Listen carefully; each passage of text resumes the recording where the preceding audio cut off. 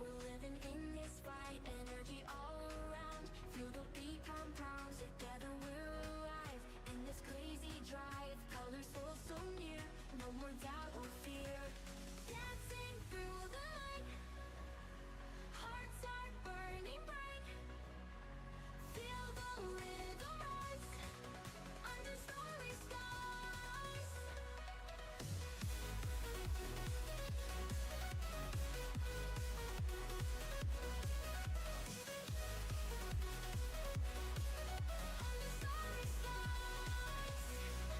Voices pumping loud, we're lost in this crowd. Hands up to the sky, reaching way up high.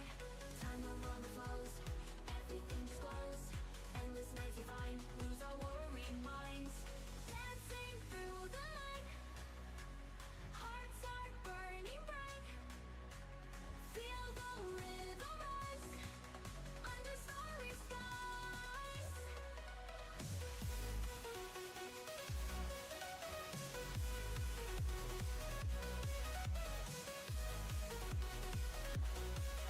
Under starry skies.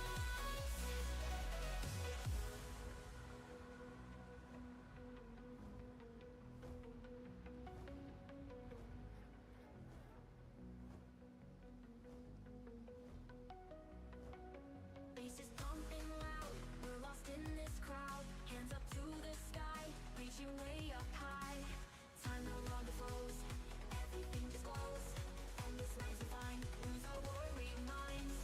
Dancing through the light, hearts are burning bright. Feel the rhythm rise, under starry skies.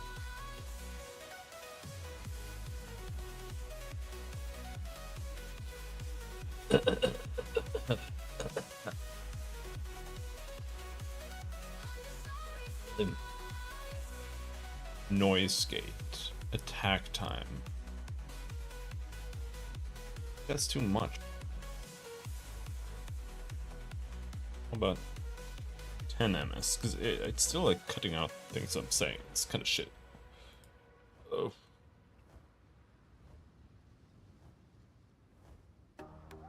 Oh. So much pain. Heartbeats, feel the bass under my feet. No fear, just dive. Let the rhythm come alive. Drop it low, feel the flow. In the dark we glow.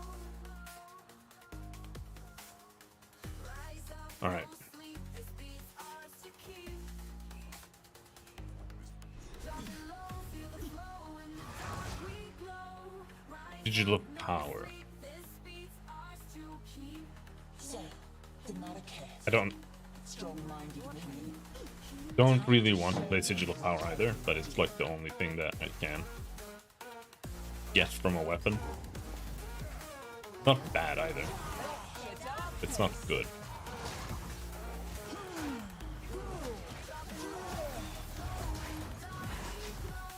Rise up, no sleep. This beat's ours to keep.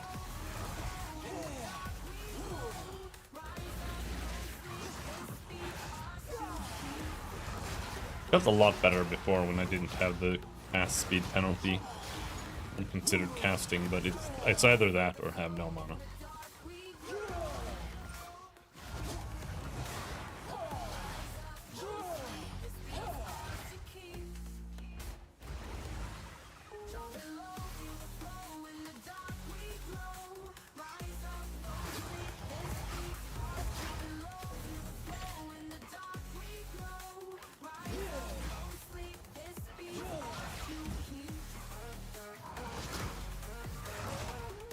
This build is far stronger against single targets, or no, against hordes of enemies than single targets.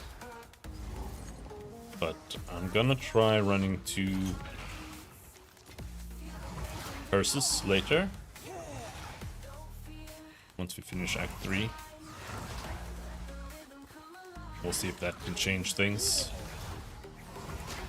I think it explodes twice if you have 2 curses. So we're gonna run Enfeeble as well as our defensive layer. this time instead of temp chains.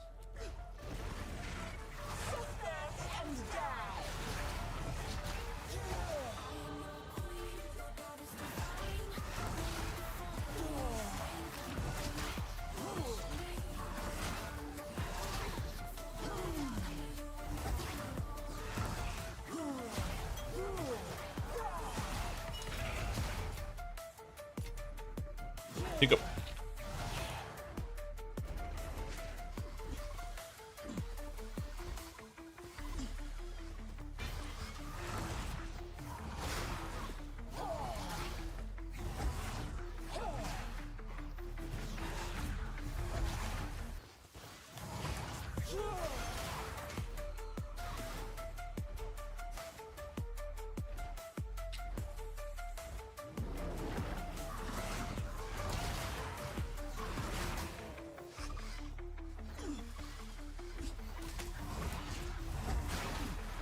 So where are we going?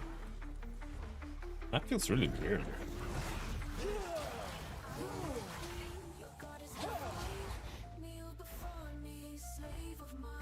Checkpoint? Wow, this is the weirdest map I've ever seen.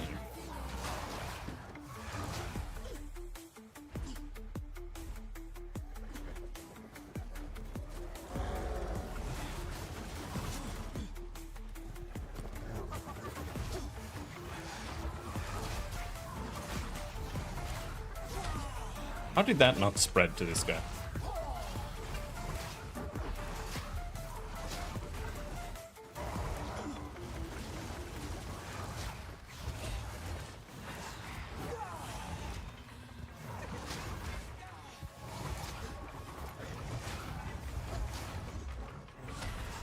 I do want to get even more life regen, for sure. Because life regen is good. It's just really hard to get in this game.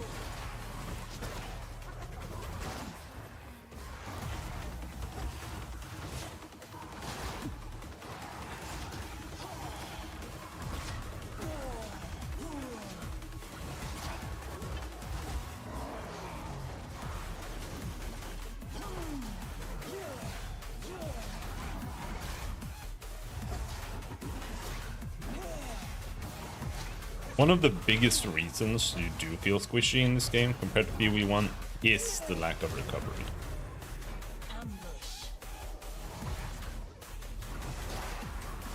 Because recovery is what makes you feel tanky. Because even in PoE1, if you don't have recovery, the second you get mauled by a bunch of dudes, you're going down fast. So many corpses, so little time.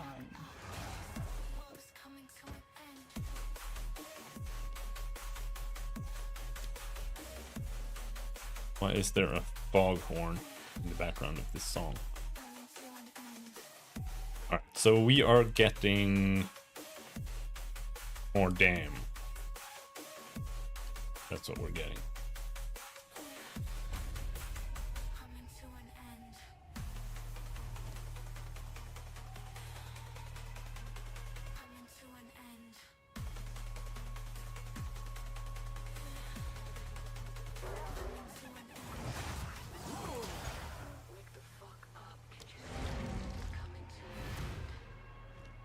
Hello, Dispis. How's it going?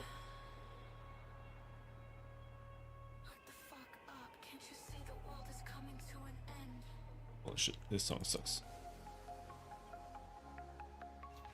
Just chillin'. Well, I guess that's allowed.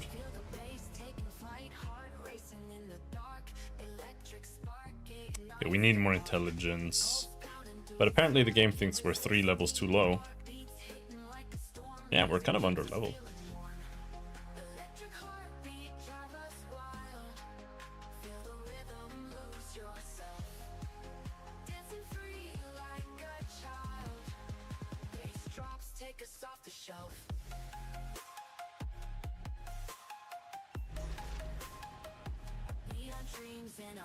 I'm just hoping for a patch soon. I don't know how long they're gonna be off work at GGG. It might be until after New Year's, I imagine.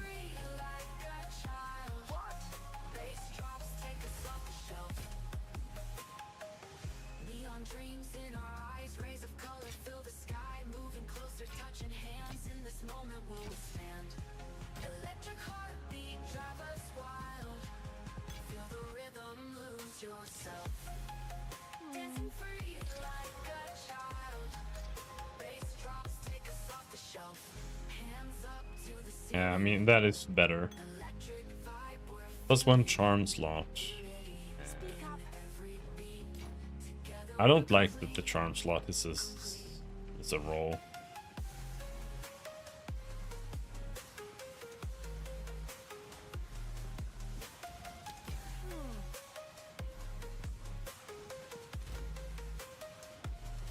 I think they, well, on one hand, I'm kind of like glad that they're not releasing anything. Because honestly, kind of filtering out people I don't want around.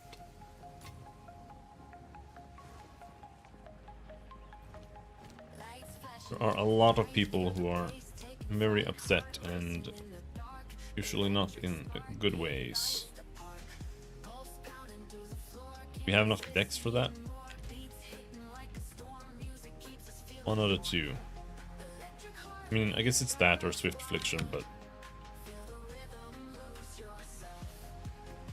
we still don't really have that much duration.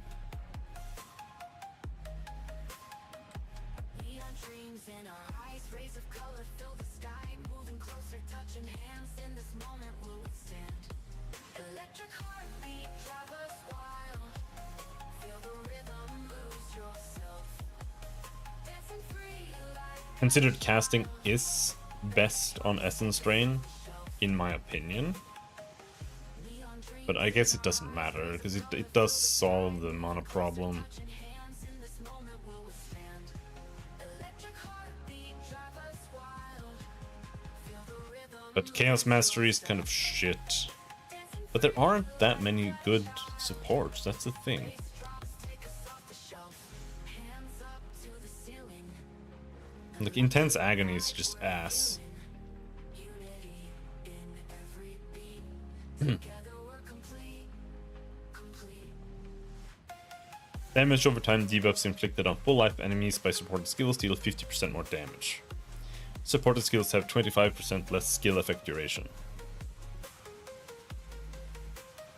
That's just like, unless you're one-shotting something with it or you have like 20 seconds of duration, this is just bad. And you're not getting that much duration on Essence Drain ever, even if you get like every single piece of duration on the tree, because there's not a lot of it.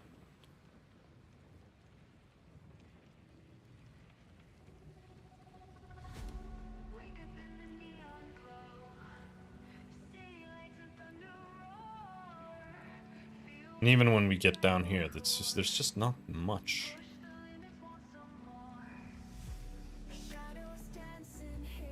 Deadly Poison. That's poison magnitude.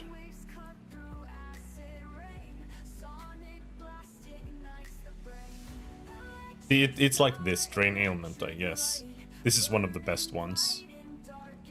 But I don't like it either, because it's supported skills consume a random ailment on the target when inflicting damage over time debuffs, causing the debuff to deal 35% more damage if an ailment was consumed. So this is like, if it's frozen, I can use Essence Drain on it and it'll consume the freeze. But I kind of don't want to consume the freeze.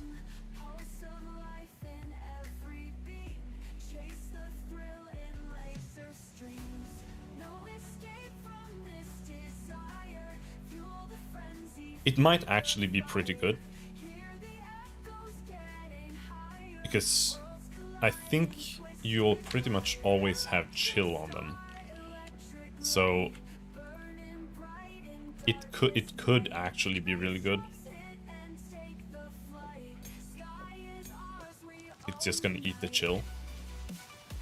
But I don't care about the chill at all.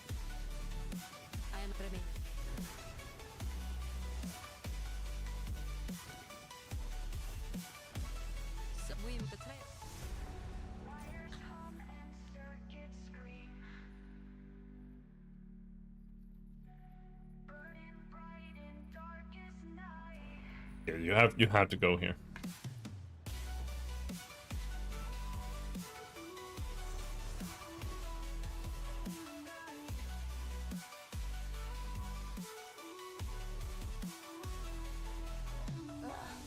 Why have we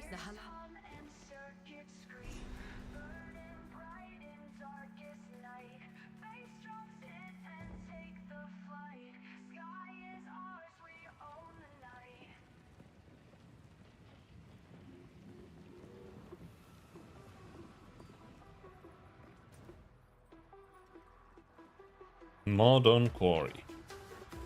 The thing about this build is that I feel like it's not gonna be done, really,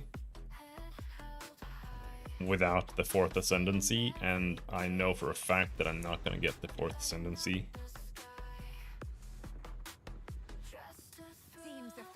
But maybe we can get it ready in case they patch the Ascendancies or the Trials to be less dog shit. And then we can try again more.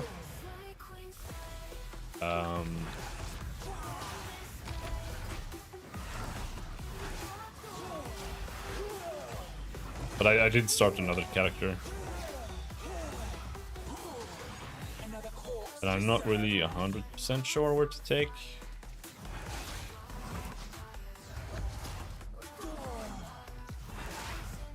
It's just an elementalist or a Stormweaver.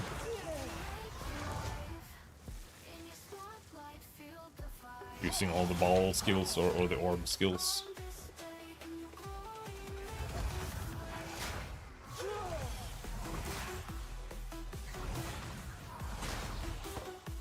But I think that one's gonna be pretty bad. But it might be carried by the Stormweaver, who knows.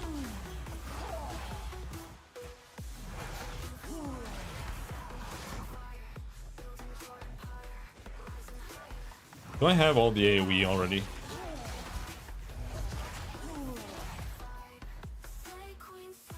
No. Okay. But hopefully this makes things feel a little bit better, because the problem with base Contagion is that without more AoE, it's really bad at spreading itself.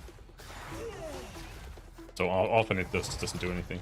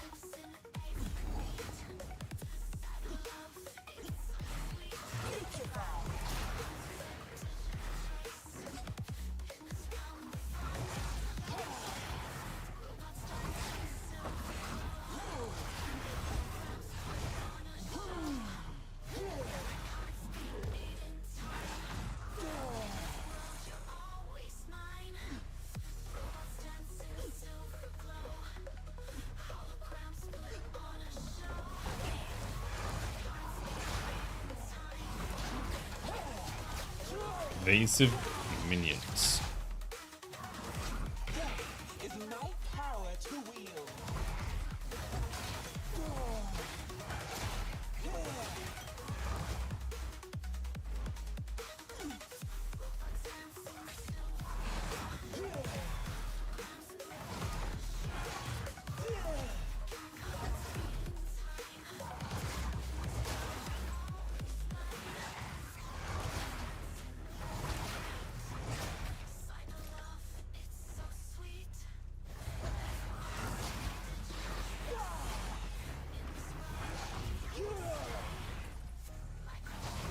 am kind of worried about what they're gonna do. That's why, like, I think everyone just wants some updates at this point. It's been a while.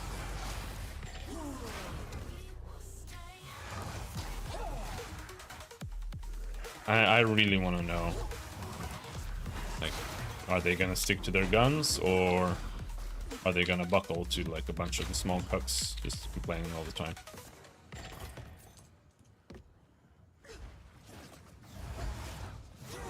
Now, GGG has historically buckled very, very little. Unfortunately, almost too little. So I don't expect much, which is both good and bad. But there's a lot of pressure from PoE1 players and D4 players and shit to change things in like a myriad of ways.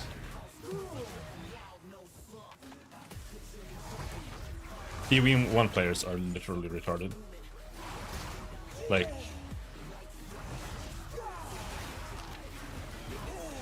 every single PoE1 player is just some guy who doesn't actually want to play the game. Like, they're just using PoE as something to turn off their brain with after work. And that's the absolute last person I want the game to be designed for. I would rather it be designed for like D4 babies than some guy who does not want to have to think ever.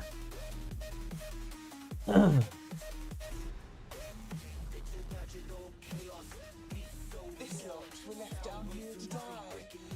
Or worse. But I think that a lot of the current complaints are just misplaced. And once GGG addresses some small things, they will all disappear. Which is why I hope they go in the right direction. Because it's not about game being like too punishing and stuff like that.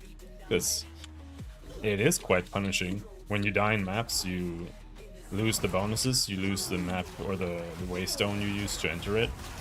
You lose all whatever loot was on the ground, and you lose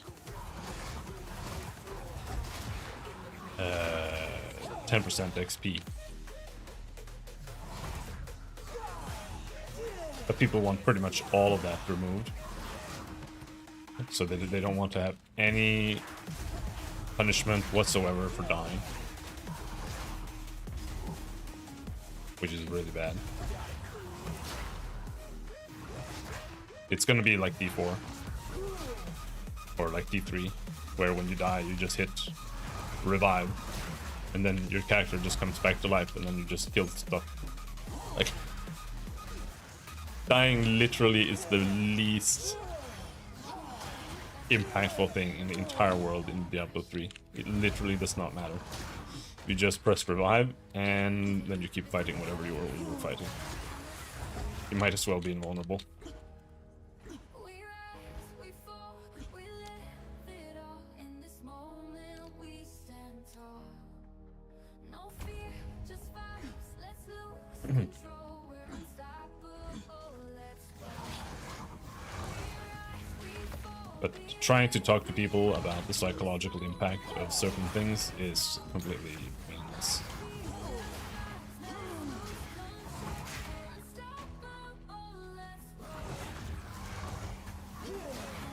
As I've said, it's just the Diablo 4 portals issue all over again. Or the World of Warcraft portals issue. Where people don't see the point of something and then they just want it removed, and then when it's removed it's just they're just gonna stop playing immediately.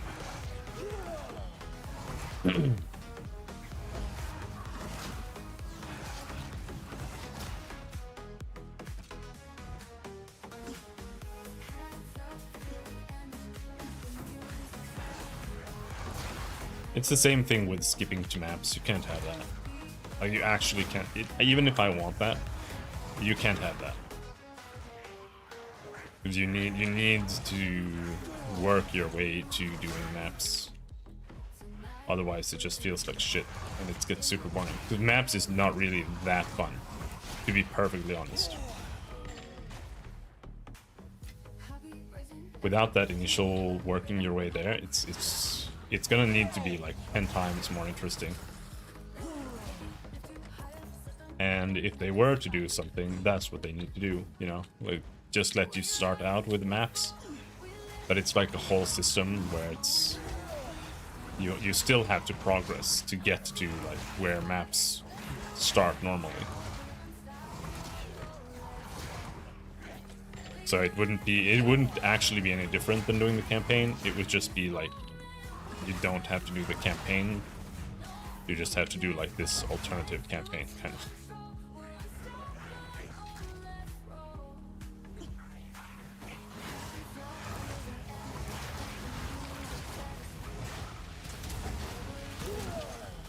But just a campaign skip is one of the worst ideas you can possibly implement.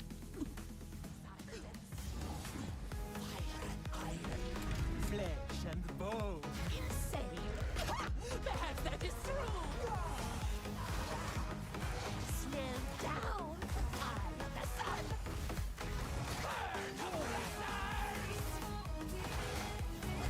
Breathe it in. The thing about doing that sigil of power thing is that I think it's like a net 0. Like, I'm not gaining anything. Because to exit demon form,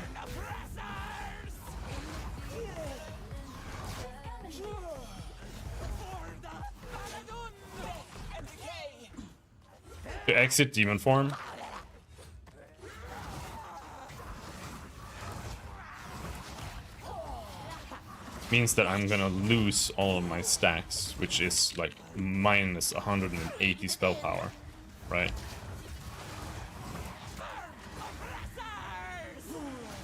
Just to gain like 40% more spell power. And it doesn't make sense. Oh shit, I need more skill duration, this is insane. I don't want to have to press Essence Strain every 3 seconds. But I don't think there's really any good ones. It's this. The skill effect duration here, which we can take because we're going here. That means I have to sacrifice something.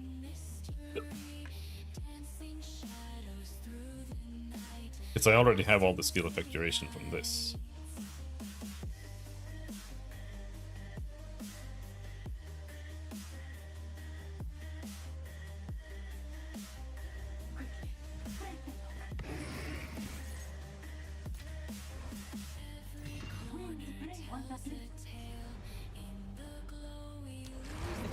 Alright, that's done.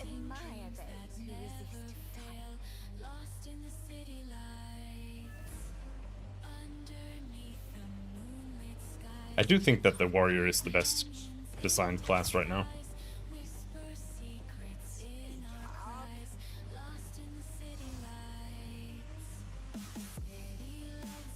I mean, that's actually not bad. I don't think I'm really that interested in leveling a crossbow mercenary, but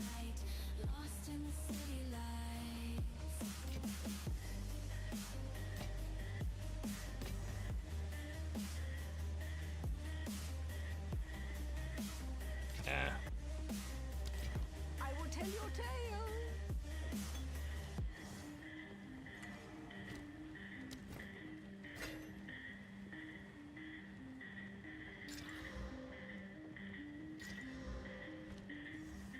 Speak up. Stay in sight.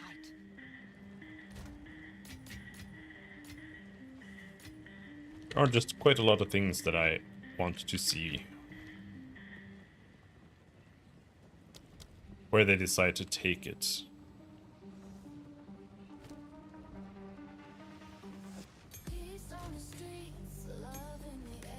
Because I think, like I said, I think the warrior is the best designed class right now.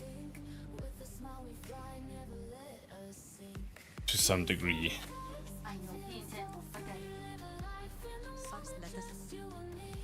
But it's because it has like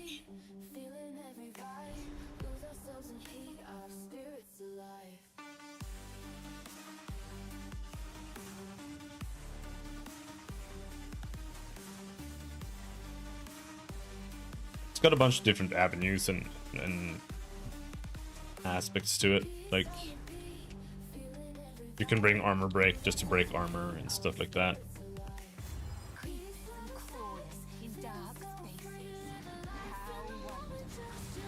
And you can use those in different ways. Like you can break armor and you can leaf slam to stun and whatnot, but as a caster, I feel like they barely have stuff like that. I think they need to have more power charge stuff. Like the witch has power shards or power charges, but the sorceress doesn't have that at all, which I think is a mistake.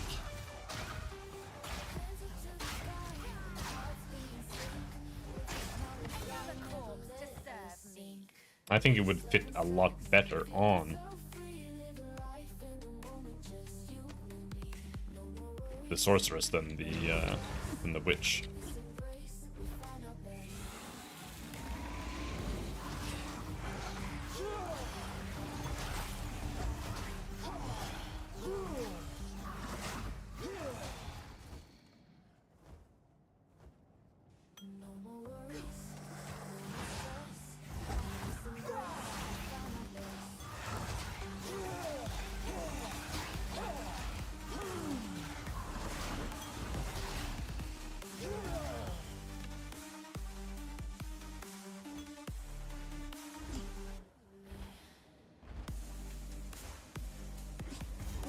The Six Sisters.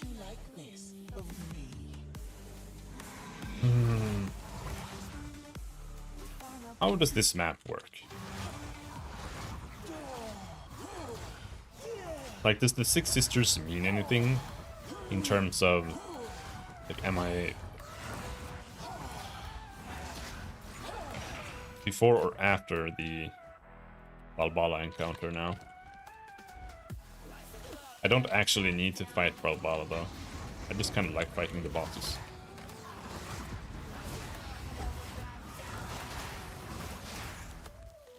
It's actually a waste of time, but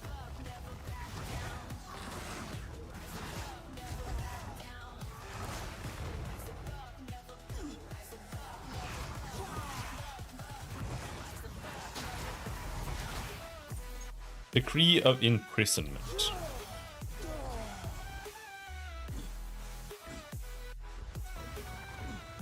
That doesn't really tell me much either.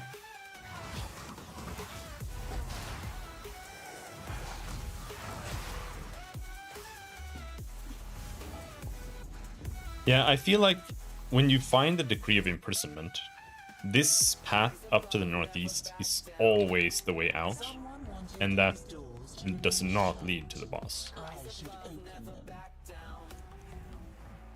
Something along those lines. Sometimes there's a path down to the right as well. Like, it can be a four-way crossing. It can be a little bit weird.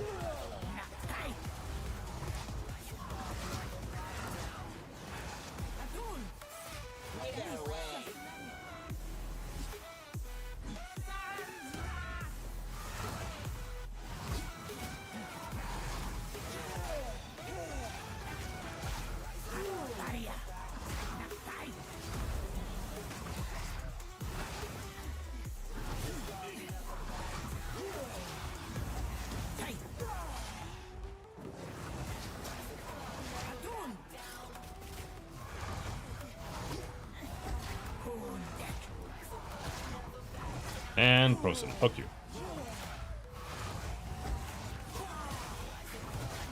The thing with her being frozen is like, or with freeze for me right now, is that I honestly feel like I don't really get that much out of it.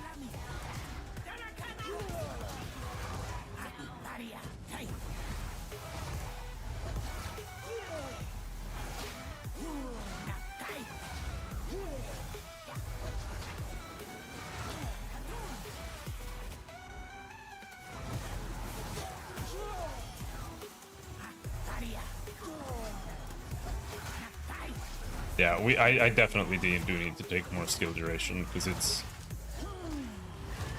it's a little bit rough. I feel like I have to cast Essence Drain way too often. A spirit in a coin. How fun! I think not.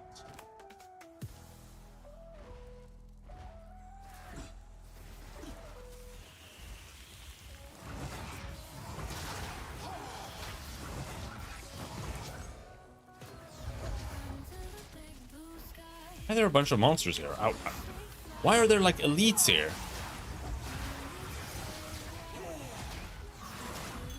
I just went through this area. Do they spawn after you kill the boss? It's super weird.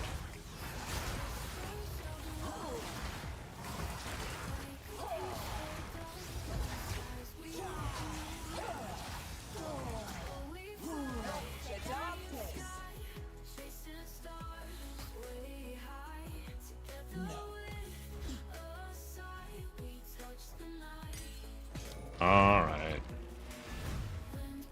We'll go back to town.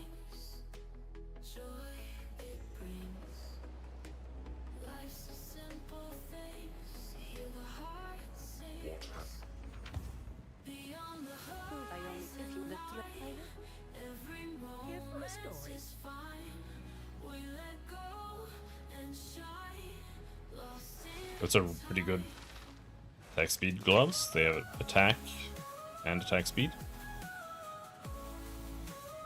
Life boots doesn't work.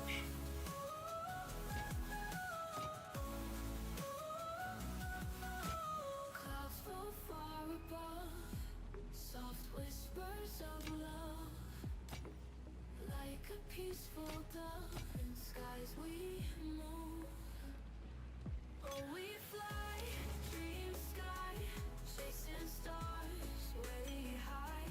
Together with a sigh, we touch the night.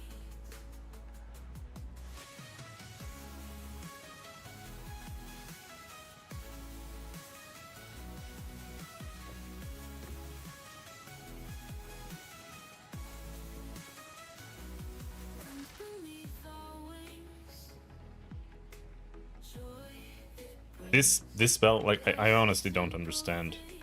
No, not that one. The heart sings This one, Mono Drain. beyond the horizon. I genuinely don't understand the point of this skill.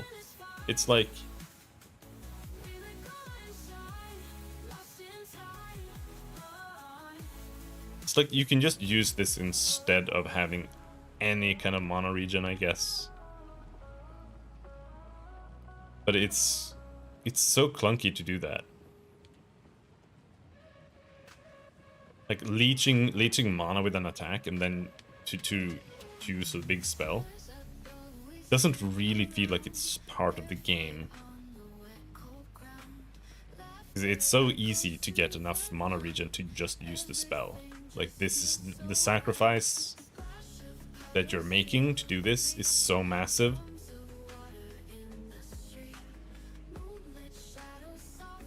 Like, even putting a skill on a cooldown, it doesn't really do that much. They're not really that strong. Feeling joy erase the pain. Every step a heart's refrain. Dancing in the rain again. We are dancing in the rain. Feeling joy erase the pain. Every step There we go. a heart's refrain. It's a pretty decent lightning staff. I have way too many staves. The biggest problem with my Orb build, and why it's almost kind of better to play something else first, is that I need to have very specific staves. I need staves with spell damage and bonus to all spell skill gems. Dancing in the rain again.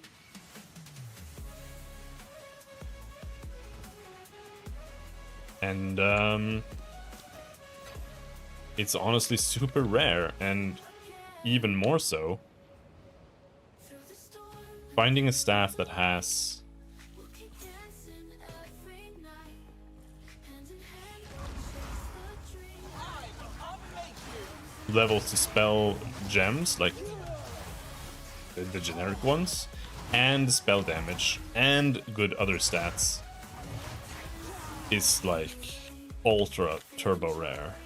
So it'll be good to play this character first, and we can look for that as well. See if we can find something and just keep gambling staves or something. Even though this character doesn't need any weapons.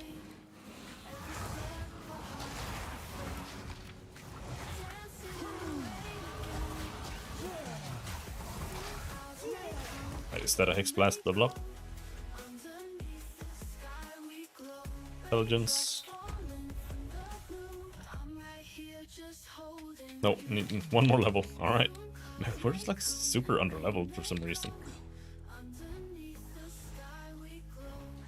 Guess I just haven't been clearing that much.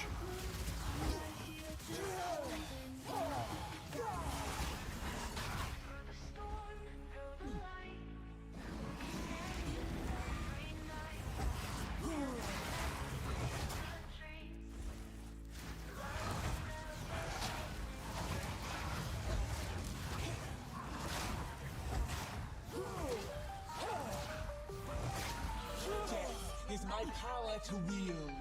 I feel like I get like 4 Hex Blasts or something now before I have to reapply shit. What's up with this map? Okay, so I was wrong. So the decree of imprisonment. What does that even mean? Like Balbala is nearby?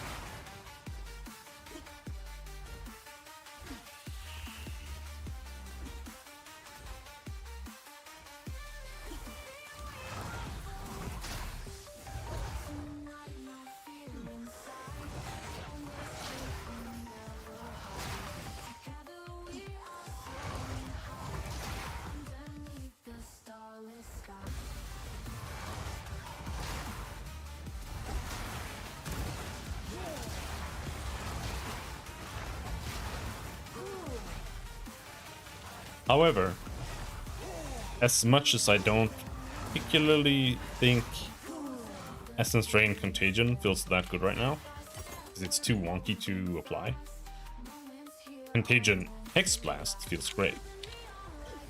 You just put up Contagion and then you just smash stuff, and then everything else just starts dying immediately. It's super fast.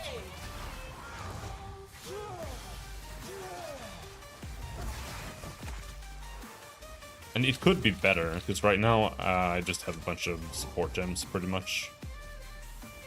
Or like non-damage support gems on Contagion. If I had more damage on Contagion, it would feel even better. But I'd rather have the freezes and stuff. Recent corpses, an easy distraction.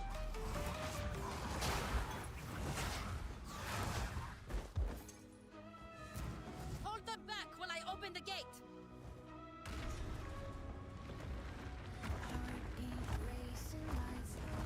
She made light work of that.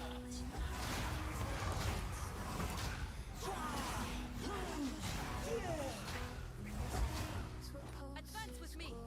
There are 2 more gates we must open.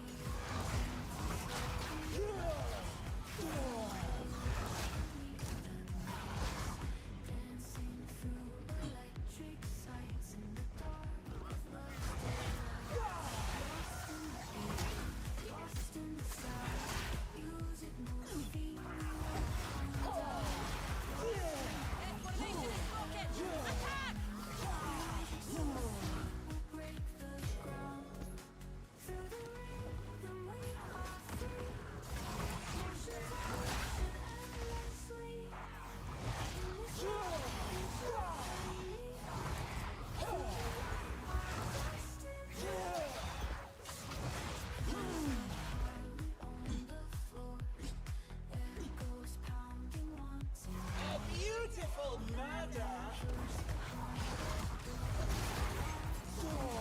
Just so cringe, dude.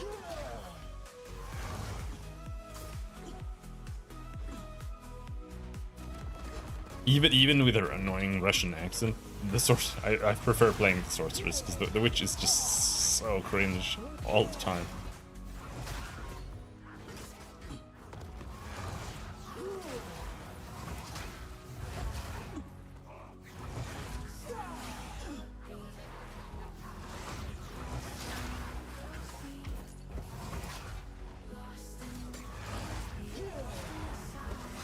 If we can allow the caravan through all three gates, my warriors will swarm them under.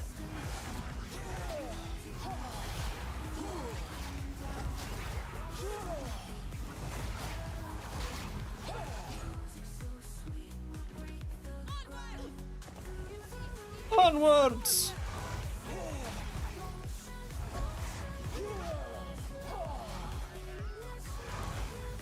Now the biggest question is, will the Templar be left-handed again? Or is it going to be another Templar who is also left-handed? He was old, right? Like, I don't know how far apart this is from ToE1. But I reckon it's been a while. The Templar man was old as fuck.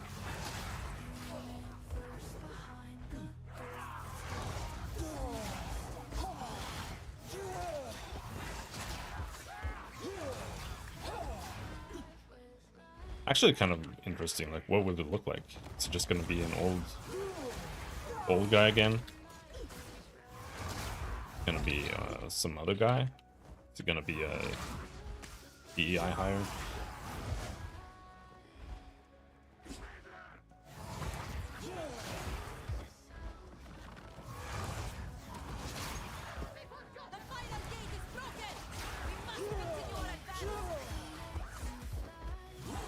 The final gate is broken! We must continue our advance! The final gate is broken! Boss? No. Ow, fuck! But I would like to have at least twice as much life regen as I do now, in reality. I shall dethrone you, Sekama! The Murdercat will fall! Because like, after you take a hit, you want to be able to regen that relatively quickly.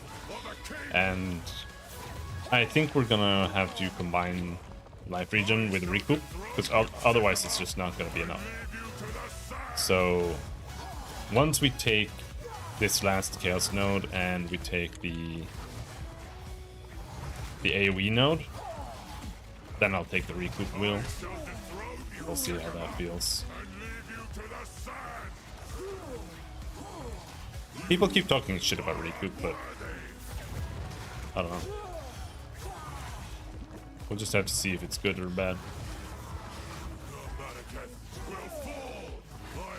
Like, it may be over 8 seconds, but the way I see it, it's like...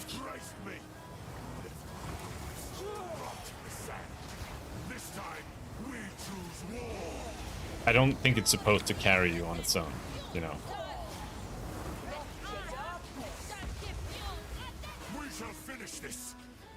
But working together with life regen, it might help me get, I don't know, some additional. Life regeneration won't affect it though.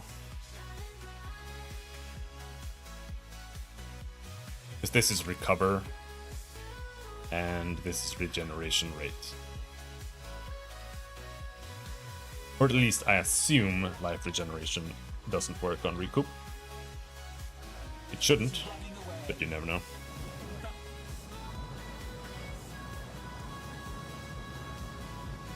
Quickly!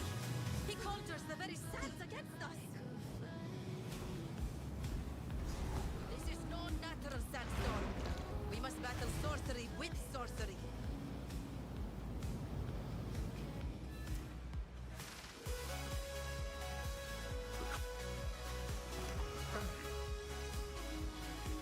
Ooh, big life regen belt, but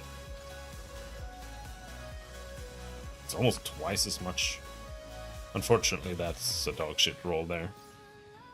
But I mean, This is the belt type that I want, but not with mana recovery.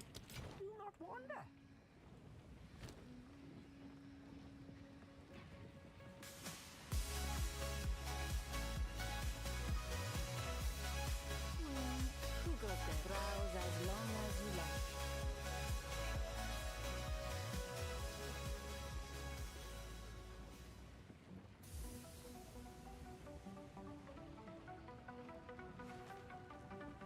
In the silence, I hear the scream, falling deeper into a broken dream. The light is gone, shadows remain. I think that's worth getting.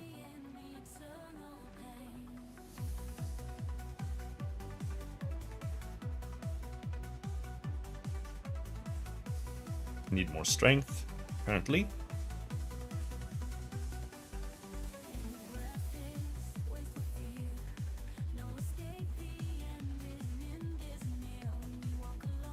Life regen. A wise choice.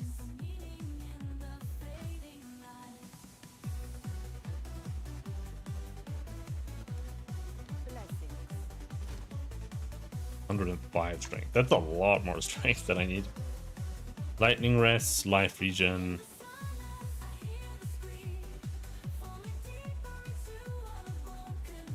It has 10 life regen though. So this is worse life regen, but it's more armor. And right now our armor is pretty shit. 1396.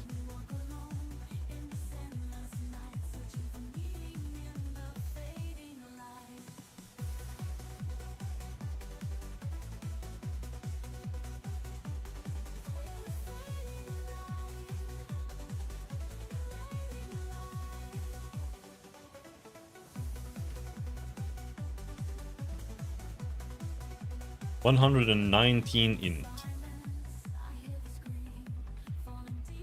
So at this point we could move some intelligence over.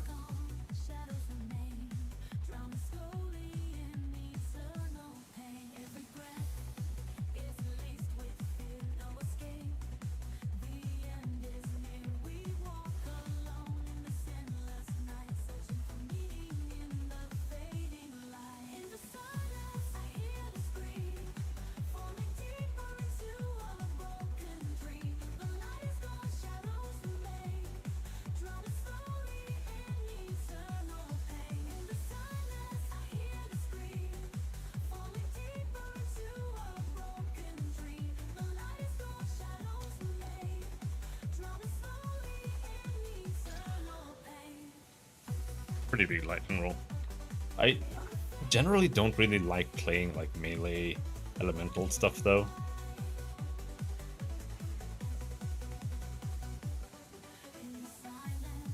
It just feels like too much to me. I could do like Falling Thunder, something you use more infrequently, but just playing like Ice Strike, it kind of feels like too much somehow. 16 life regen. Rarity.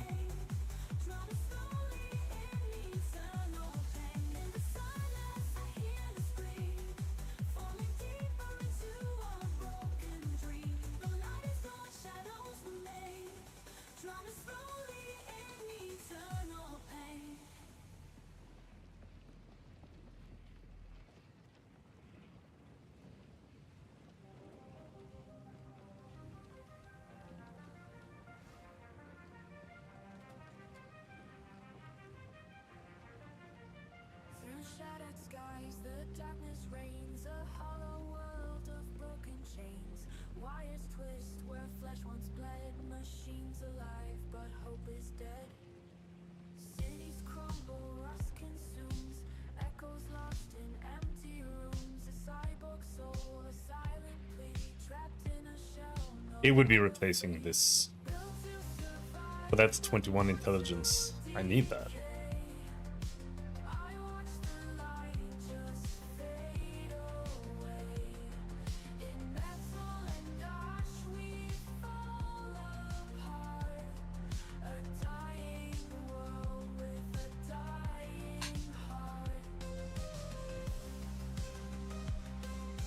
And this is a double resistance. Can't replace that right now. I think this is just delete.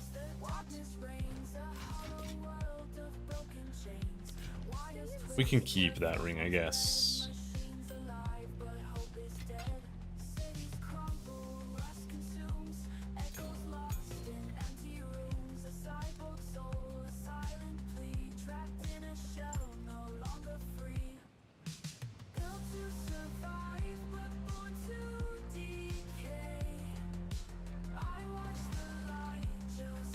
This one is big.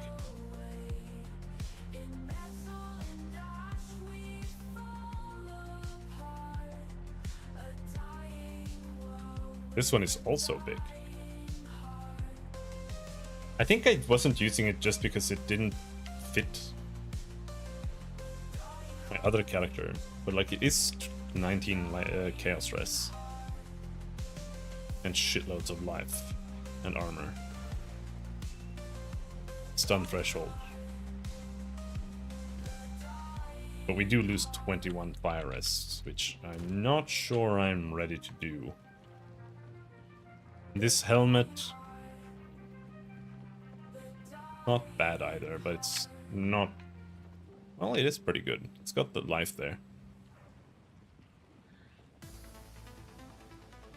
But it is armor, yes. Like, even if it's... Even if this is the advanced version, it's still worse than just a normal helmet. Without, like, really any bonuses. I think we'll just keep going. I don't really want to start slamming exalts or anything like that right now.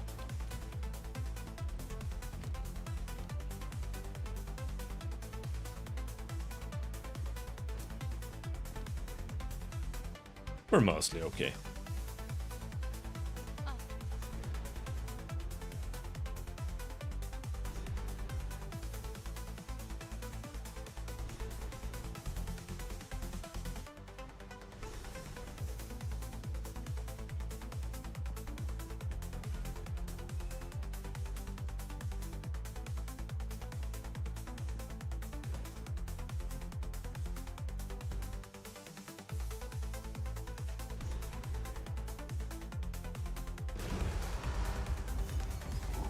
A place of ritual and burn.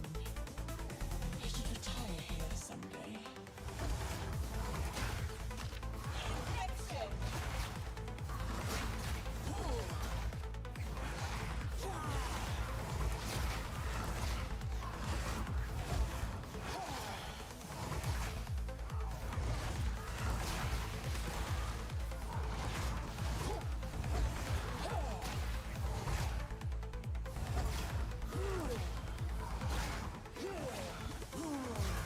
Another corpse to serve me. Pick it up! Oh, how many times I clicked that?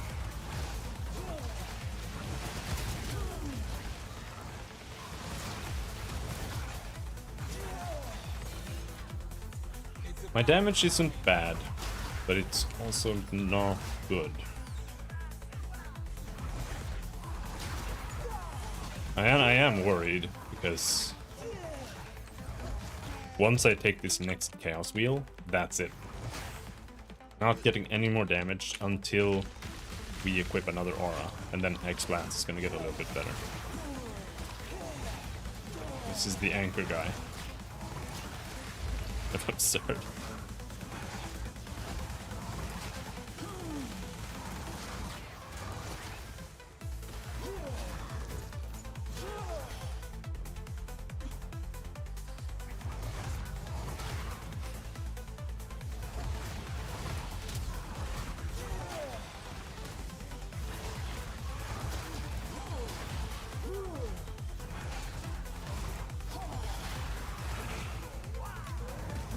Whoa, shit. God damn. See, those two guys were contagioned, but they didn't spread it to that guy nearby. Like, without AoE, Contagion feels really, really, really bad to use. It has huge issues with that. A ritual. Raised from bone. I like these lost men.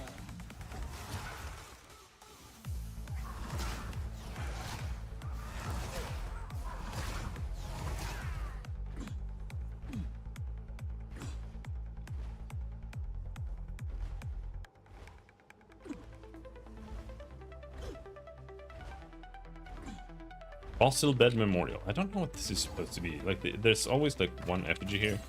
Is that all you get? You get the skill gem there, guaranteed or something?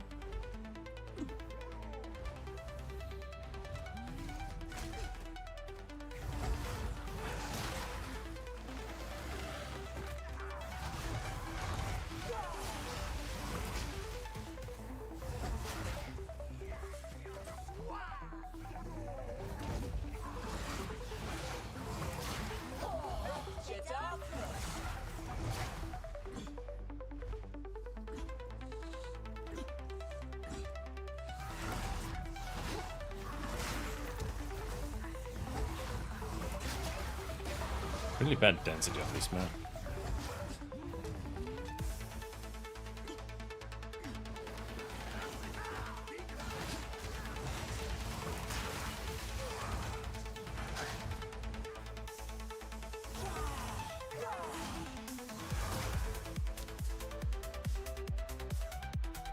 Alright, more chaos damage.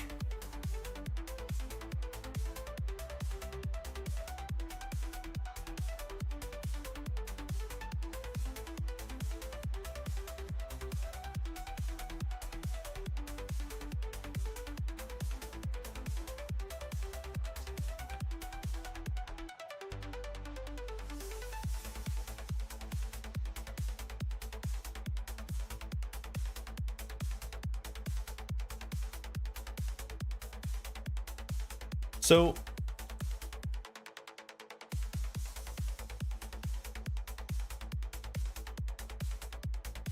what's really the main benefit of this? Like these type of nodes. Is the intention of this so that you can just have like one piece of energy shield gear only if you want to like boost your energy shield a little bit?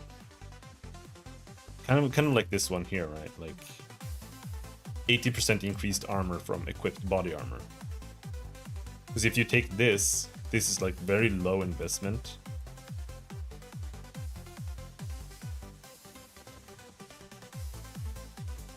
And that's almost 100% bonus. And then you just have an armor body armor. And then maybe you go like armor evasion here, right? And this just helps you get some armor like really fast.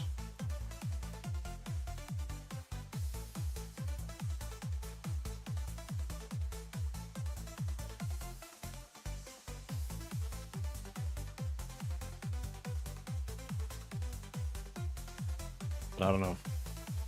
I just don't want to play energy shield. Like basic energy shield is the worst thing in the world. I'd rather do anything else.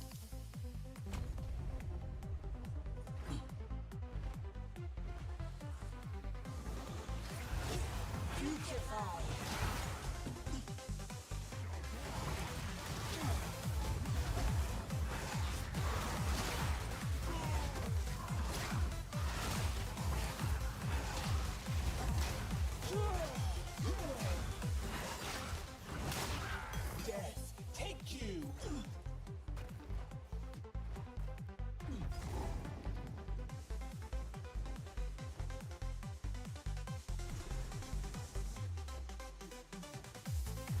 Hello, Reguline. Graves and necromancers.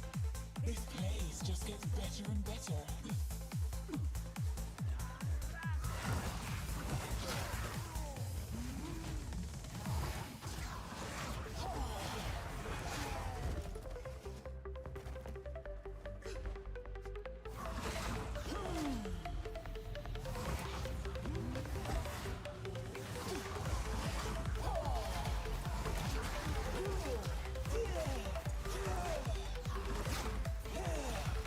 Did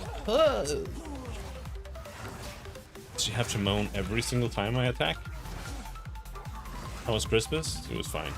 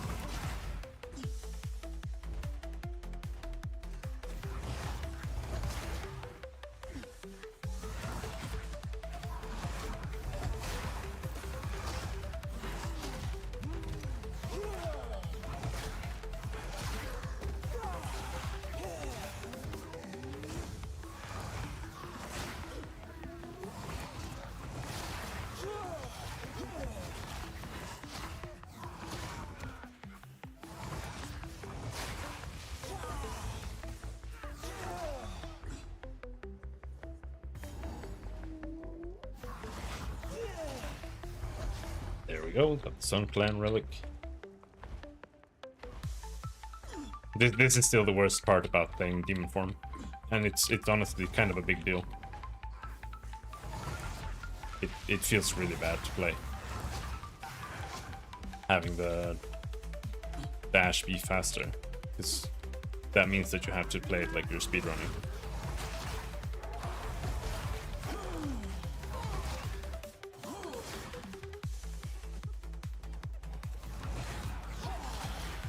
I think I would prefer it if they gave Demon Form like an innate speed bonus, which would be bad as well, and like made the dodge roll less massive. Because like an innate speed bonus would also like completely brick the game.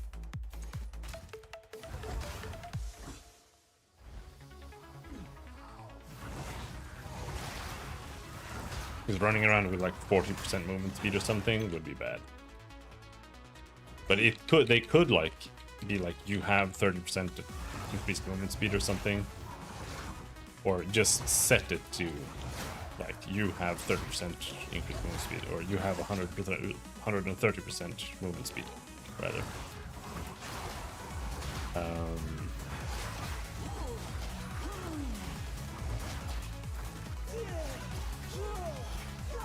Or something like that.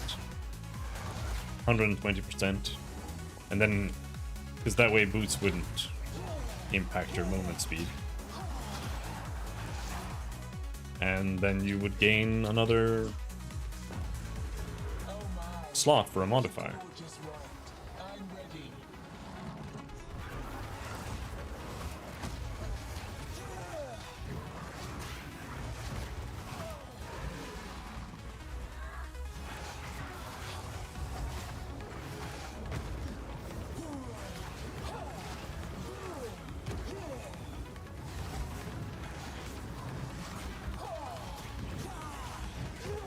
Ow.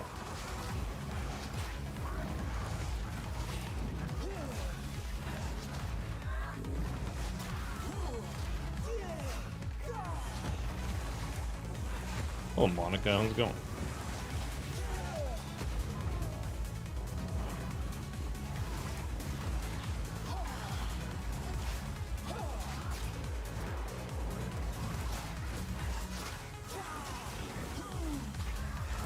Oh, we got a stun.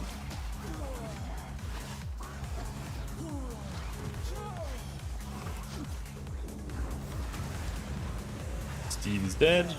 You see, my damage is not particularly good, but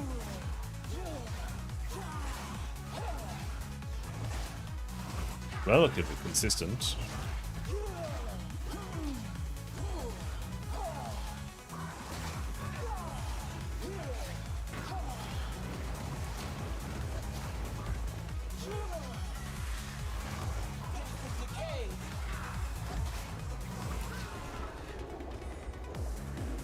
I suppose I am your better necromancer. These should come in handy. Added leggings. I mean, I can equip some hybrid armor if it's decent, I guess.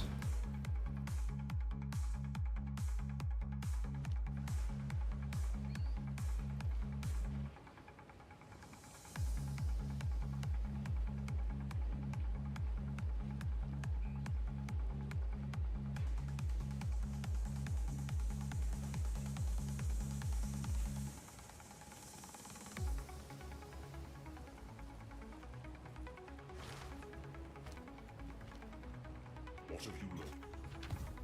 Yeah, I'm fine.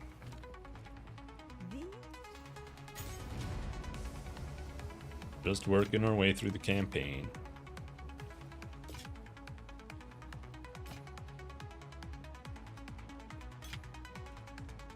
Nah. 40 max life. Is that like a max roll? Yeah. I mean, it's even at plus 40, it's still kind of ass, but I'm gonna alk it.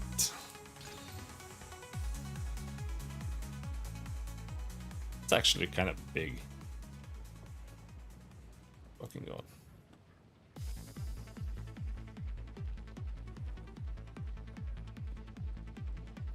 I'm just gonna start banning every single woman that comes in here. Jesus Christ. So tedious. But yeah, this is huge, actually.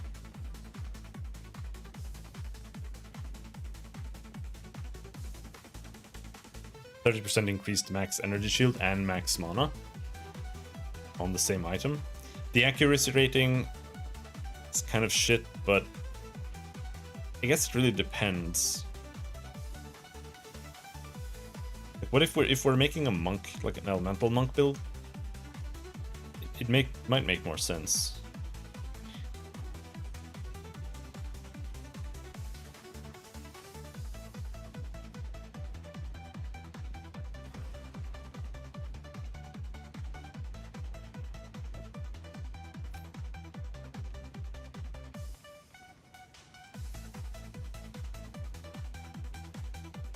Because like this would be pretty big for Mind Over Matter, I think.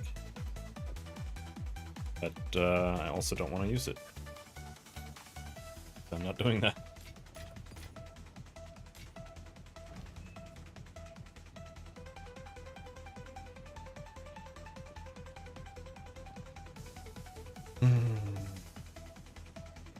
I haven't seen anyone use these at all. The barrier invocation and shit.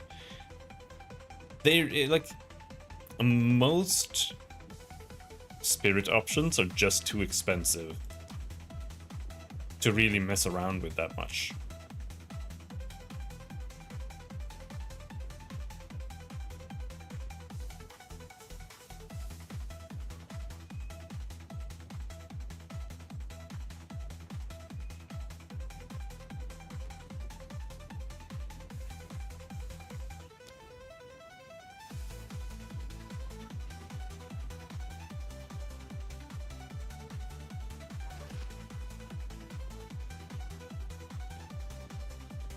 It's like right now, I'm just running Blasphemy.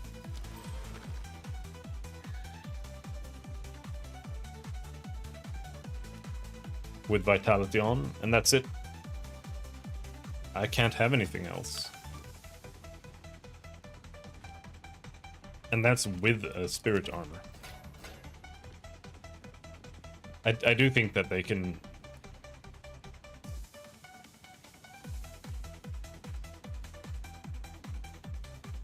I do think we could get 30 spirit per act or something.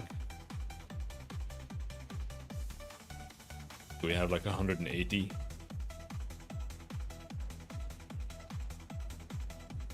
That might be a bit much, but even just 20 or 25 per act. 25 wouldn't make sense, would it? 75, 150. No, that could make sense.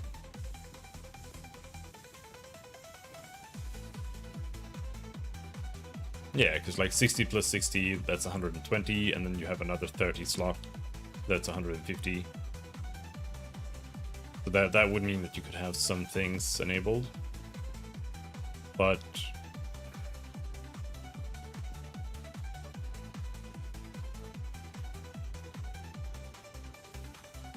I mean, it's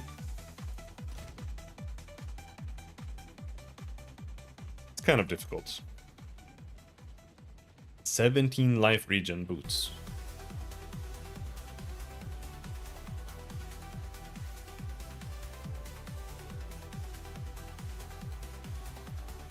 Life regen. 12.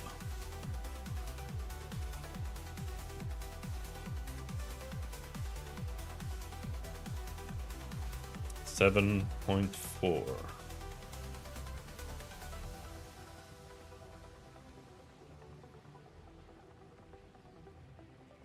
This one is, I think, actually pretty big.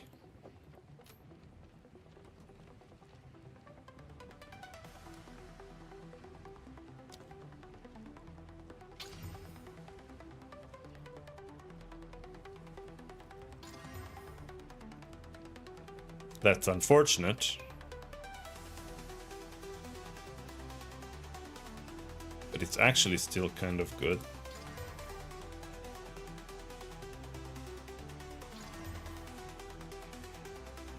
Now it's kind of shit. But like not necessarily.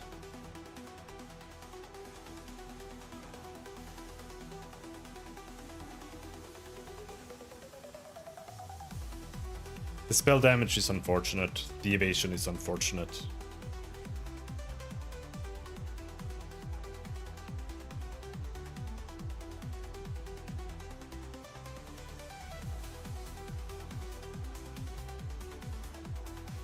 But otherwise, like, it's got like 25 strength isn't bad.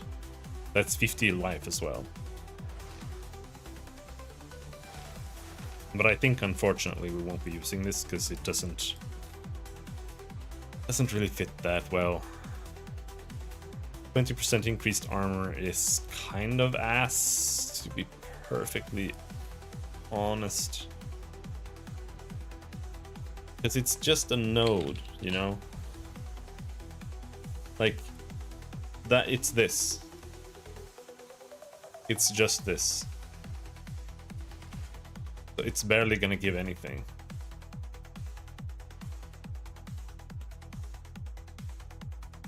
It's still increased, but Jesus, not that much.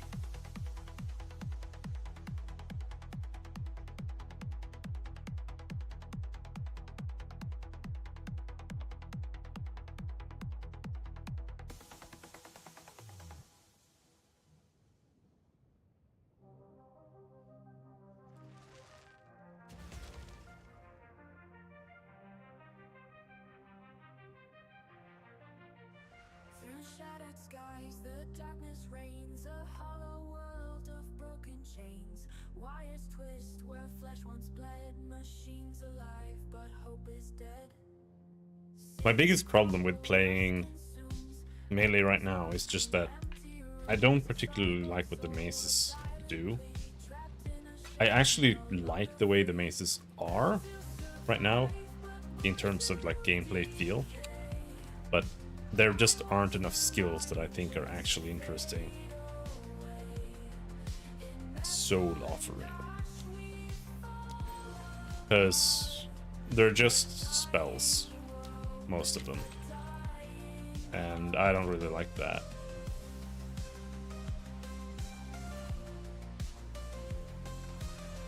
I'd rather have a big bonk than slamming the ground and then a bunch of spikes appear, right? Like Thunder also doesn't make any sense to me. I don't like that at all. That's a wizard spell.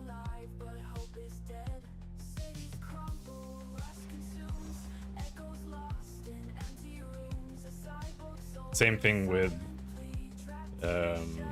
supercharged slam, like that's also a wizard spell.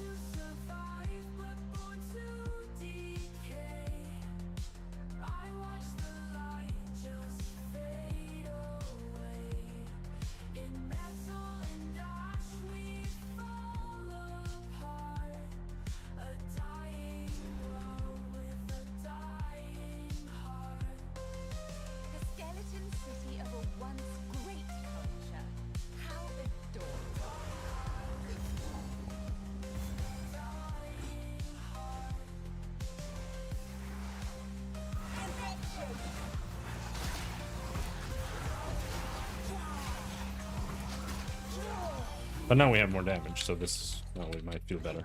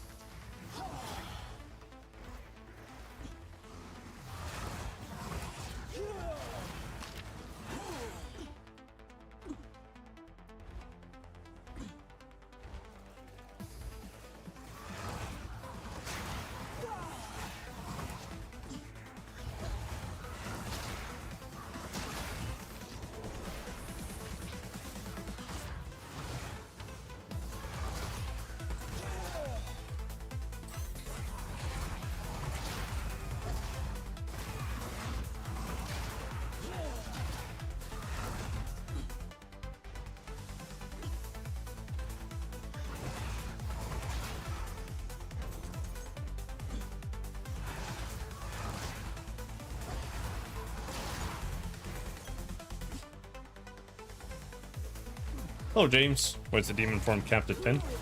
That's what this second point does say in the ascendancy. Maximum 10 demon flame.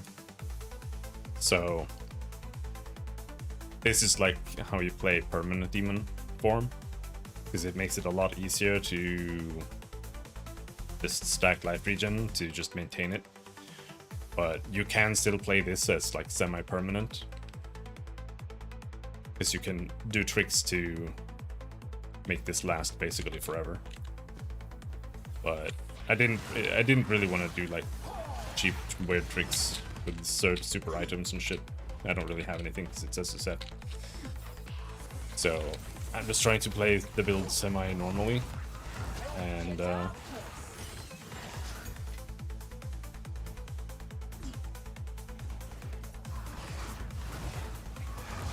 yeah, I mean, it's a lot stronger. It's, it means you can have like 500% increased spell power, right? Which is quite a lot. Actually, how much is it now? 14% spell damage per demon flame. What's that times like 50? Yeah, like 700%.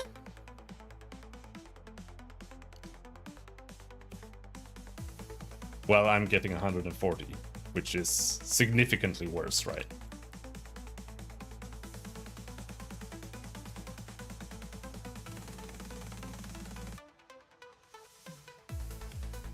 But the sad reality is that playing the other one feels really bad. And that's partially why I don't want to do it. Because you have to enter demon form, and then you have to start stacking your stacks, and your character is just going to feel like shit in the beginning. And then if you ever get to a point like when you're playing where you have to turn it off and turn it on again, it's going to feel really bad. Like you're just going to have to sit there and AFK for a while for basically to get it back up.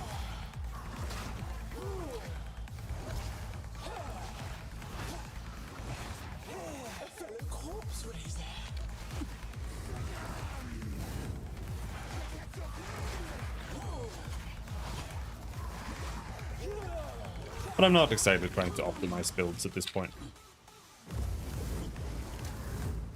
I'm just trying some stuff out and waiting for GDG to release a patch.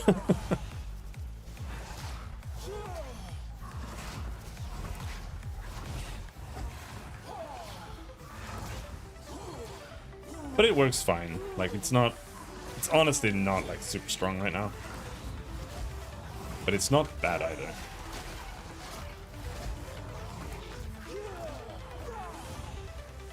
Once I get another curse, when we get to Act 3, then Hex Blast will do like double damage.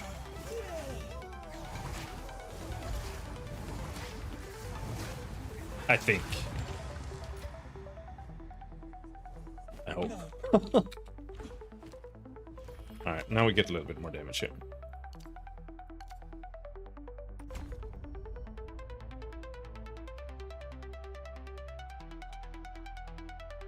But this is the last damage node that we're gonna take more or less. No, not exactly. I think we'll take this one.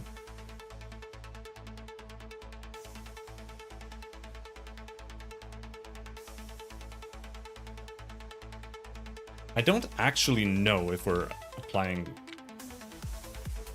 chill as well. Monsters die too fast. Okay, let's see if we can find a rare or something. See what that says. Here. No, we're... Well, it did get frozen. Because I'm using Chaotic Freeze to freeze with chaos damage, but... I'm not sure if...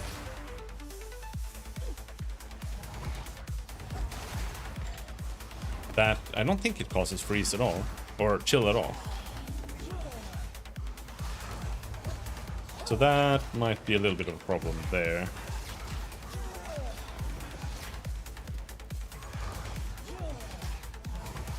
I'm having issues getting past Hyena boss in Act 2 start. Yeah. He's honestly... It really depends on what you're playing. What I would recommend and what I did is that you play Essence Drain Contagion, which you're probably doing. But combine that with Ice Nova. With increased freeze build-up and Frozen Nexus. Because the biggest problem on Wrathbreaker is that he swarms the shit out of you with a bunch of hyenas. And Ice Nova is just a really good way of keeping enemies off you while you're waiting for like ED Contagion to do something. It both knocks back and it freezes them. So bow leveling for all characters build. Okay.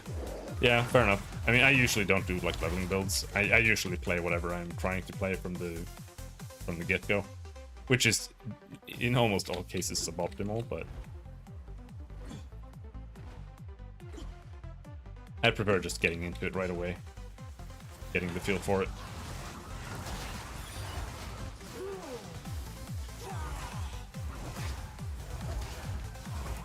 But let's just say, in my opinion, if your specific leveling build is not managing to kill Wrathbreaker, it's probably not that good. So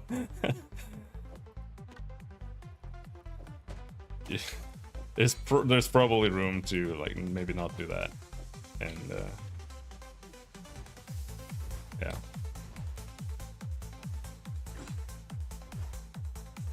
Because Wrathbreaker is honestly not that difficult, but if you don't have like enough damage and enough AoE to deal with getting swarmed, then, you know, because the problem is he swarms you and then he does like the slam and kills you. Still mostly intact. So if you can't kill them before that happens, so.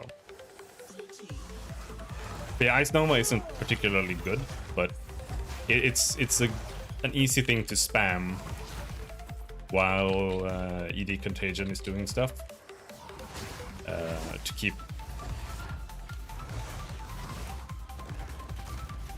hordes of enemies off you. Is my power to wield. There we go. 29% increased chaos damage.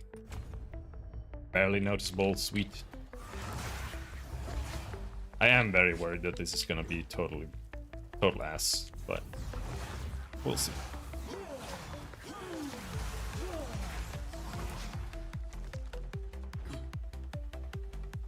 The problem, there are multiple problems with my build right now. Like it's not good. I think not. And it's that I'm trying to stack life regen to maintain demon form. And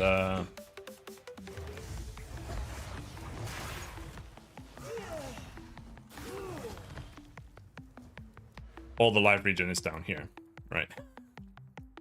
So we're playing life regen, armor, demon form, and armor is pretty bad in the first place.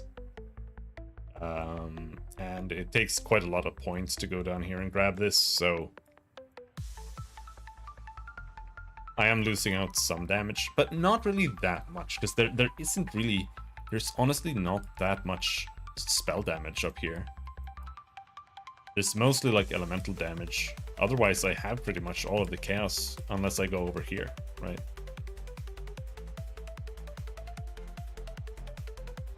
The thing, for me, the thing is, especially since I'm playing SSF, I don't really care if other builds are doing like super turbo stuff, but I do feel like the classes that are like within what I would consider the intended power level are still like too weak, or rather the content is too hard. Like maps is really overtuned. In my opinion, pretty much any class that's doing T15s is like, you gotta kneecap those. And then nerf maps, right? Because the power level difference is pretty staggering. I actually think Warrior is probably the most solid class in terms of like how it's performing, or how it should be performing. Outside of Hammer of the Gods and like Perfect Strike one-shotting bosses and stuff, that's probably not amazing. But because like any Archmage build is obviously hundreds, like 100 times too strong, almost. Some are definitely 100 times too strong. Like deleting T4 or deleting the pinnacle bosses in like literally one frame and shit, you know.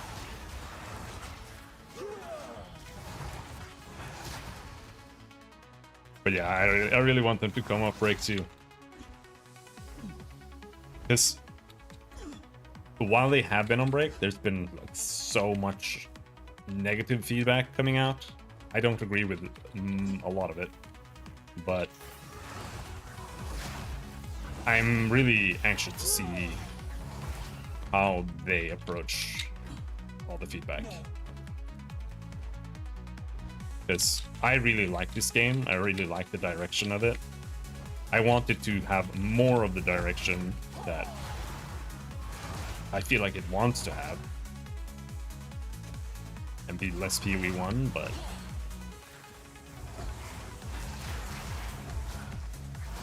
we'll really see what ends up happening. Oh, don't fucking kill me! Oh, oh, oh, oh, oh.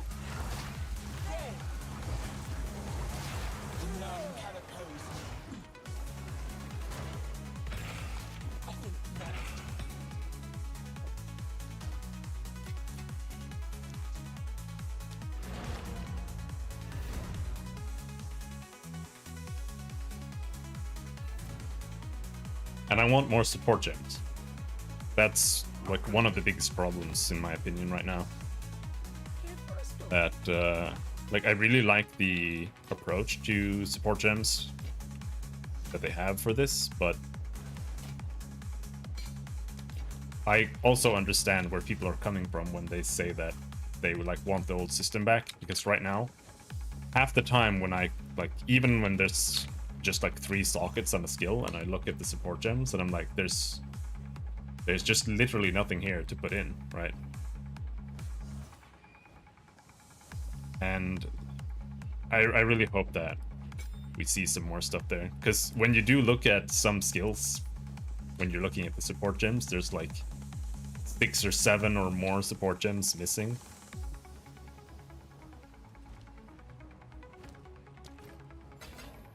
And those are just the ones that are planned, right? Like there's still room for even more after that. Alright, we got some gems here.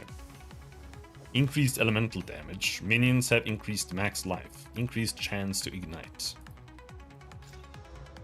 Elemental damage, critical hit chance. This is actually really nice. Increased chance to shock. Increased spell damage. And then we volley. Increased critical damage bonus. Oh, that's actually fucking amazing. And I'm planning on making a build that this is exactly for. So I'm gonna make an elementalist that uses crits and all 3 elements. That's perfect. This one, minions, don't really care. Not right now.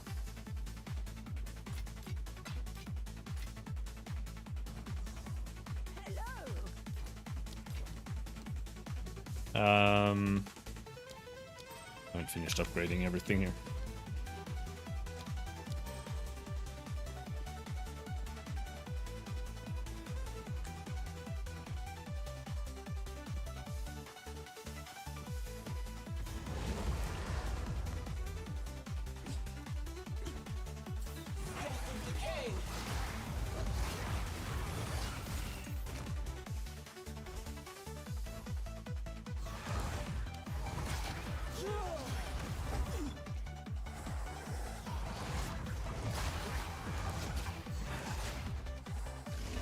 Oh no! Accidentally transformed out. So now, I need 4 more levels here. I need to get the area of effect, and then after that, we'll take the whole recoup wheel. And after we take the recoup wheel,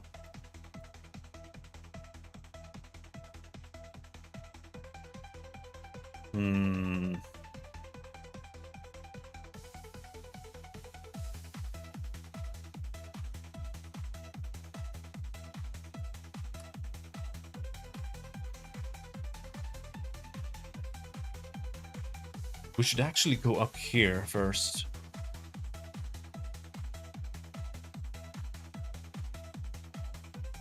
Because we are only 1 act away from this. So even before we take more AoE here,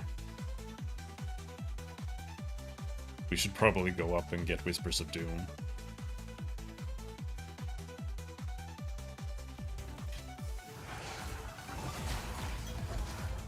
Because we're gonna use Despair and we're gonna use Enfeeble together. Because armor is really bad, right? But Enfeeble is actually kind of like bonus this mitigation, right? So I'm gonna see if that can work together a little bit. Plus, it's gonna just double our Hex Blast damage.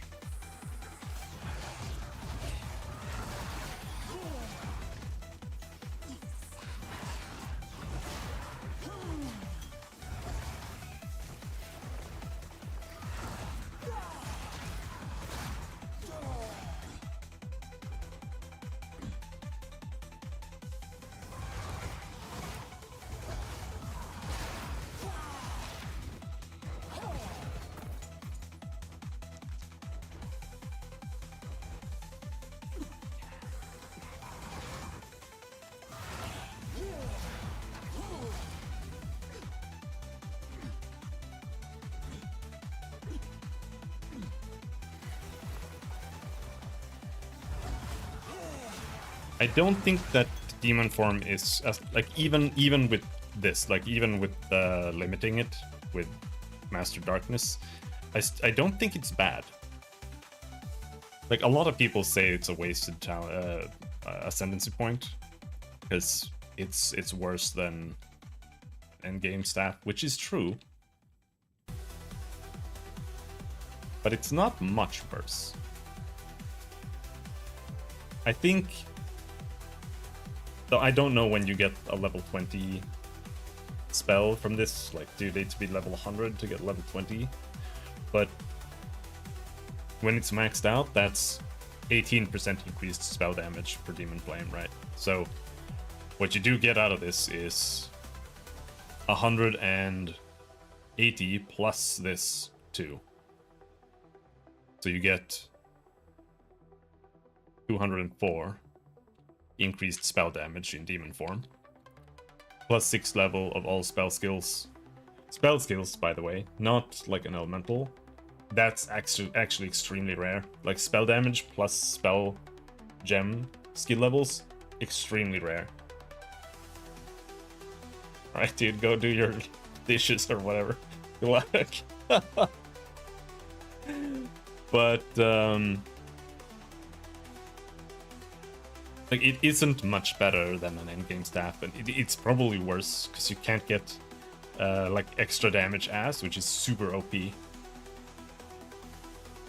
But I am suspecting that there might be things coming for it. I think this is an incomplete ascendancy. In the sense that there might be stuff coming here on the tree that you can do with it. Like here, you have Swift Claw, Tough Claw, Sharpened Claw. These just give you attack damage right now. Down here, there's stuff too, like Feral Force, Bestial Rage. So when we get the Druid, the tree here might change to some degree, right?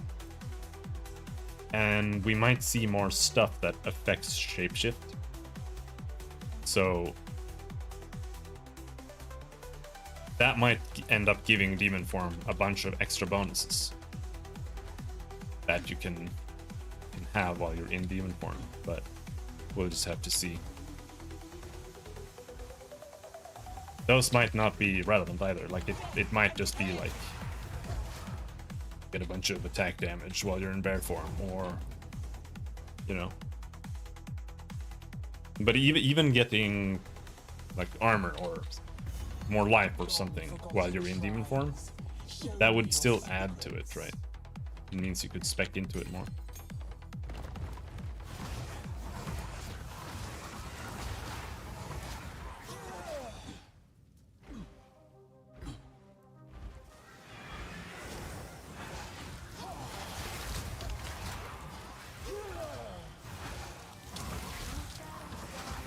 None can oppose me.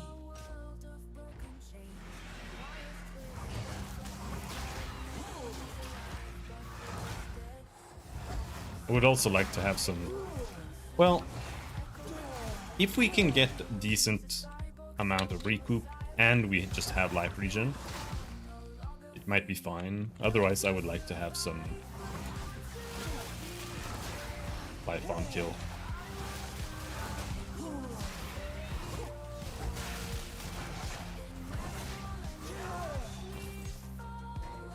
I don't know how recoup works though, exactly.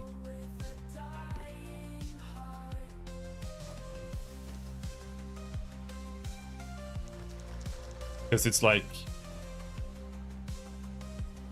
does it overwrite itself? Right?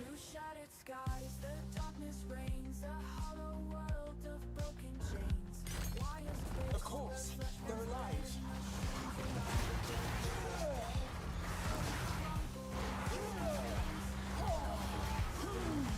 Because if it overwrites itself, then it's a lot worse.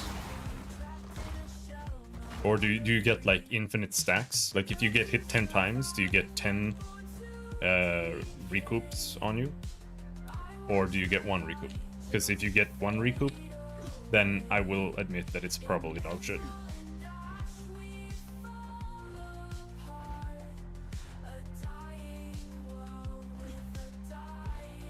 But even if it's over 8 seconds, I still think it might be good.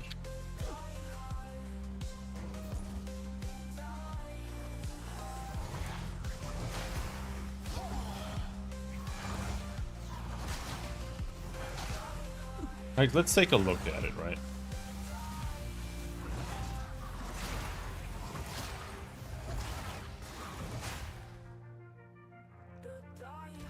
So right now,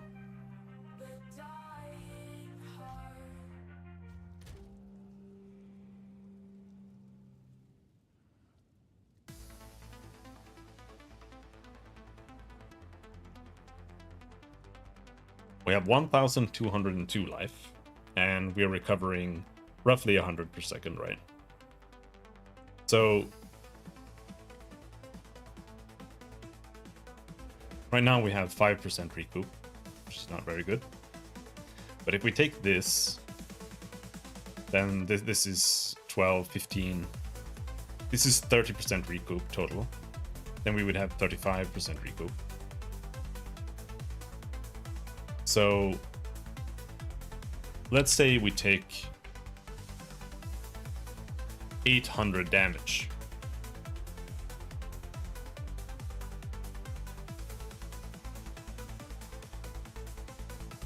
And then we divide that by 8.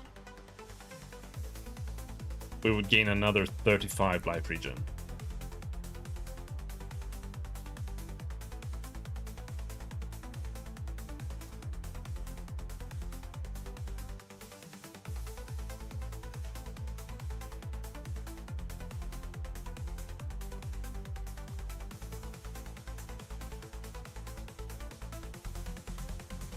Which honestly isn't amazing.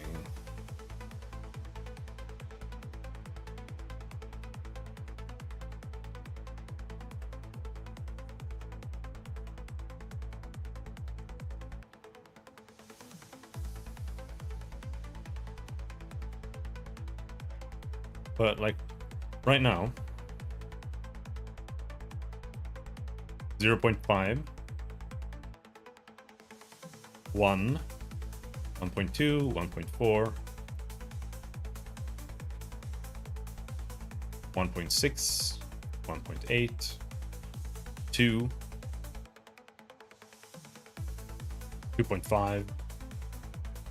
We have 2.5 regen from the tree, right? And then we have 10, 20, 30,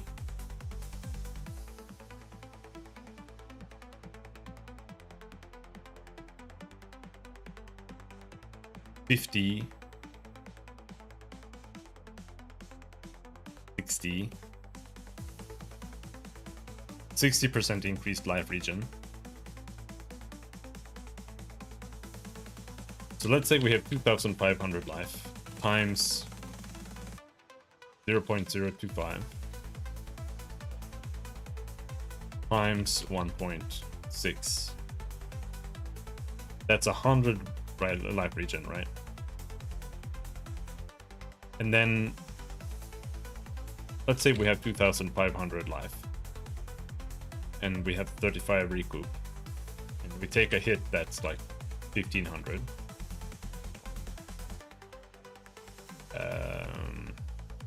Then we have 1,500 times 0.35 divided by 8.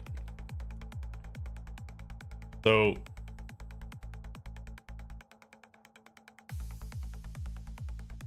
these recoup nodes are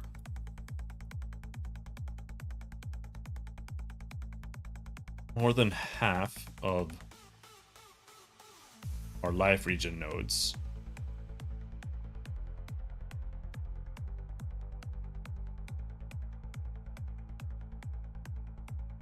I wouldn't say it's super strong.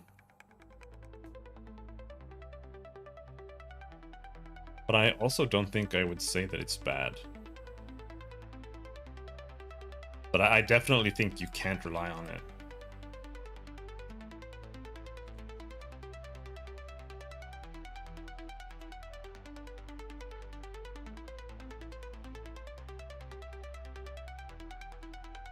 But the main reason I want it is because once we get Demon Flame or Pyromantic Pact, we're gonna keep taking damage from casting spells, and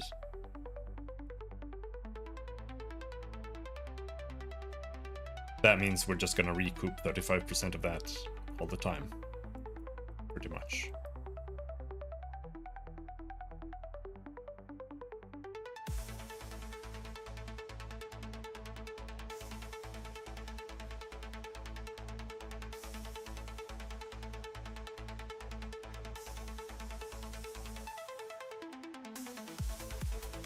Now, ideally, I'd like to have, like, the real question there is, do I want to get better ignites? Do I want to get Event Horizon for more chaos damage? Or do I want to get like this, just all max LRS? I think this is actually kind of weak. Because basically we would take 25% of our life in damage when doing this. Which is kind of annoying.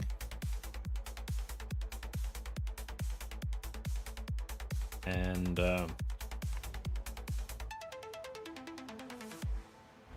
yeah. We'll just have to see how it feels.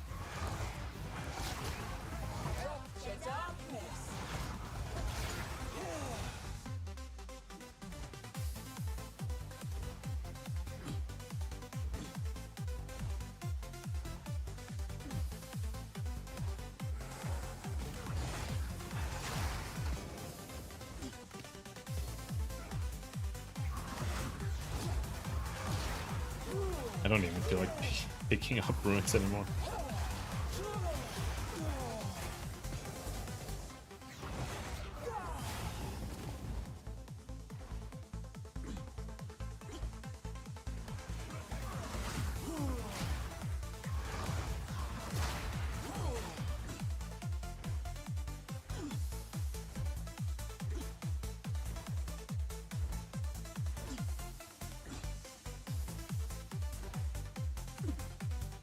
Where are all the monsters, man? Map's stupid. There.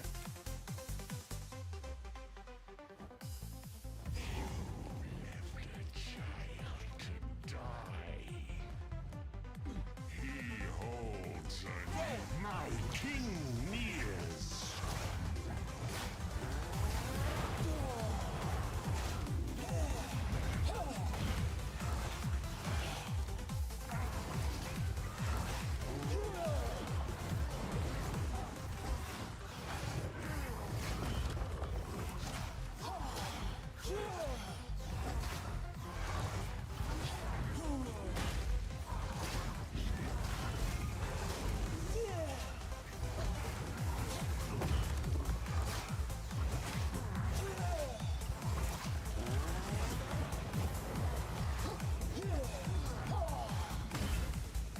Sins of the mother.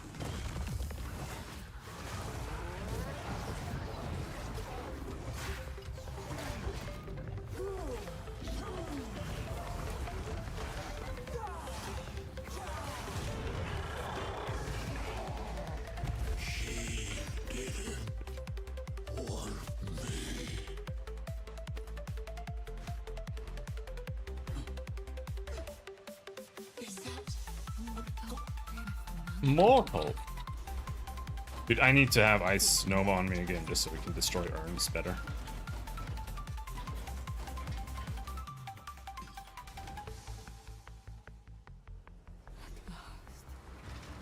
no?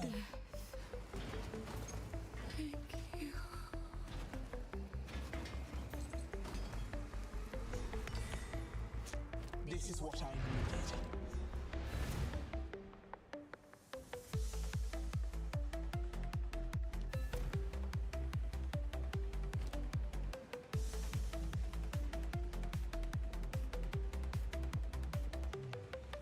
This is a way to get life recovered on kill. Cannibalism is actually super good. Like, life recovered on kill is really, really, really good. It makes the build feel so much better.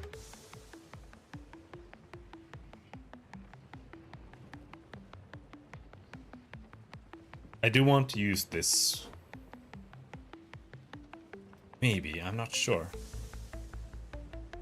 Sacrifice temper. What does sacrifice mean? Not count as taking damage. Cannot sacrifice something you don't have. Okay. Because this is really, really strong. This is 25% of damage is extra chaos damage. That's way more than that. But I'll be right back.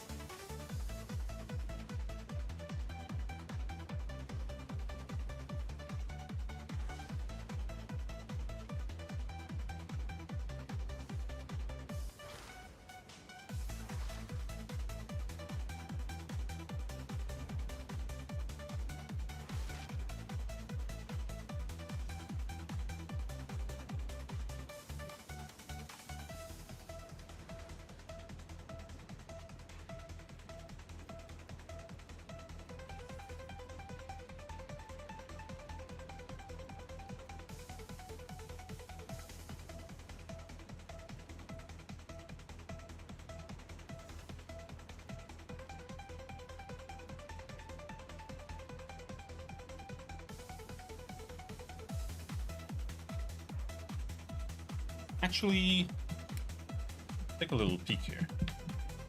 I'm a little bit unsure. A guy explained to me how this works, and maybe I'm wrong.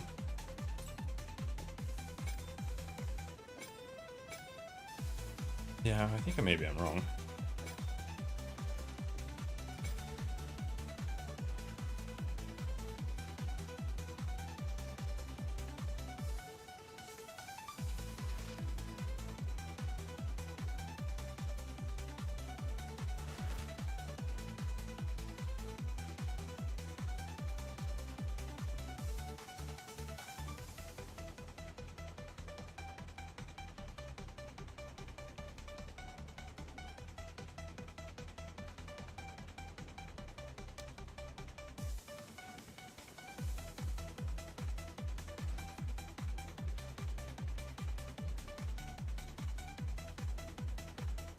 Okay, so basically damage as extra is ass. That's what this means. It's been a little bit hard to really wrap my head around how it works, but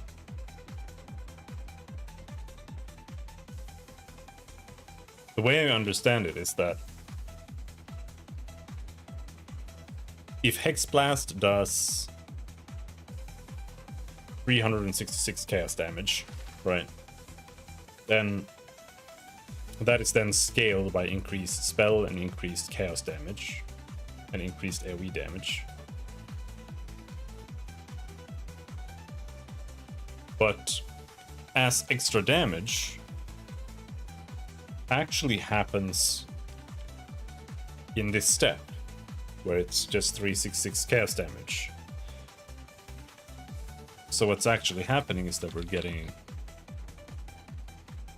91 bonus damage. So it's like not your final output as extra, it's your initial flat damage as extra.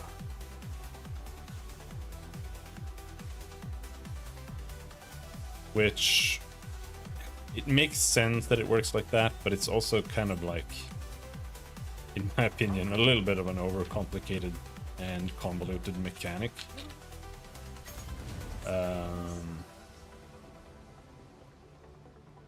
What it also means is that, like, if you have spell damage as extra lightning damage or whatever, unless you're actually scaling elemental damage, you're getting like 10 damage from that. Which is, it feels very misleading.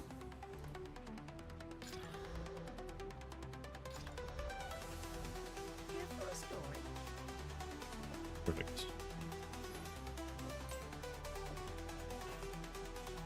So like here now, for example,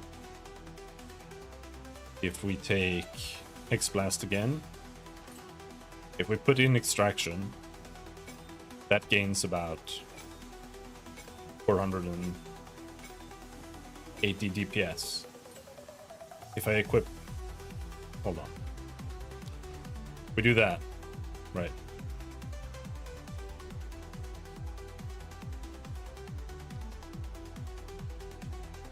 So right now, if we put it in, we gain 250 damage. If we put this in, I gain like 100.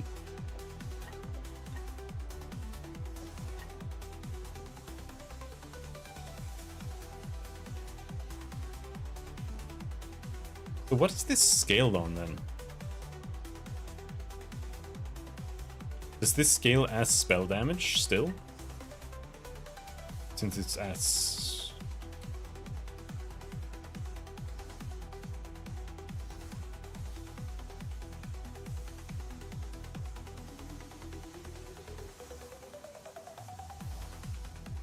I guess the source is that it's a spell, so then it gets scaled by spell damage. Because I don't have anything that scales like elemental otherwise, except for this. That's like 7%. And I don't have any elemental damage on the tree.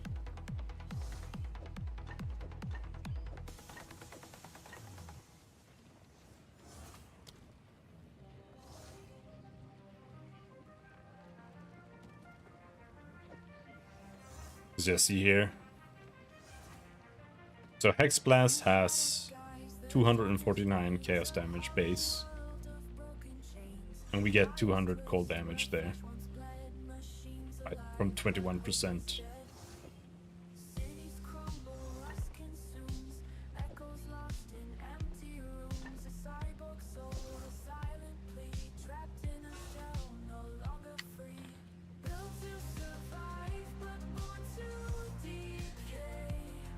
Yeah. It's unscaled.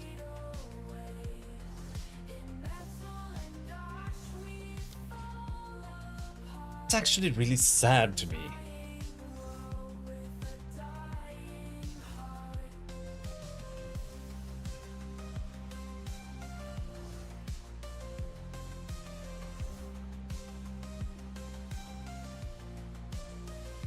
Because I had actually begun to think of like gained as extra as being a really good stat. But it's actually kind of ass. It's like...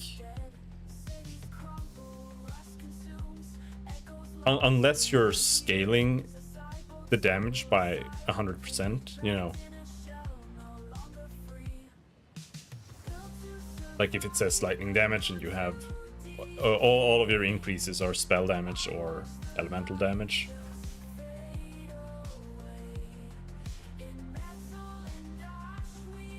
It's only getting scaled to 19% if you can scale it up there yourself, kind of.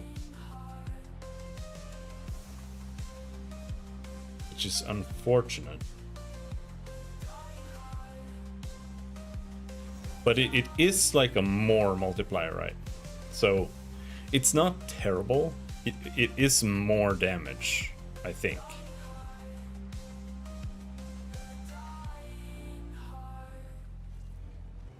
But it's not as good as crit.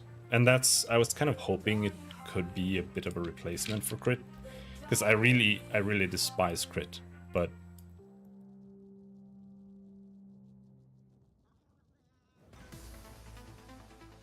like here you can get 11% extra chaos. And... now what that really means then is just like 11% more damage. Which I guess isn't a bad node still.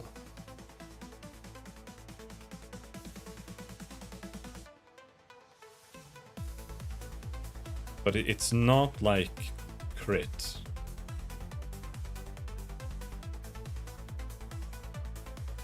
So if we just take a look at the crit nodes, 10%, 20%. All right, let's actually count the amount of nodes you have to take. So that's 3 for 20.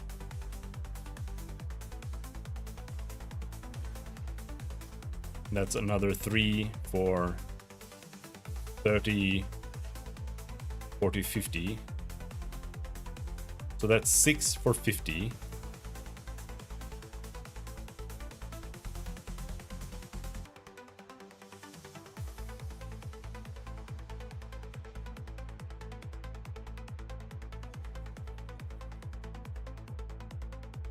$60, $70, $80.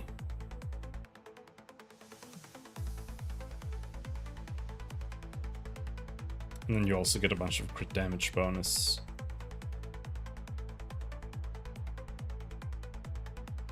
Let's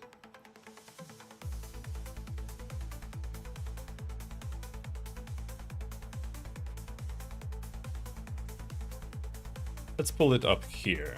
Let's start as a monk. And we grab this. Then we grab that. We go over here, we grab this, that, that.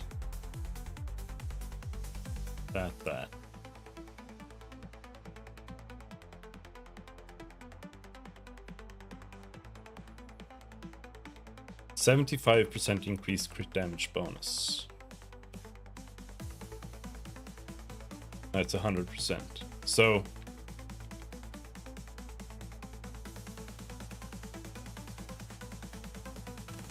This is now 20% more damage.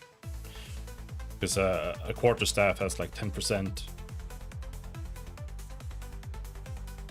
So 100% increased crit chance is 10% more crit chance. And we do double damage. Well, we do...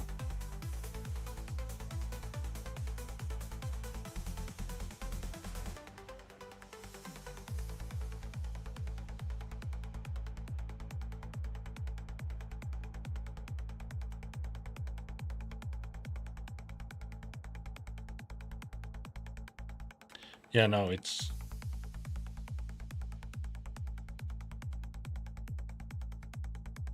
100% crit, increased crit chance with no damage bonus. That's 10% more damage. And then if we have 100% more crit bonus, then that's 20% more damage.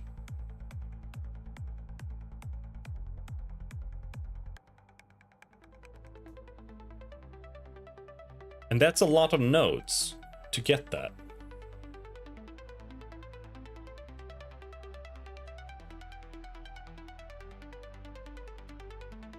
So maybe gain this extra is still pretty good. Because crit is still unreliable.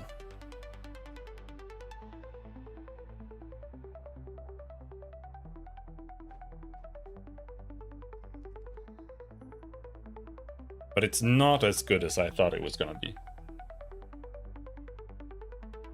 But like... this works everywhere.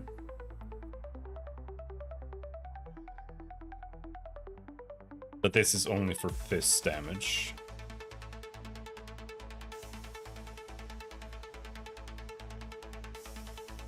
And like here you can get 21.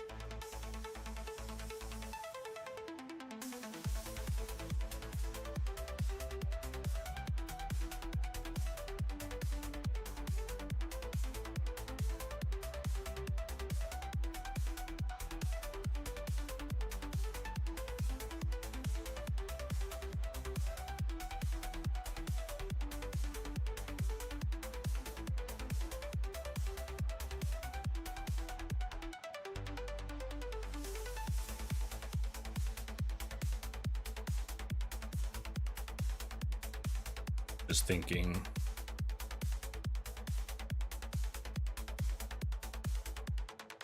Because you can also use this together with crit and they multiply it together, right? So if you're playing like a chaos damage build and you combine that with crit and then you combine that with extra chaos damage, that will more damage, like they will scale each other.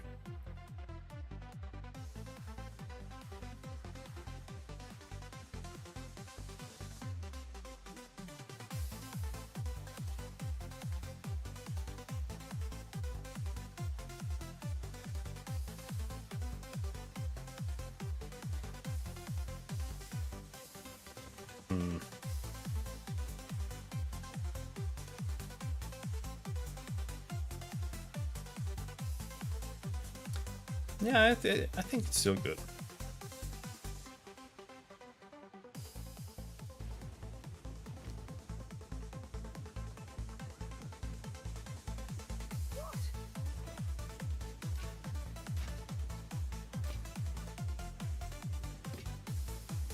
Still good, but nowhere near as good as I was initially kind of thinking it was.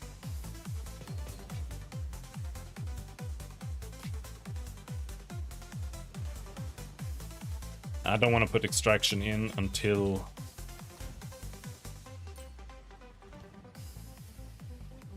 we get some more regen.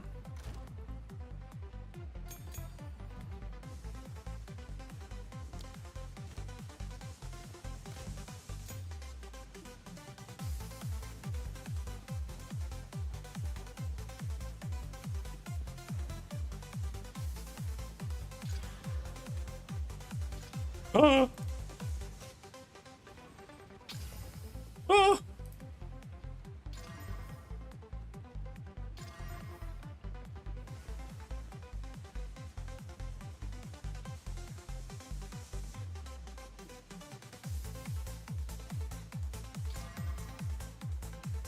Those are some boots, dude. Definitely putting those on.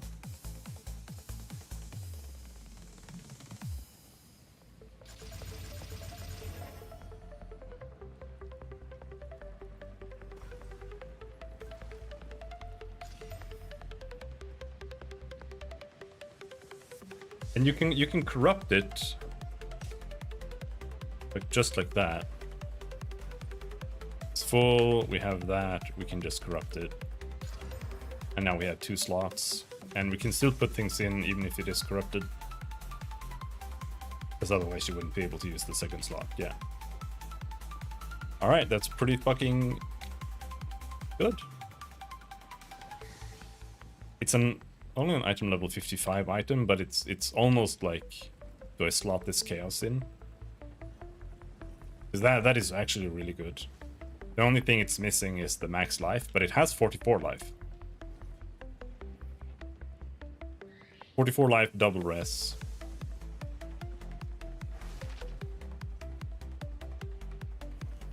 I think I'm gonna put the chaos res in there.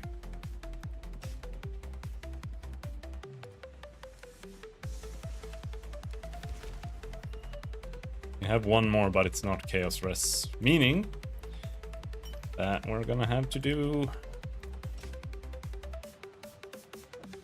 the ultimatum. Oh, I'm so tired just thinking about it. Oh.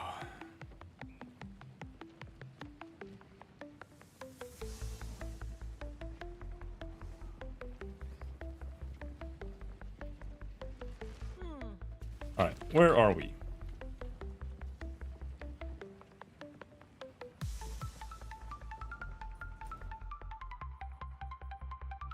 We just finished this boss, so we need to go to the bug boss.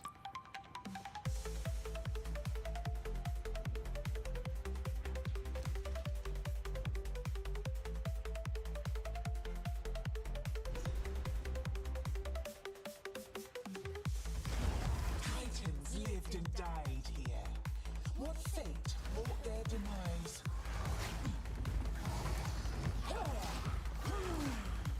I can create better.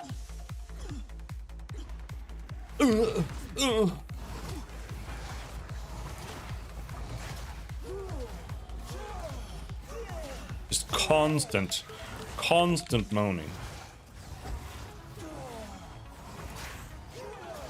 Death is my power to wield.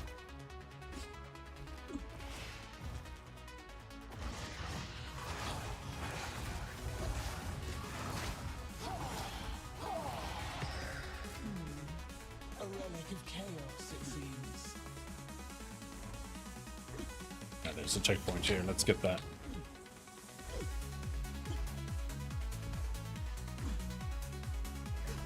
I don't think that the altars are ever south, but let's go south.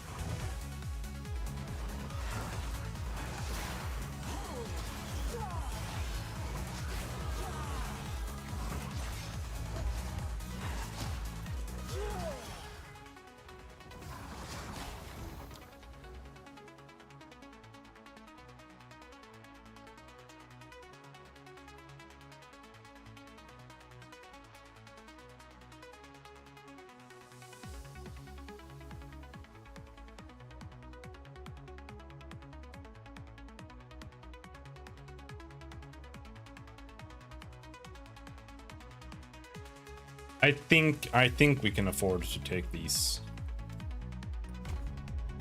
This is only 1, 2, 3, 4, 5 points to get there, and I think you get 2 skill points or something from the monkey or whatever in Act 3, so should be no problemo to get there.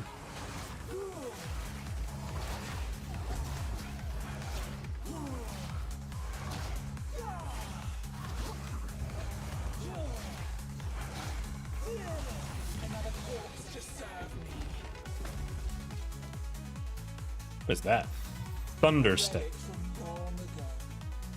Maximum lightning rest. Okay.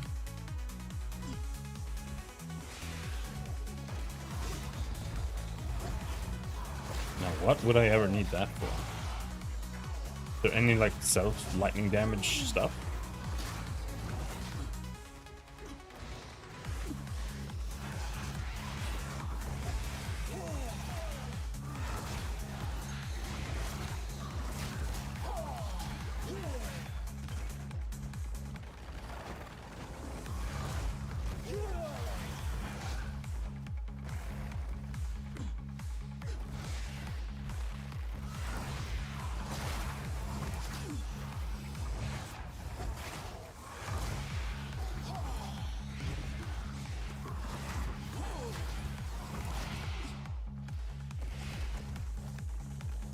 Was that a... yeah, it was a rat. Oh my god, please. Please. I feel like that was... like the entire reason why the druid is delayed is because pushing stuff around is so bugged. And there's... like the druid has a lot of stuff that does that. It seems. Because the druid seemed pretty finished otherwise.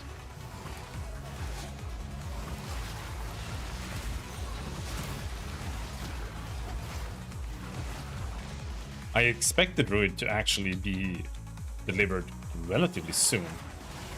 Because it seemed very finished, and it was one of the oldest classes that they've shown.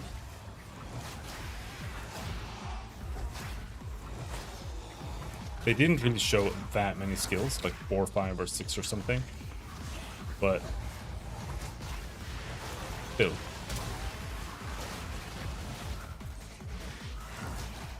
It's probably not that far away. Probably like next month or something. My guess.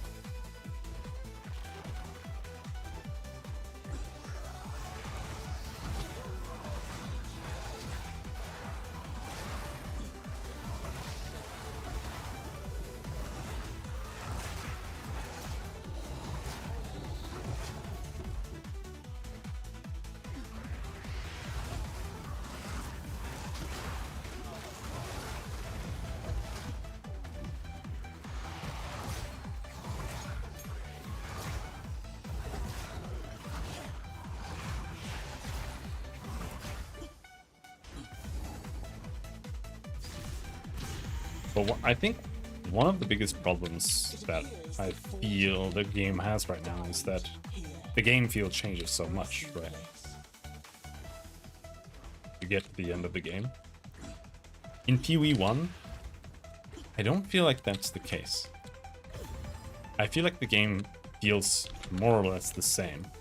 Like in the beginning, of course, absolutely not.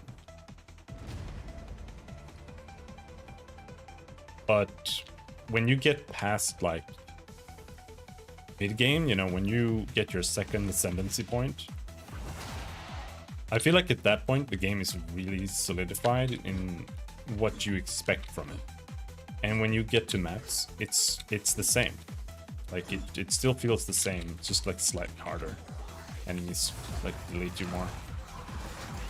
But in this game, I feel like the game feeling completely changes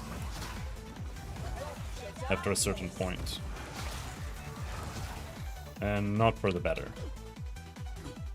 Because it turns from what I want PoE2 to feel like to what I don't want PoE1 to feel like.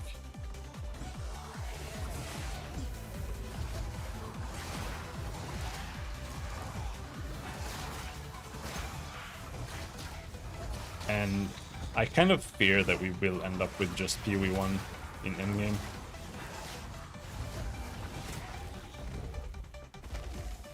Let's see.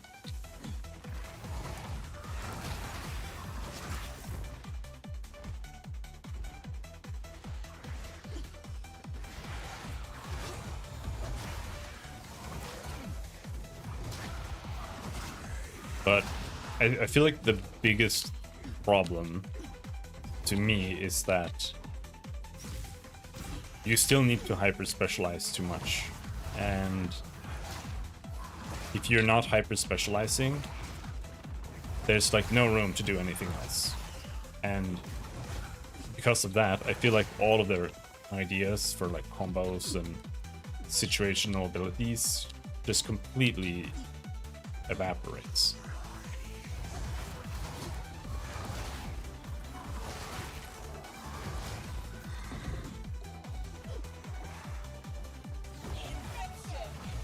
Like it's worse at that than Diablo 3 is. Like, unironically. In Diablo 3 I have more situational abilities that I use more successfully than I do in this game.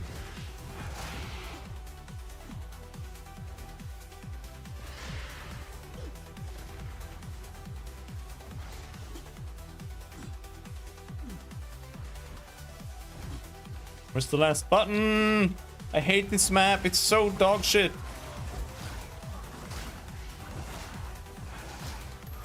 I need to find a fucking button, man. There it is.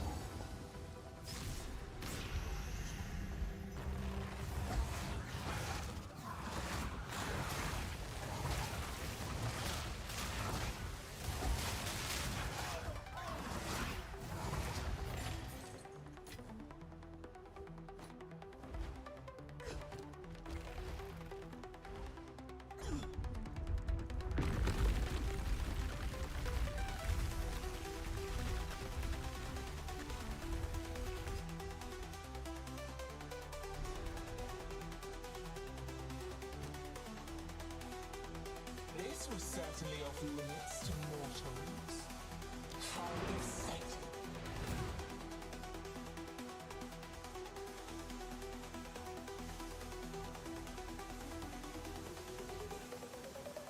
How can I?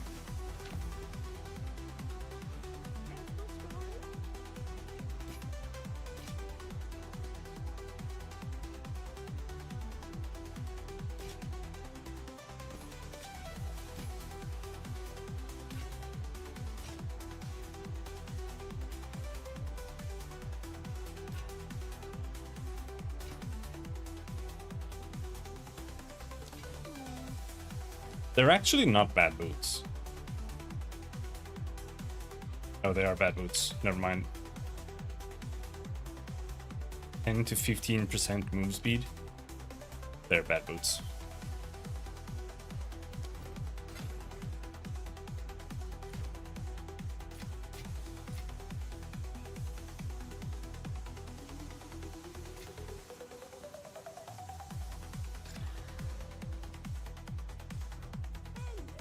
Just sell that.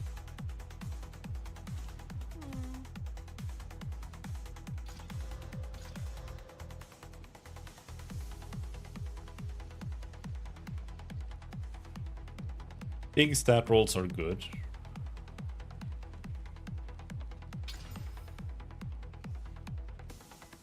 That's actually pretty giga.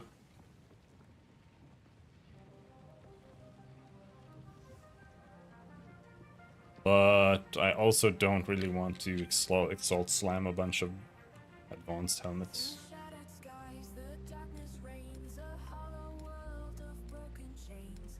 Wires twist where flesh once bled, machines alive, but hope is dead.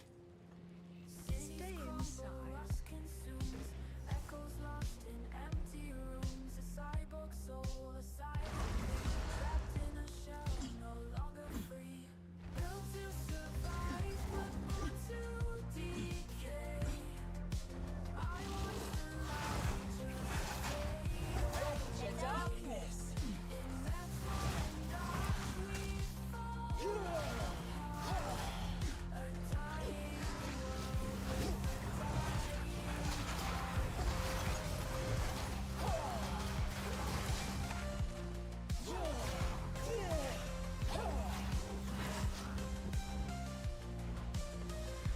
shattered skies, the darkness reigns, a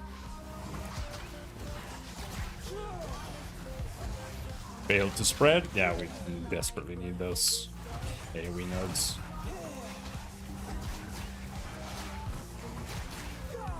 I like the new tree a lot more than I like the way most new abilities feel, or I'm not sure that's what I mean.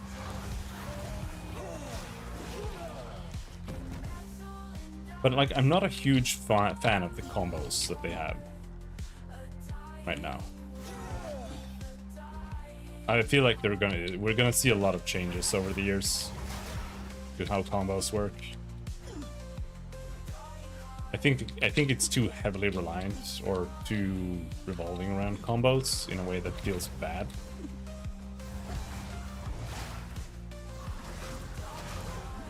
But I do like how the new tree feels like you do need to go and pick certain things for certain skills to make them feel good and stuff like that.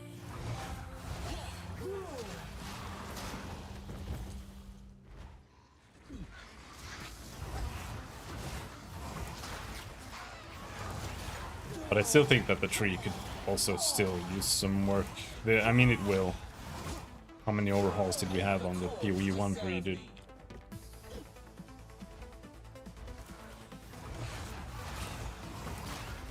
This, like the beginning of the tree here.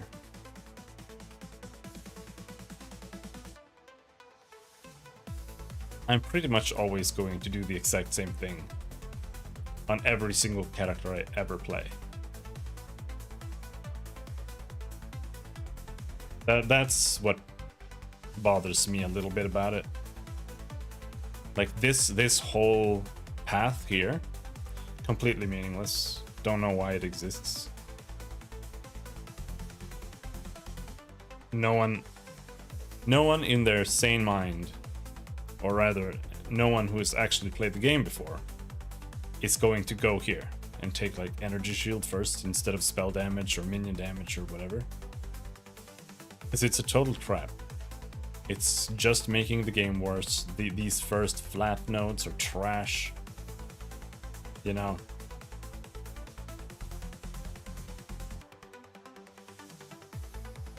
And then, like, what am I gonna do? I'm gonna go here, I'm gonna get more damage.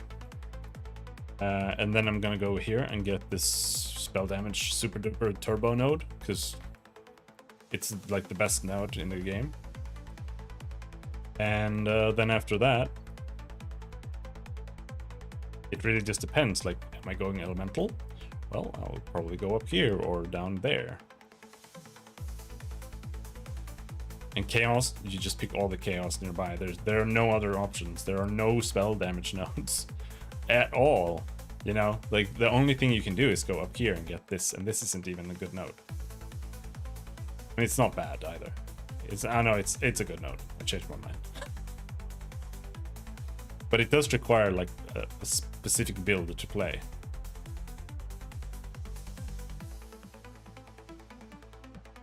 There's not a lot of maximum mana on the tree either. So you just have to go get that and like get the 25 in tier.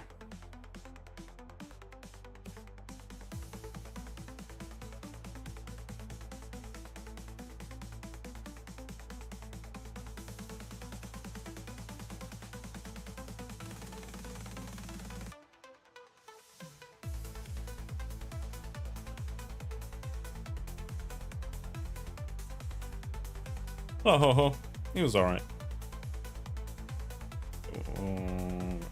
I was like, what the fuck is going on with this tree, man? But I guess the old tree wasn't really that different either, you know? Here, I actually often did go live here.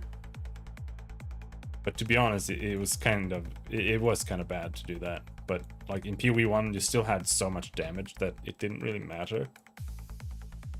At least late stage PoE, so to speak. Didn't really matter.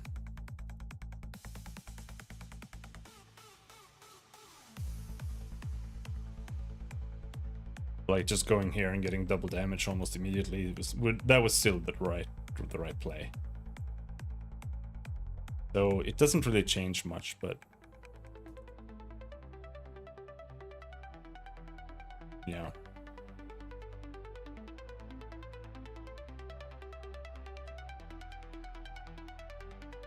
I guess it's fine. Like, I've never really been a fan of the PoE passive tree at all. I think it's kind of... It's not that deep, really.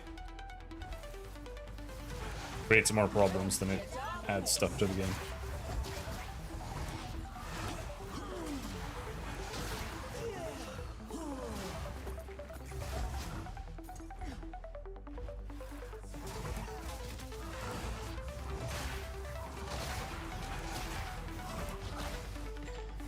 But it is what it is. We'll have to see what they do with it. What they do with the game going forward.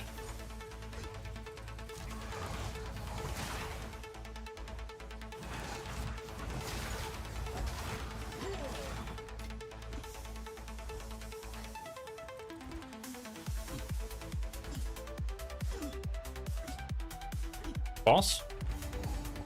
Yep. Days of Reckoning.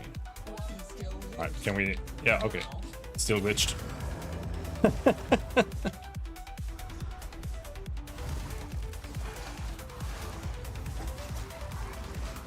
Oh, I think we'll be able to freeze him.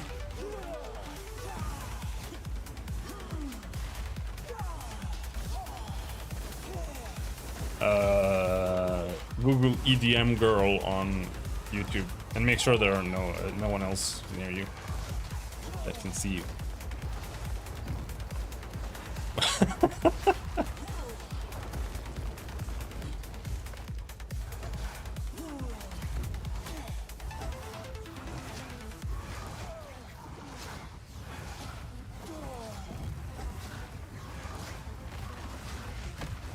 Jesus Christ. Okay, we can survive that. That's good.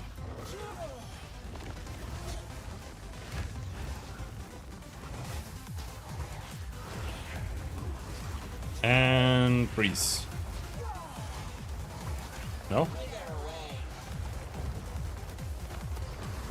There we go. Freeze.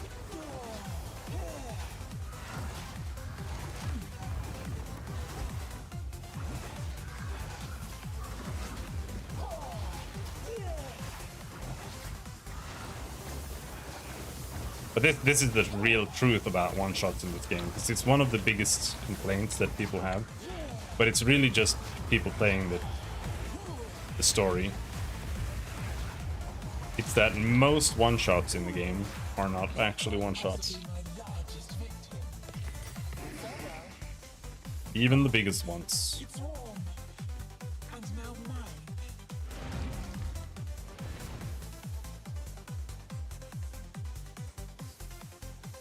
But yeah, you see what I mean? Like, don't open that in public. How can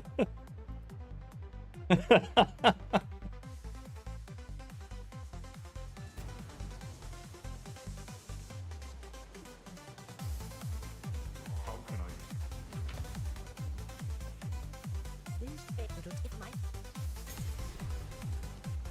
So, now I have to blow this thing. Am I using anything else? I'm a little bit interested in these other skills too. Like, Comet is really fun.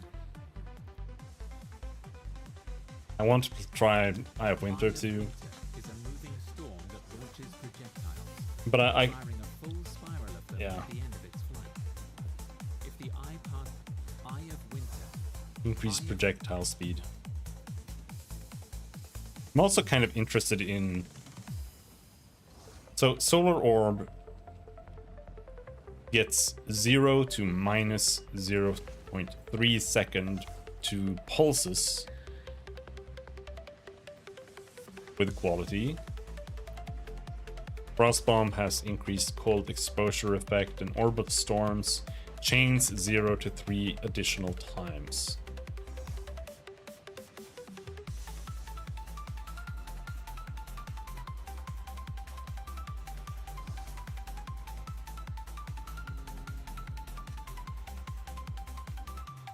So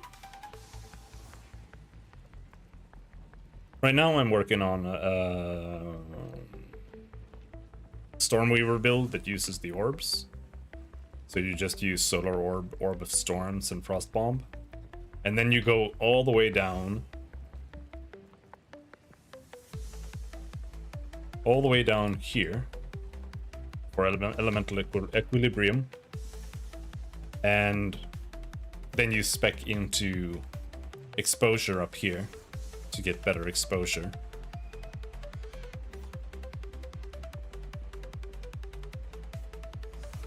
And then you just have the orb supply exposure, and then you have crit, and you get the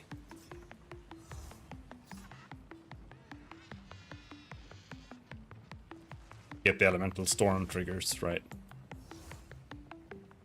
But I am kind of interested in doing the same thing, but with a gemling. It's like you don't just get this right. Because this is 10 plus 10% quality to all skills. It's also this and that, and potentially even that. But I think this one is kind of bad. Less cost of skills isn't really amazing. But even if you just go this, that's plus 14% quality. And I'm assuming that quality goes over 20%. With this, you know, it doesn't really say here, but I don't think it says so in PoE1 either. But that would mean that we could get this to pulsate a lot faster. Like, what would 14 per 0.3, that would be 0.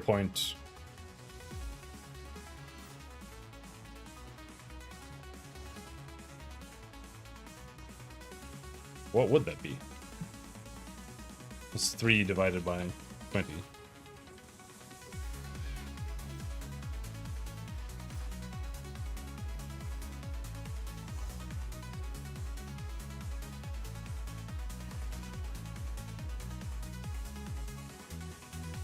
Times 14.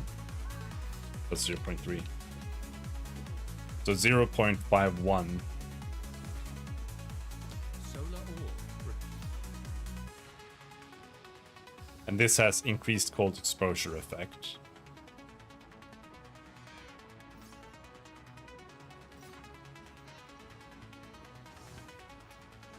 And the chain would also maybe be cool. Solar orb. And then you could try speccing this for damage. Like, Repeatedly unleashes explosions. Some fire skills honestly, the pulses are kind of ass. from its location. But I think if you really spec it for damage, it could be good, because the damage over time isn't terrible. Such as flame blast. And then if at the same time you get the elementalist, well, no, we can't get the elementalist because we're playing a gemling.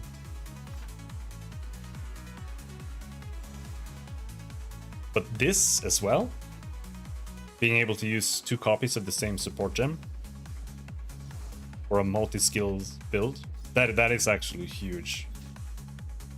Because that means that I can use considered casting on 2 different damage over times, so to speak.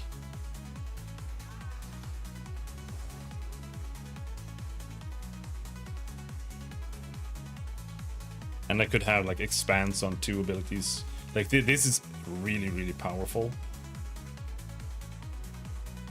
The problem with starting gemling is just that, you know, you're fucking down here. And there's really nothing relevant as you path all the way up here to get like your first elemental damage. But you'd have to level as something else. You'd have to get projectile damage and level as something other than the intended build to do that.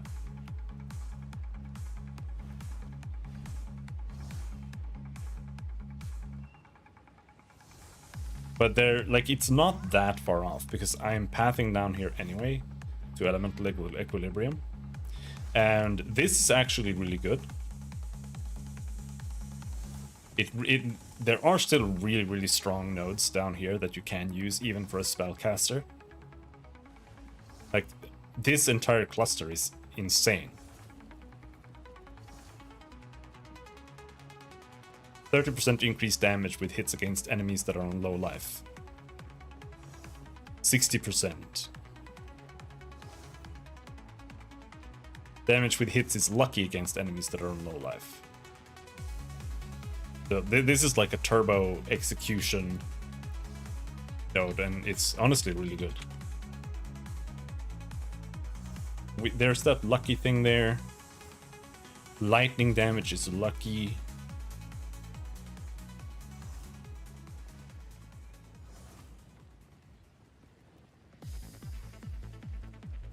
The lightning damage is lucky one is really, really, really strong, but it is with non-critical hits. Which I don't know, like, does critical hits have like some kind of special thing going? I don't think so. How the fuck do we look at a critical hit?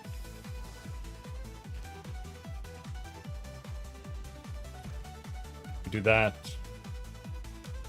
Type in crit.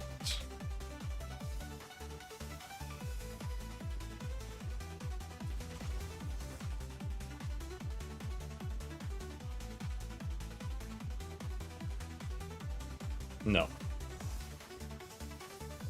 I was just like, okay, does critical maximize it or something, but no. And there are no lucky gems. There could be lucky gems.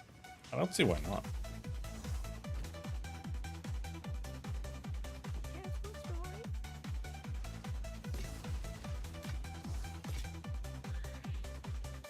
What I mean is they could make lucky gems.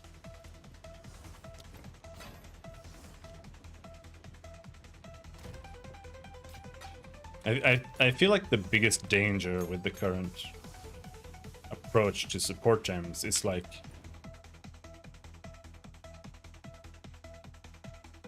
how much functionality do they want to move off uniques and onto support gems? Because that's kind of, you know, like if you make a gem that's just like lightning damage is lucky with one skill, that you're kind of taking some functionality off from uniques.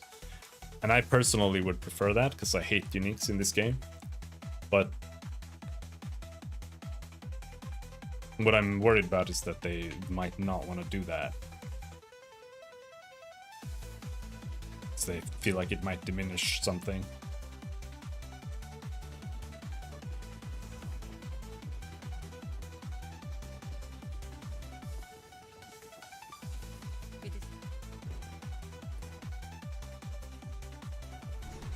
I just want them to get back to work so I can see what the hell they're planning. I'm on the edge of my seat.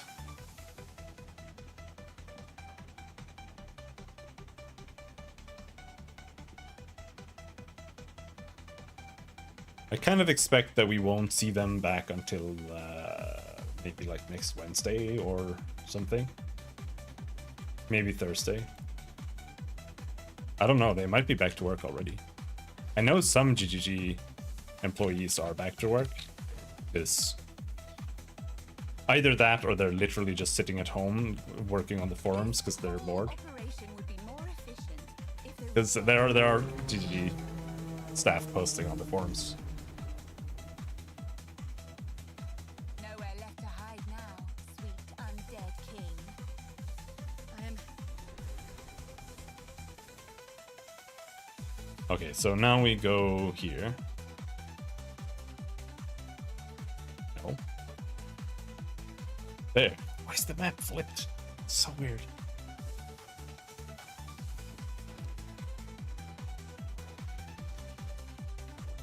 Oh yeah, we get 2 skill points here. Nice. Then we'll just have the AoE that we need. So this is how they bury their dead. It's rather elegant.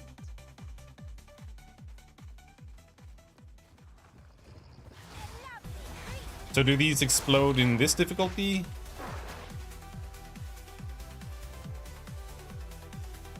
Oh, they don't explode. What are people talking about?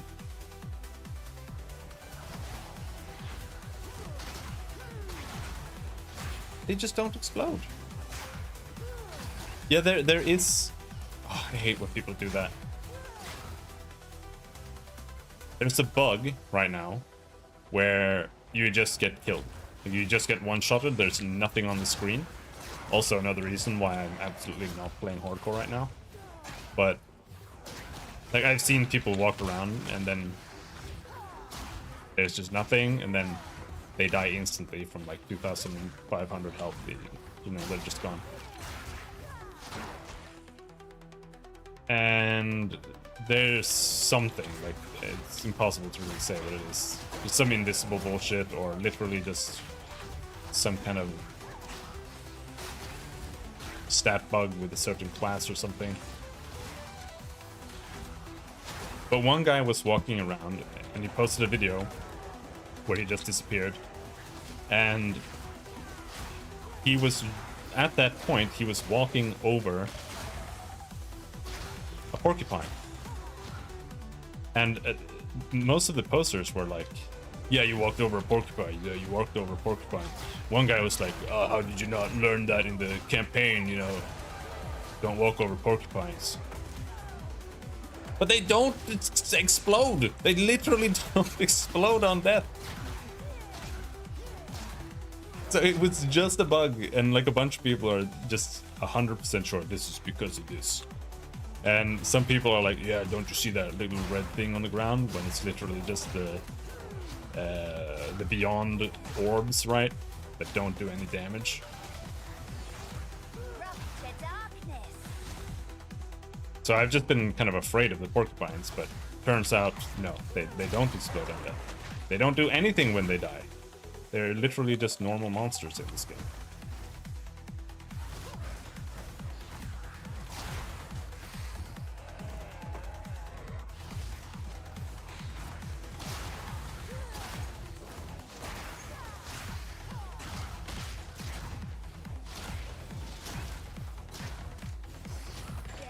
It's not worth using.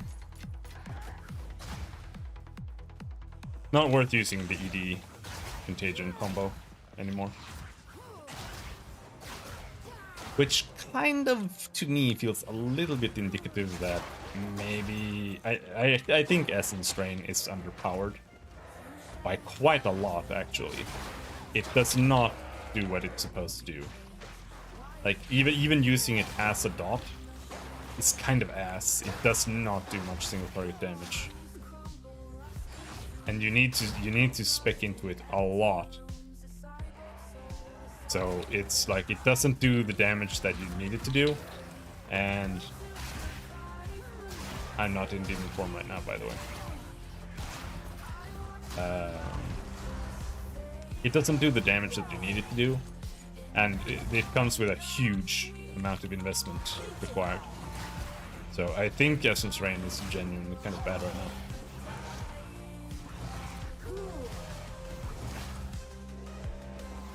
Still playable, but kind of bad.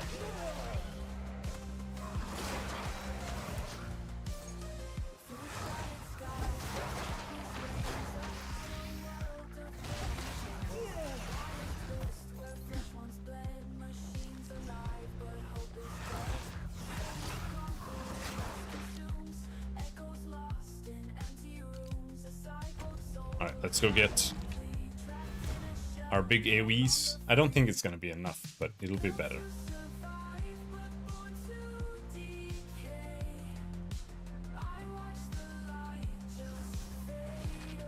I might be able to move the increased AoE back onto Contagion, because right now I have it on Blasphemy, because I feel like I have to. But we take that off. Here it now says Curse radius 3 meters.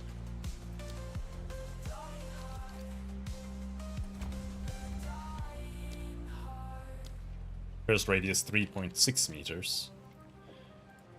So 4.2. It might be enough. We can put this on Contagion now.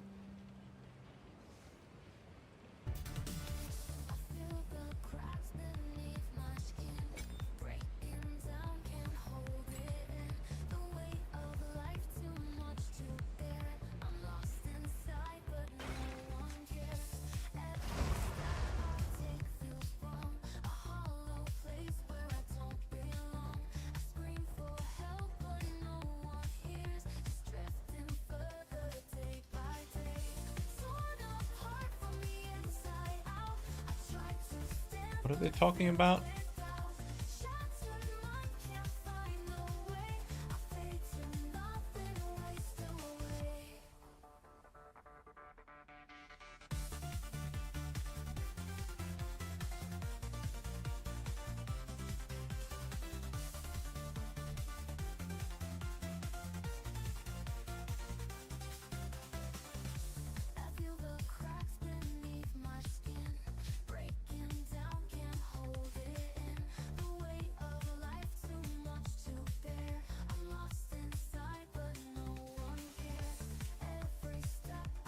Okay.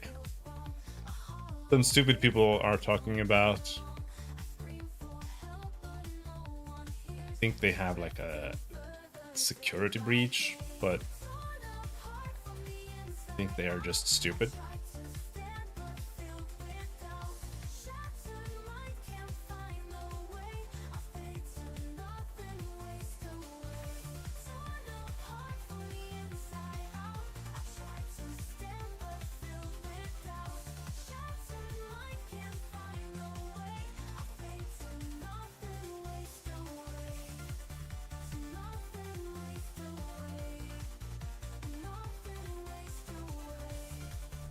Been tied with GitHub upload/update. What? Oh my fucking god, this thread is eternal.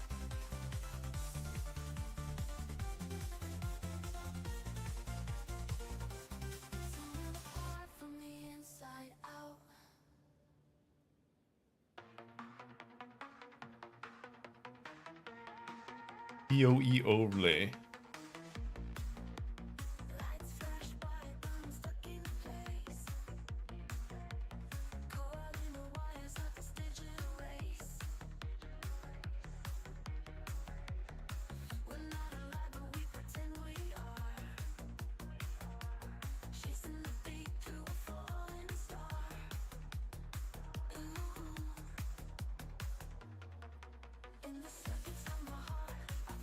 Some guy got hacked and lost some stuff. Okay. Yeah. This is all just stupid. Some guy got hacked and now they're talking about like data breaches and shit. Like that might be the reason why. When in reality 99.9 million% of all cases of hacked accounts is just some old unrelated data breach that has nothing to do with the game itself. And it's just that you have the same password you've had for 12 years and it's just on a list somewhere. That's super easy to get on the dark web.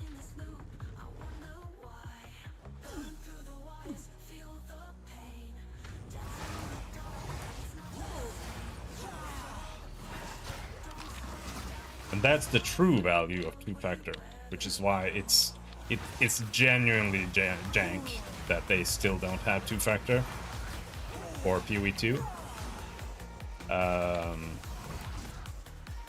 Because that's what two-factor prevents, right? Someone just getting your password off of a list for like $20 on the dark web and then just logging in. It's that easy to hack an account. It has nothing to do with hacking.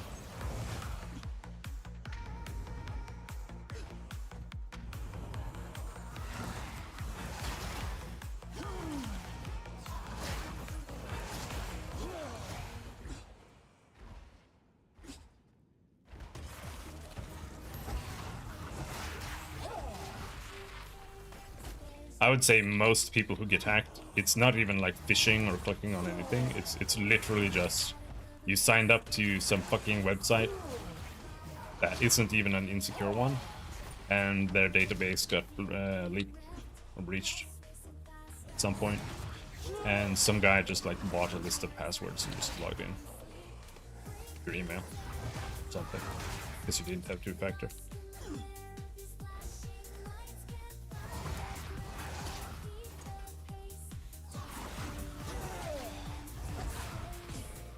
And those types of breaches are generally like some guy getting fired and he just like downloaded the place and put it online. I know.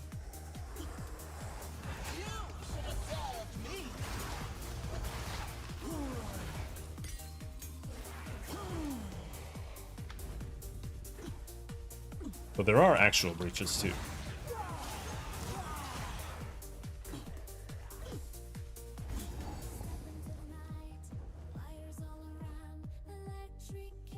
We're gonna get lightning rests.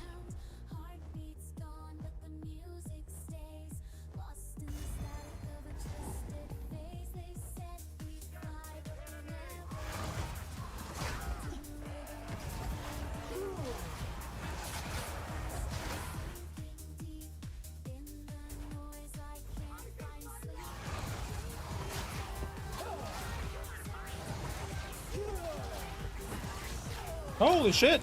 Heal, bitch, heal! What is doing so much fucking damage, man? Wow!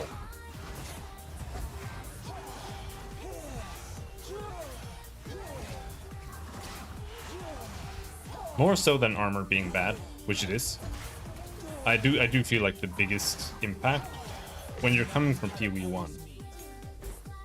The biggest difference is what a massive amount more life regen that you have baseline in PoE1.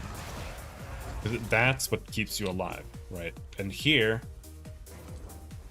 because you have no life regen, because you haven't spec'd into it, because it feels like a waste of time, and you don't have any life regen on your gear either, you just get annihilated. If you get surrounded, you're just dead. That's where life regen shines.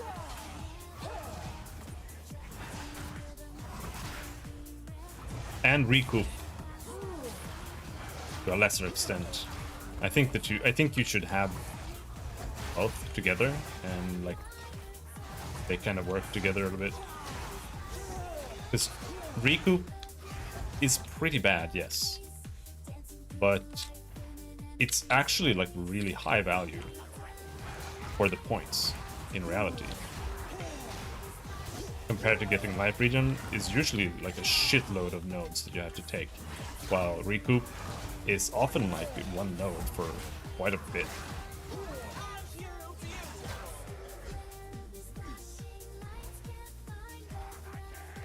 And that will help you stay up.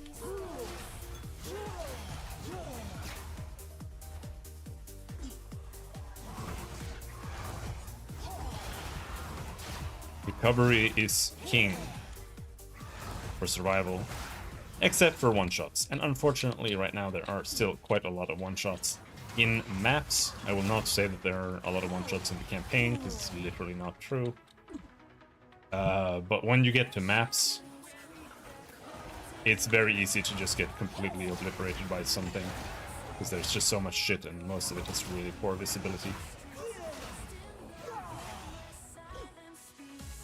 Like 6 grenade guys just throwing grenades under your feet that you can't see, and then you just get deleted because they all explode in the same frame, for example.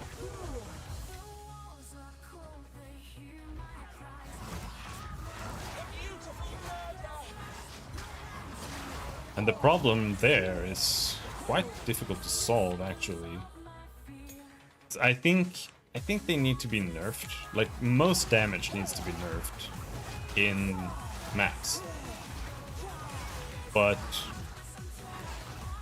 ES is just literally 4 times as strong as it should be. but it's also bad. You are relentless, but It's too predictable. The time I don't want to nerf ES entirely. I kind of want it to be reworked.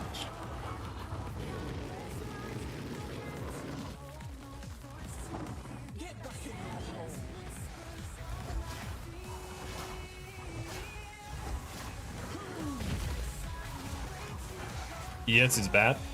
Depends on the way you look at it, right? Like, ES is OP as fuck right now. You cannot be more tanky than with ES. Like, Mind Over Matter and ES are the two strongest defenses by miles. Like, it's 4 to 10 times stronger than armor against physical damage. It literally trivializes the game how strong it is. But what I mean is that if you're playing ES with just like baseline functionality of ES,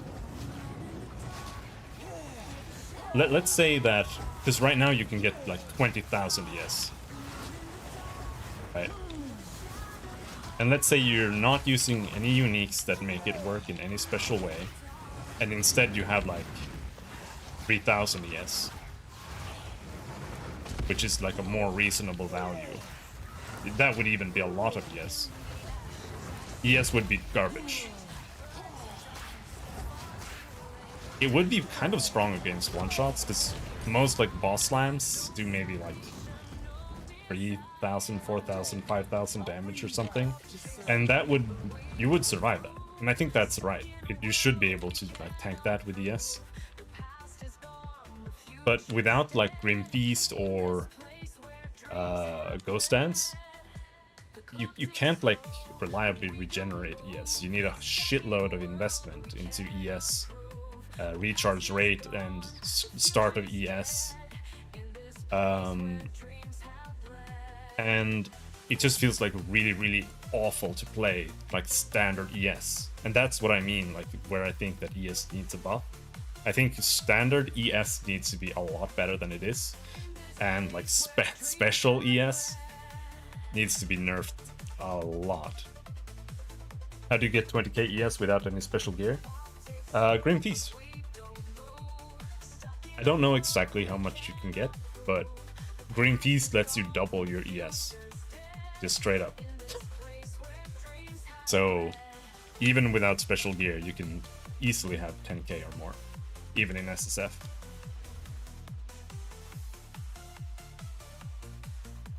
So now we have that. Now we need to start heading up to the double curse.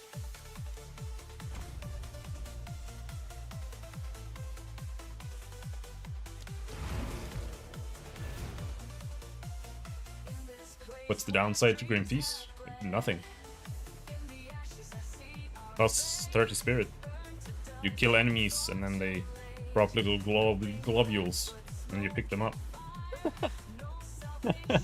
And it's like having life on kill, but for ES. So you just always have energy shield.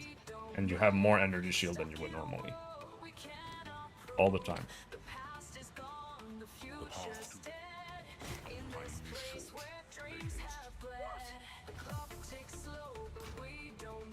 And when you're mapping, that means that it basically eliminates the downside of energy shield, which is like, because normally if you were mapping, you would be repeatedly taking damage, and that would make your energy shield not able to regen.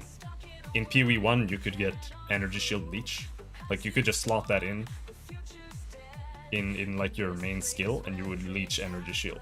Or you could path and get energy shield leech, or you could allocate it, and that way you could keep it up at least. There are like 1,000 billion ways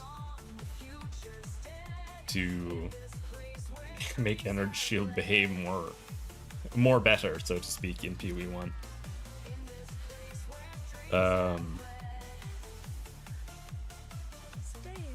And there are still uniques here. But like if you get Ghost Ride or whatever, it just like converts your life into energy shield, and then you have like 6 billion energy shield instantly. No, I mean, the balance in the game is just bad right now. And I expect things are gonna change very, very drastically once GGG get back to work, because there's no way they're gonna leave things the way they are when it comes to how much stronger ES is compared to everything else and whatnot. Like, even Mind Over Matter is just ridiculously powerful.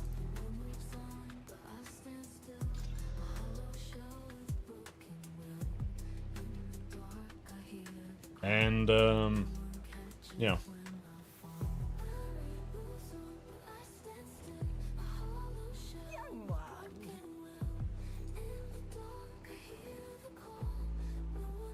Armor is fine in PoE 1.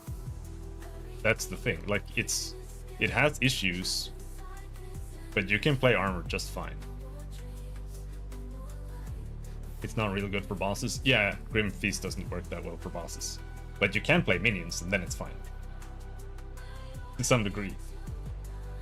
But, like, PoE 1 has a lot of things that this game doesn't have for armor. Like endurance charges. You can play Juggernaut. You have guard skills. You have cast when damage taken. You have all these things. And armor works just fine because of that.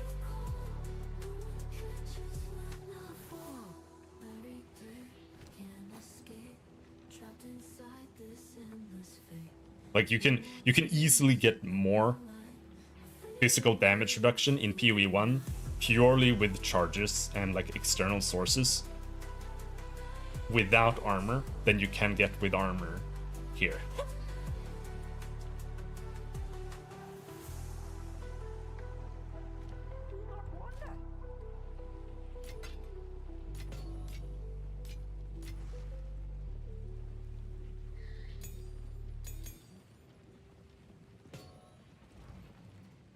But I honestly don't necessarily think armor is really that bad. Yes, yeah, you're absolutely right. Most of these issues are relevant only once you get to mapping. And that's why I don't necessarily think armor is wrong.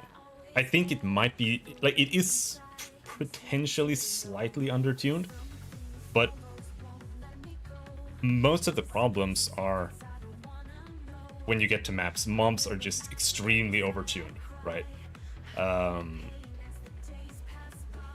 But it's not just physical damage, it's also elemental damage. And a good example of like where mobs are just extremely or badly balanced is when you get to Act 3 and you get to Exile or whatever it's called. There are like some fire archers there. They do like a snipe with fire arrows. That thing will, like, it will almost one-shot you if you're an armor character. And that's, to some, like, I don't know exactly what the attack is like, but that's a lot of elemental damage, I assume, because it's shooting a fucking fire arrow. And the same thing with, like, in maps. To me, most of the damage is from elemental shit, like little grenades just on the ground, just doing like insane amounts of damage. But there is still problems with physical damage there too. Where you have like crossbow guys just shooting crossbows at you with armor, and you're just fucking getting deleted. So I just think, like, I do think that we can't really tell what the balance is like for this or that in endgame right now, because endgame is just not balanced at all. So for most of the base game, I think armor is more or less fine. But ES and Mind Over Matter is ridiculous. But you're saying games shouldn't be balanced around high-level endgame content? I disagree. Games should be balanced around every point of the game. Why are you gonna have an endgame if you're not gonna balance it? Why are you gonna, like... It has to be balanced the whole way to some degree. So in reality, what I think should happen is endgame needs to be scaled down or toned down a lot. Because monsters are too fast, it swarms too much, you know, it's too hard to freeze enemies and shit if you're not like a pure cold build. This ability needs to be improved, you know, like little grenade. You can't have little grenades that like have a little spark on it that's just getting thrown from like the entire screen away and then just like sitting under your feet, right?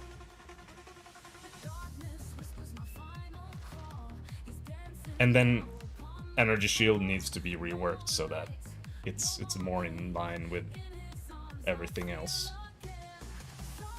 I don't think armor really needs that much. It might need like a little buff or something, but that's like a long-term thing to really get that right.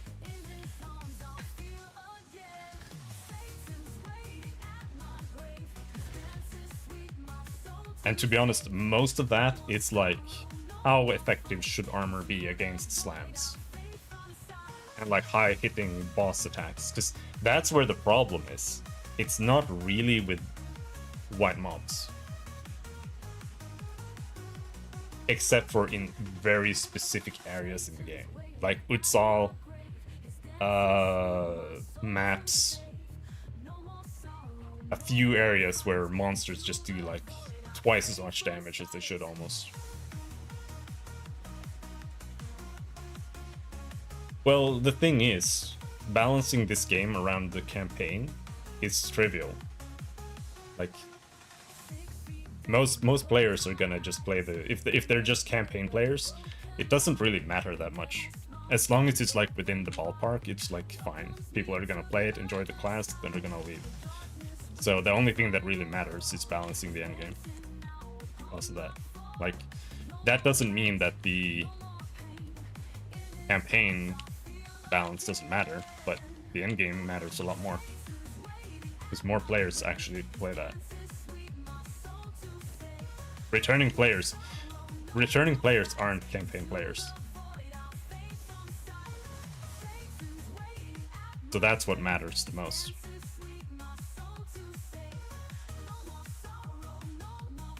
Where are we going?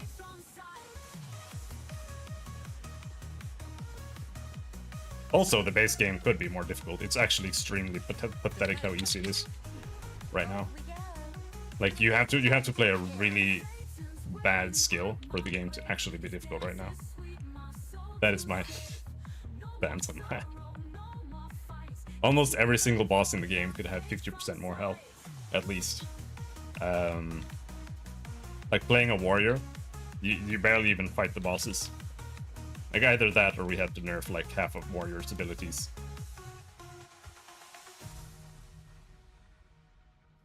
That's where we want to go.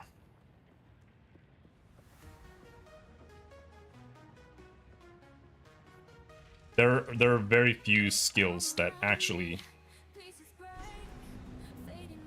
are bad enough to make the campaign difficult. It's like playing a ranger with poison arrow or something. Yeah, I mean, for the first time, I felt like it was just right, kind of. But I was also playing like literally the worst skills in the game. So later on, when I played a warrior, the game was just, it was pathetic, to be honest. Like you just go in and the bosses just die.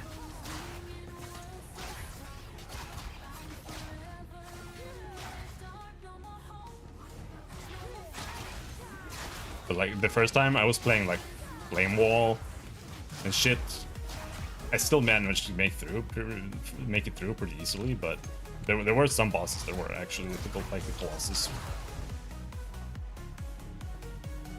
But Fire Wizard is like the worst build in the game right now. Like this place is overtuned as fuck too. There's so many like projectiles and whatever.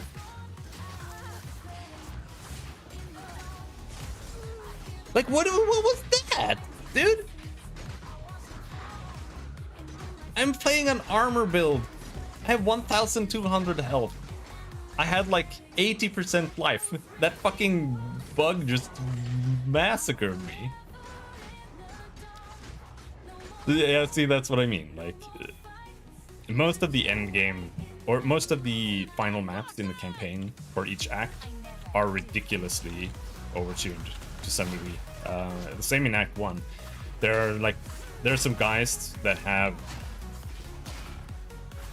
like tentacles protruding from their back, and they come up to you and they're like just stabbing the shit out of you. If you meet two of those guys, they will like perma-stun you and just kill you in like one burst.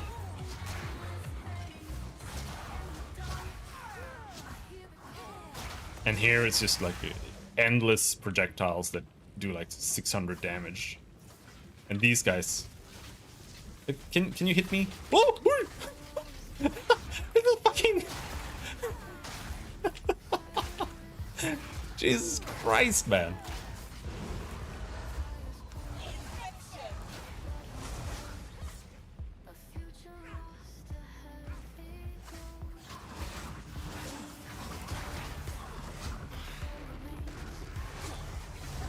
But yes, the campaign is the game too. But I think the notion of like one can't be balanced, like you can't balance both, I think that's just not correct. And I don't think one being balanced comes at the cost of the other at all.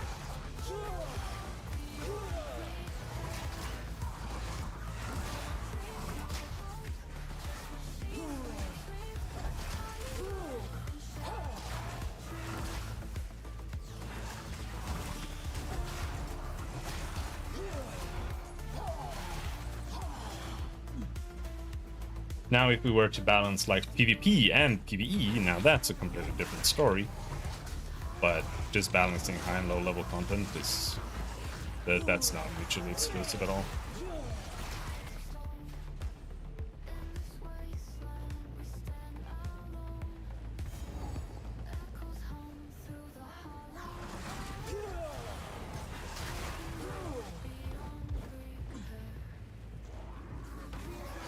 And I think the campaign is mostly in a good place right now, to be honest. Like, Cruel is just wrong, but that's because Cruel isn't meant to be the way it is. We're supposed to have an actual campaign there.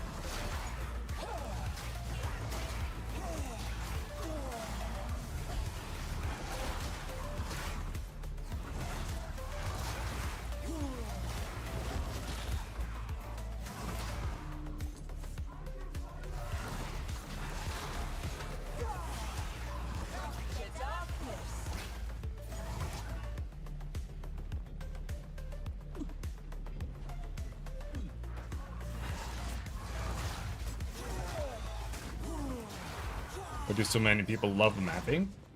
Mapping is kind of boring, you're right. Can be a little bit of a struggle to get into it.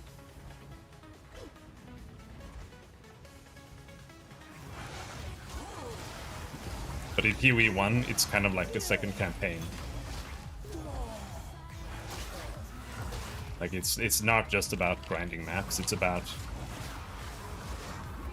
progressing the map. And then getting to the bosses, and then killing the bosses. You know. I think it's actually kind of in a bad state in PoE 1 right now. I thought it was better when we were doing the Conquerors of the Atlas or Elder, where it was like a constant thing where it felt more like you were actually progressing the map and like unlocking them more. Now it's kind of like, oh, you're just gonna spec into this boss and then you're just gonna go and kill him. But even so, like right now in... Whoa, what is that? Even so, like right now in PoE 1, when you're chasing down the Maven, that is a campaign. Because as you progress through white maps, you then eventually encounter the Maven, and it's like a little event there where you fight the Maven's champions. And that progresses your Atlas skill tree and stuff like that. And then eventually it gets harder, and then you go and you fight the Maven yourself if you have a super meta build that can actually play the game.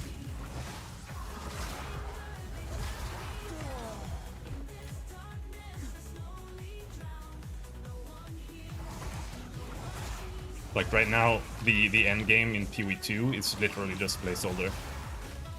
There's really not much to it right now. I would say it's probably going to be in a similar fashion later on, but it is pretty much placeholder right now with almost nothing in it. I think not.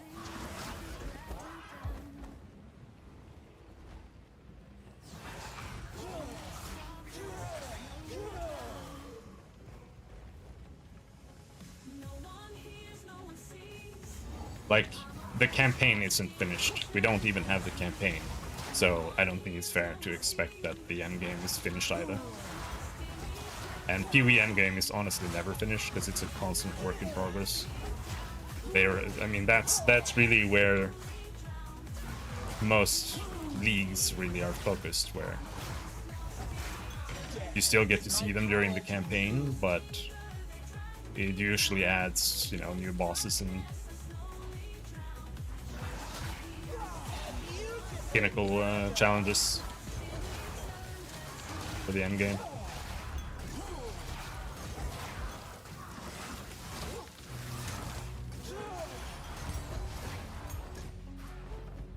But in PoE1, they can be very difficult to do because the balance is kind of bad in the game.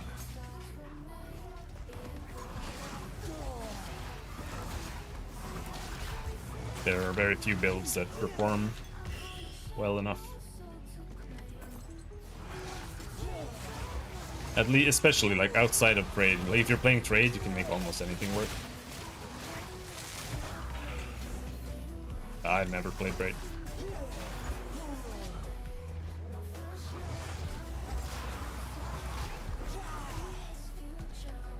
And in PoE1, it's so much harder to play SSF than it is in this game, because it's so much harder to find loot.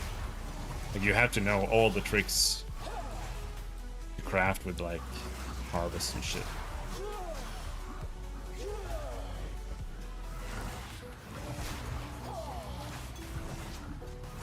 Less focused on optimization and endgame content?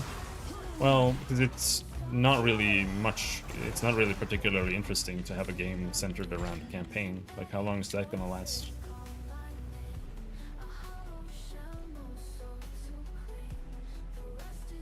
People aren't gonna come back and just play that forever.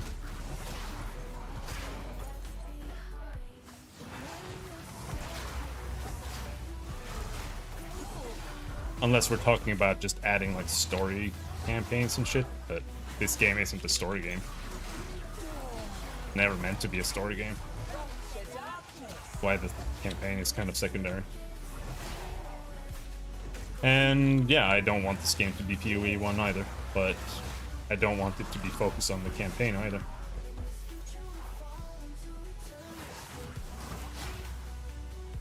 Well, I mean, makes a lot of sense for people to want the second game to be the game that they were playing.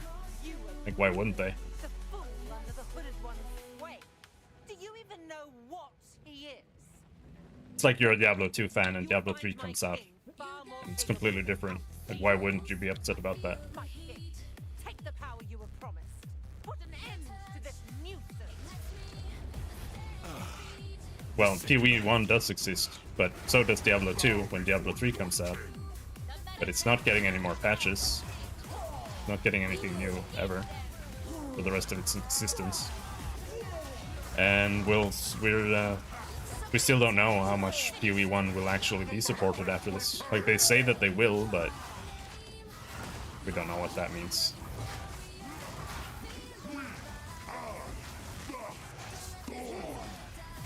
The PoE1 might just be on life support now. Who knows?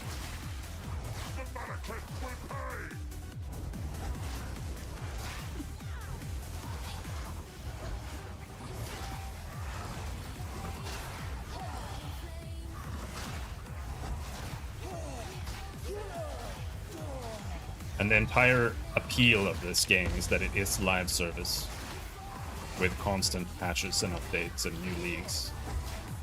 So, like, what's the point after that? People are not gonna come back to a stale game. Nobody comes back to play Grim Dawn because it's a stale game.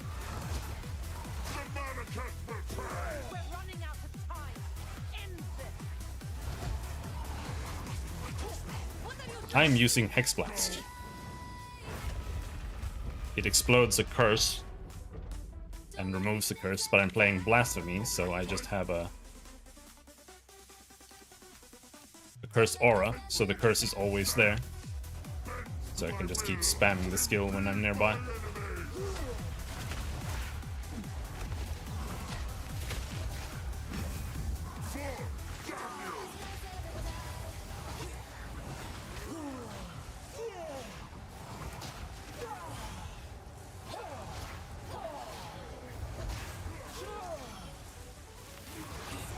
Do you think I can tank his overhead slam? Oh, never mind.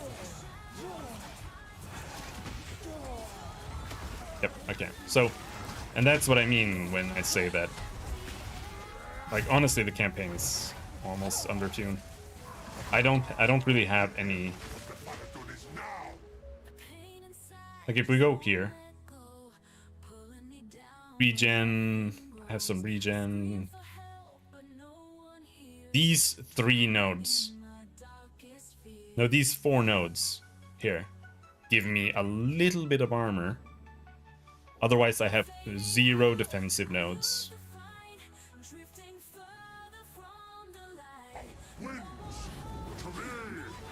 And I can just like stand in his biggest overhead attack and not die.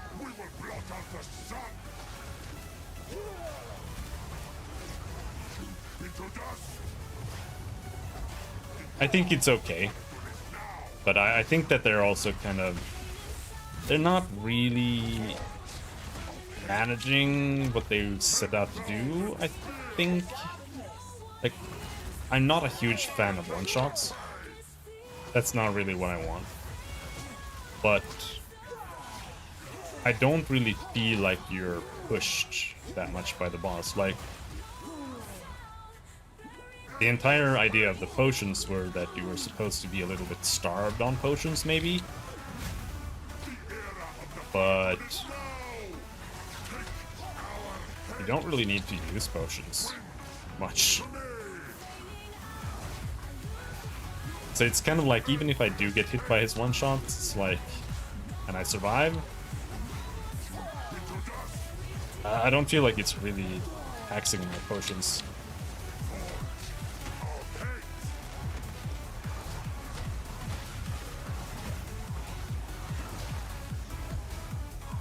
It does if you have a really bad build, but that's it.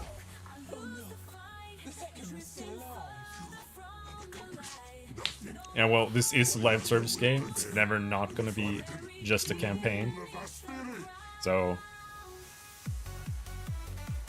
and I love live service games. I think they're great. Not yet. I return you to the embrace of death. I don't even want to play ARPGs that aren't live service, like Grim Dawn. I just don't care. The warp returning.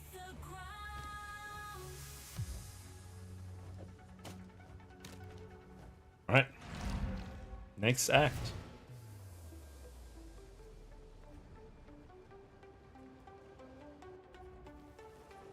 The ground beneath me crumbles fast. I'm losing grip, can make Oh, of course. And now my identification slave isn't there.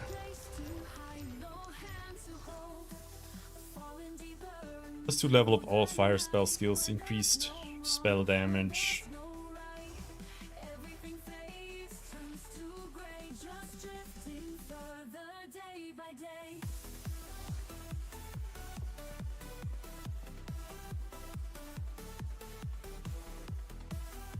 Pretty decent gloves, but I don't know if I really ever want to play armor evasion before we get more classes.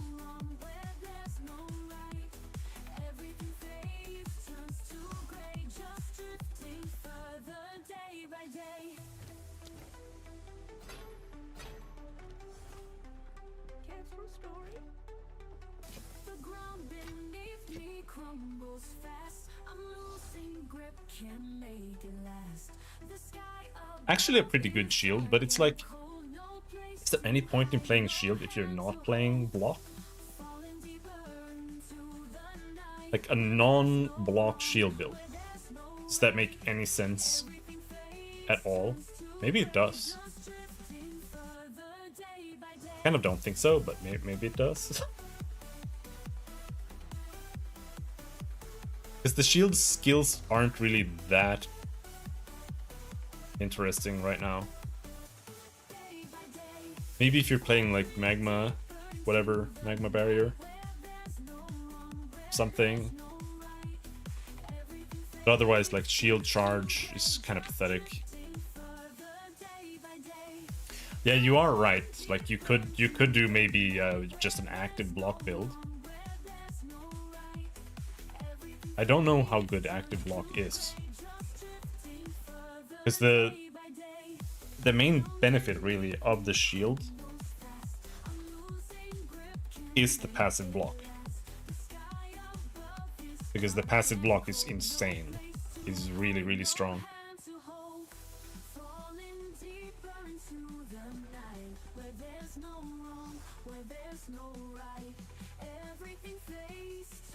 While the active block is really like, I don't even know when you would really need to use it. That's the thing. Because it would have to be an attack that you wouldn't just dodge roll. So I find the use for it to be extremely niche.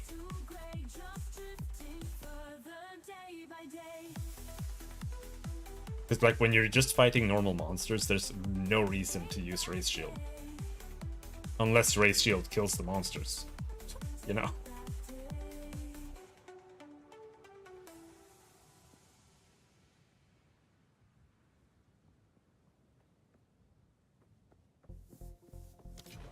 I think this shield is kind of shit, but we can keep it.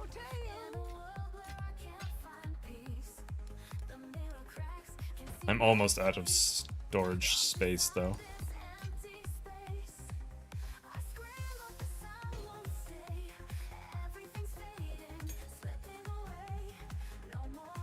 Level 58, next level, okay.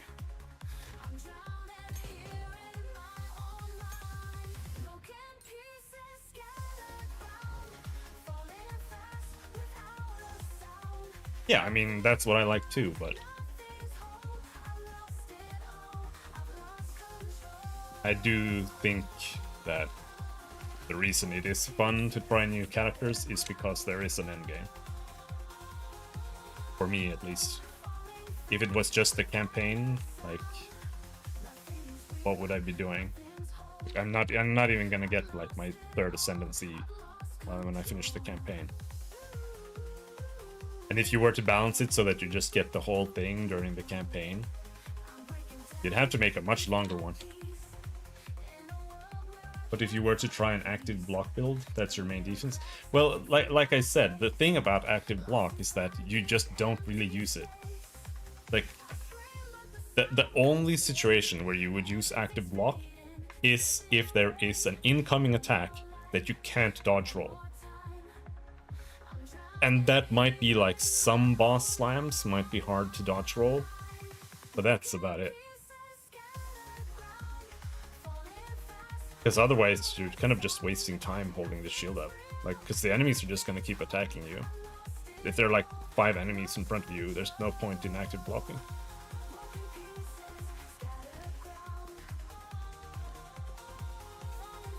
And that's really where passive block shines, because passive block removes, like if you have 50% block and you have 10 enemies attacking you, that's gonna remove 10 of the hits, and that's gonna make you twice as tanky on average. But if I don't dodge roll, that is what you could do that.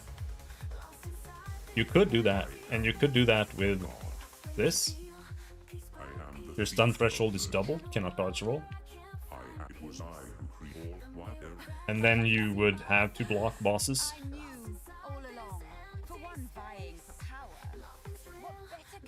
But I still think a shield without block chance or increased block chance is still bad, because you would still want passive block properly.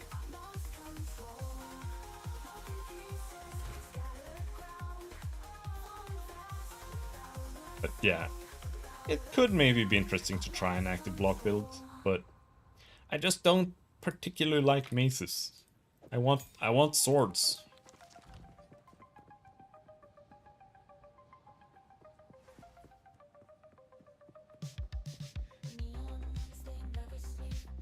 Welcome. Yes, until Act 3. Beast has grown too powerful. The Beast.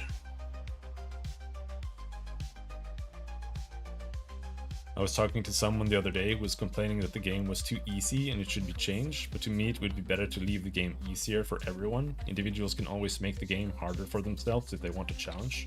I don't agree with that. I think the whole, you can like, you know, just don't equip boots or whatever. I don't think that that's really full of mosquitoes and realistic. still better than sand. Nobody likes doing that. Feels like shit to just play a bad build just so you're challenged. Like, I absolutely think the campaign could be slightly harder, but I think mostly it's fine. As long as like Act 4 and 5 and 6 are a little bit harder than what we have now, I think it would be fine. But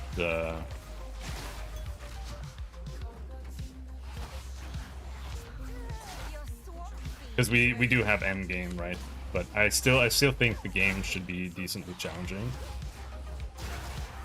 and I just don't want games designed for casuals, to be honest.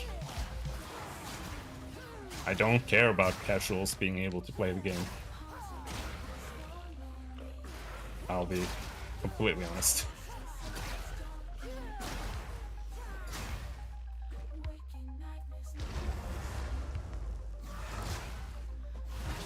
There are plenty of games for casuals. It's okay for there to be games for not casuals too.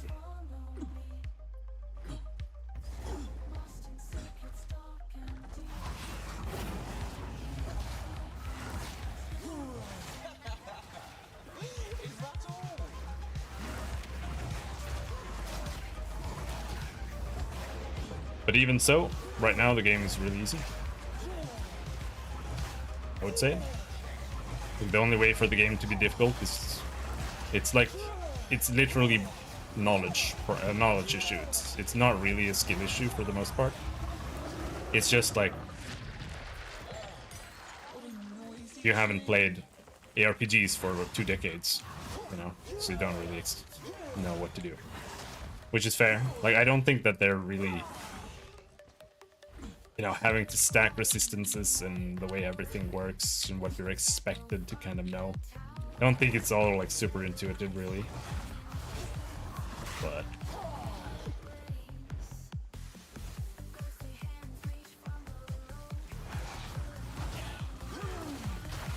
like, I mean, I don't even want the game to have a campaign.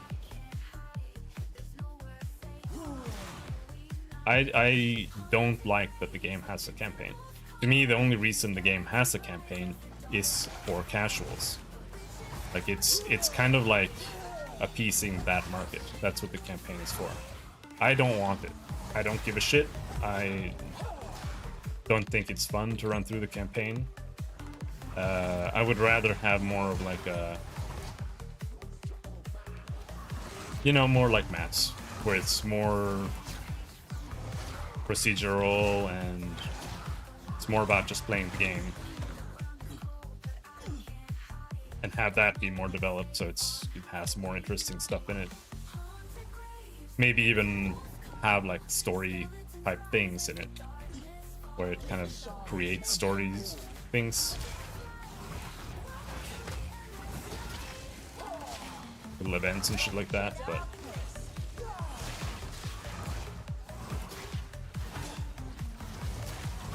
I think the current campaign is like a decent compromise. I Like the thing is, Diablo leveling is shit too. It's so bad. But I know what you mean, right? Like it's such a dream to not have to run through the fucking Sultan Cool storyline in Diablo 3 for the 19 millionth time. You don't have to kill the stupid butterfly lady for the bazillionth time. But then the adventure mode in Diablo 3 is just like super underdeveloped. None of the bounties are like fun to run. You know, there's just nothing in it. And running rifts is just atrocious. Holy shit. Like I think it needs to be like a middle ground between the two, you know? Like in Last Epoch, when you're doing maps, you kind of work towards the next tier, and there's a boss there. Like something like that could work, where it's about there's always like a kind of the same structure as the campaign, where you're fighting your way through the act, and then you finally get to the end boss. Like that, I think that part kind of needs to be there before you get to like the true end game to some degree. Because like if you just played PoE, like PoE 1, you started on maps and it was literally just the map system, but it was level 1. I think that would kill the entire player base like instantly.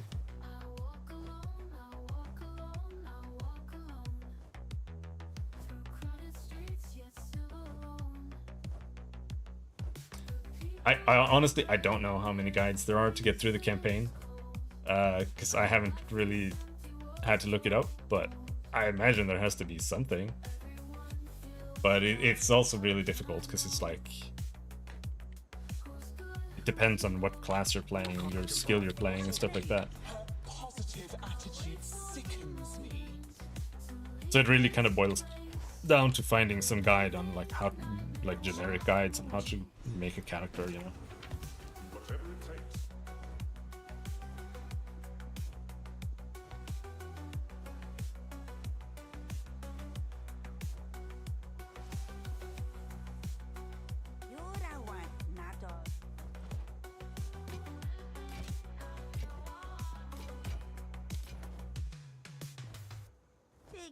There's got to be guides out there.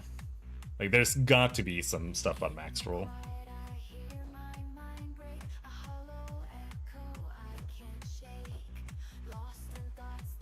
Nothing good here. Knowledge is a form of Shields, hat. 34 fire res. That's pretty good. Enjoy.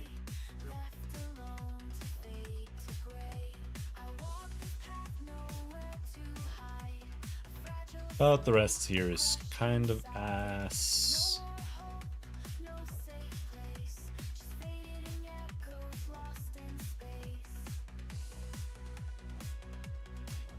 I mean, that armor doesn't have any. Interesting choice. Stay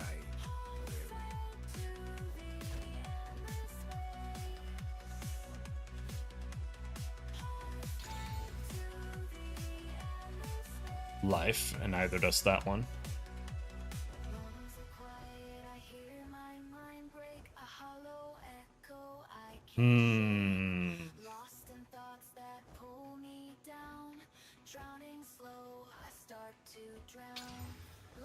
Life. Virus. Yeah, this is just an upgrade. That's good.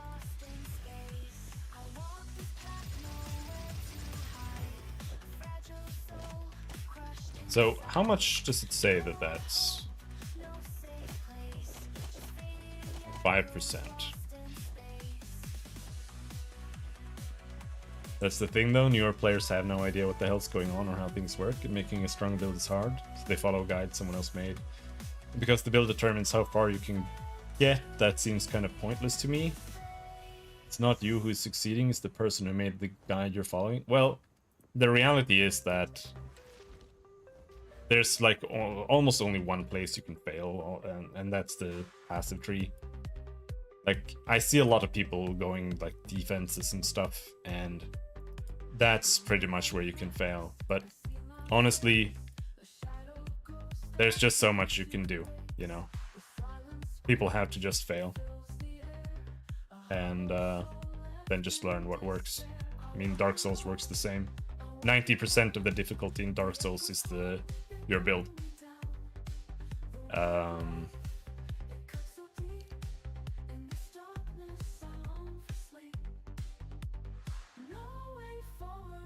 So I do think it's okay for people to fail to get through the campaign too. Just figure out that, okay, maybe I need to do something differently. If I was playing, well, I am playing SSF, but yeah, as SSF versus Trade League, I wouldn't say there's much of a difference between how you would build your character. You know, later on, if you're doing like endgame stuff, then maybe, yeah. Or if you have like uniques, like leveling uniques, but you can find that in SSF too, you know. Not that hard to find leveling uniques for your other characters. For HC SSF, honestly, kind of, yeah.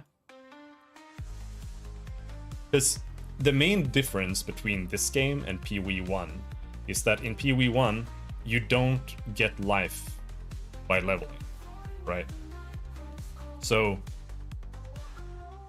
in PoE1, you have to know at what stage do I need to have this and that much life. And getting like more elemental resistance and stuff like that's more available on the tree in PoE1. So yeah, like in PoE1, a little bit earlier, I would get more defenses on the tree. But in this game, because you get life for free, most power has been taken off from the passive tree and put on items. So it's much more important to know how to find good items when you're playing hardcore. Like, how do I get more life? And you know, it just comes down to knowing how to go to the store and look for items now and then. See, like, find something that has, like, maybe this has cold resistance, for example, and cold resistance is a suffix, so I know that if I buy this and I use an Orb of Augmentation on it, then it will get another modifier. And because this is a suffix, I will always get a prefix, because you can only have a prefix and a suffix on a blue item. And life is a prefix. So odds are, if I use this, well, I did get life now, but odds are high that I will get life there. And the same thing is true when you're finding things on the ground, and you're like, okay, that's an armor, like, you know, I'm gonna pick up blue stuff. And knowing where you can augment to maybe get some life stuff that you can then equip is a lot more important than having defense on the tree. But even so, in this game, damage is more important for survivability than defense is. So just making sure that you can kill bosses and you do damage to kill mobs when they try to attack you, you take less damage in general. So until I'm like level 20, 30 something, I usually would not take defenses, even on hardcore, I think. Maybe a little bit. Like if I'm playing a warrior here, taking these nodes here, that would be like a decent defense compromise, where I'm just taking some very quick, strong nodes, and then I'm gonna go for damage. Yeah, like the correct way to play is to get damage for the first half of the campaign, kind of. And then you kind of have to just play and figure it out for you know, when do I actually need defense, when do I have enough damage. But most of the time you're pretty much fine. But I wouldn't necessarily go strength nodes always, but like if I'm playing warrior, then yeah, you would take strength nodes. But for the most part, like if you're playing a monk, like you can't really take a bunch of strength nodes because the requirements for the gear and the gems, they're so high that you don't really have the luxury of just taking a bunch of strength. So there you have to figure out other ways to make sure you have decent defenses.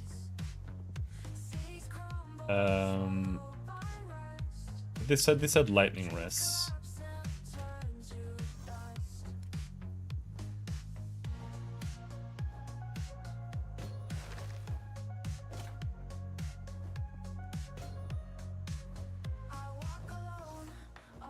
Now, we did have a body armor here somewhere.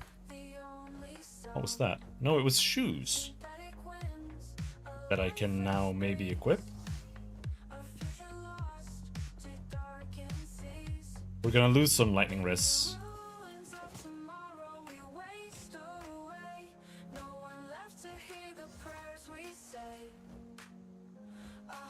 No, the reason they removed life from the tree was to make the game more accessible and easy to play. But there's more reasons too, like knowing when to get life and how much life to get in PoE 1 was very difficult. Because it wasn't like you weren't always near life on the tree either. So at certain points you would have to go and like actively go and search for life, right? So really and back in the day, PoE 1 was a lot harder. It was honestly harder than this game is now, in my opinion. And so you would have to know, like, from experience, just playing it, when you would need to get more life, because the upcoming bosses were gonna become harder and harder.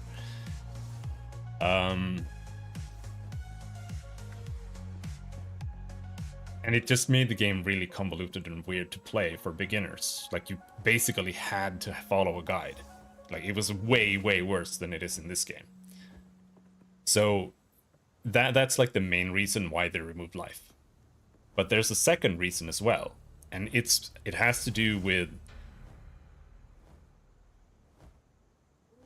the damage potential available on the tree, right? So let's say you have to spend like 40 points traveling and getting life nodes. That's 40 points you're not using for damage. But what if a build can survive, especially in softcore, with like 10 nodes, right?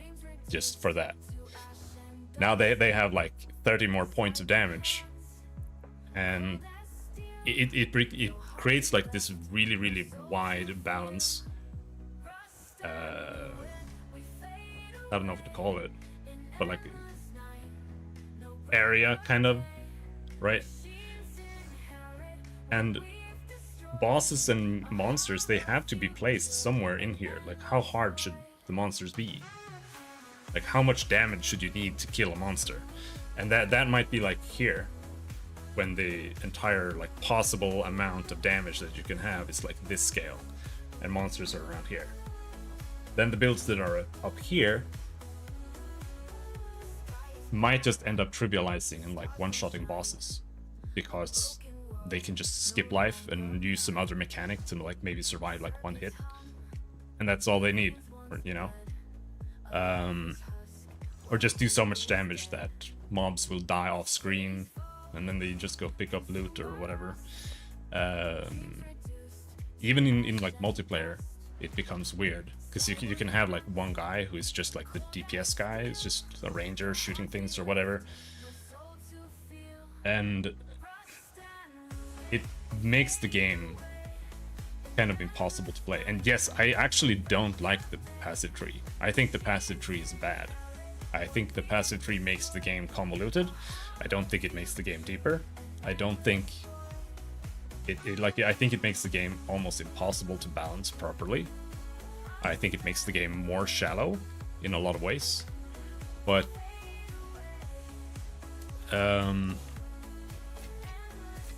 it's what we've got.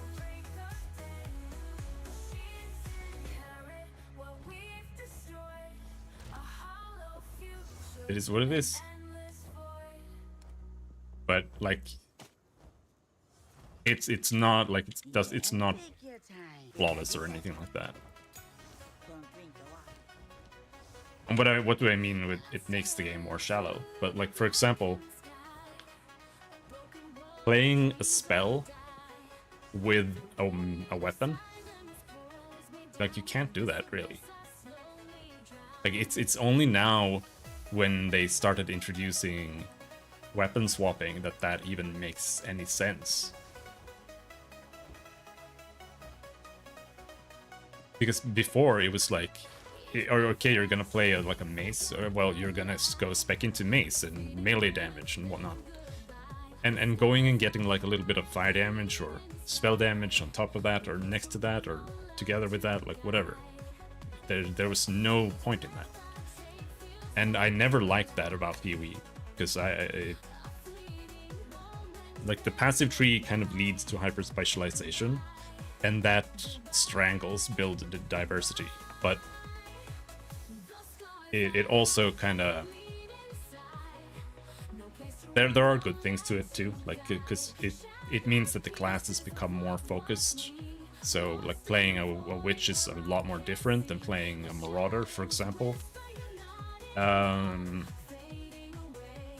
Because otherwise the classes might be kind of similar, but like, it does make playing a hybrid thing a lot more harder. That's why I think they'll carry on with both games, PoE 2 for more casual play and PoE 1 for all the endgame enthusiasts who want the game to slap them around. I think you will dump this game at some point and go back to PoE 1. I think you're wrong. I think it's actually the opposite, that this game is going to be more for the hardcore enjoyers, and PoE 1 is going to be for the casuals, because that's what PoE 1 is right now. Most of the complaints about PoE 2 from PoE 1 players are that they can't just go into maps and just turn their brain off and just destroy everything instantly, because that's what you do in PoE 1. So I think it's actually the complete opposite of that.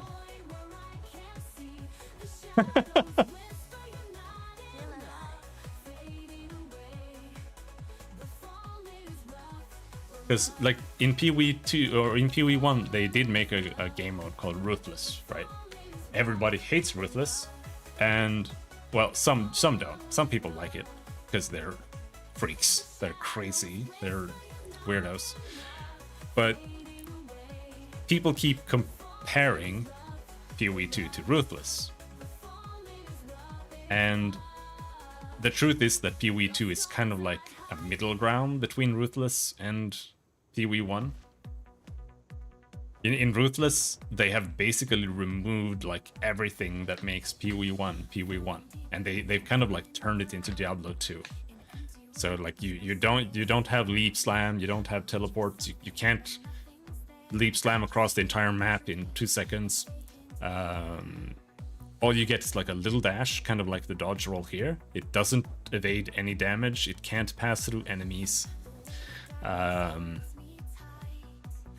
You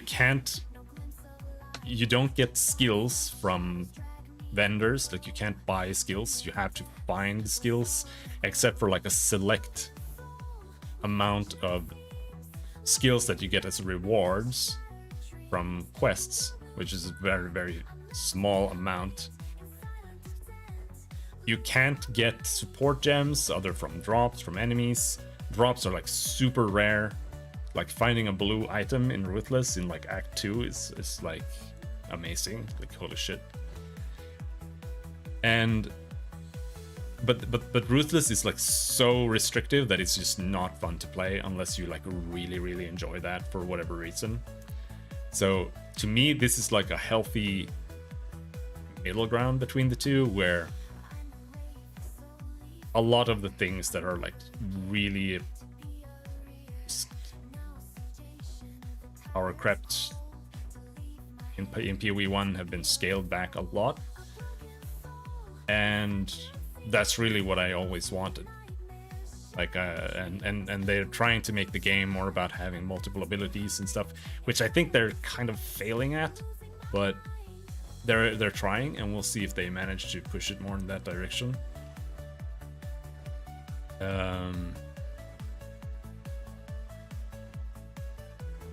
But the core idea is that it is supposed to be harder, because like in PoE 1, you have to get to like the pinnacle bosses to have bosses that are even remotely as difficult as even the act bosses here. Now, I don't think that the act bosses here are difficult, but like the bosses in PoE 1 are pathetic.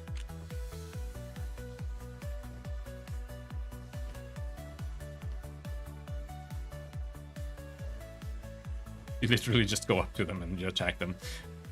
The bosses in the campaign in PoE 1 now are so weak that you spend longer looking at them in their invincible like transition phases than you can actually damage them. And I do think that that's a failing. Like they have failed to keep balancing it for like no reason either. I don't really understand why that's happened.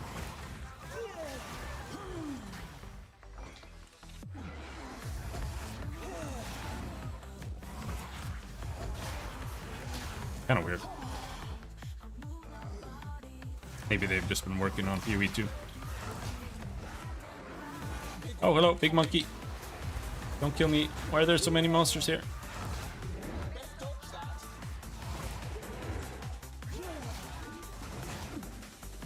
Like, that's one of my biggest problems with PoE 1. That I don't think that the campaign is balanced, but I also don't think that the end game is balanced either. Like, with a build that completely trivializes the campaign, you can still be completely unable to progress in the end game. Because it's just like universally poorly balanced.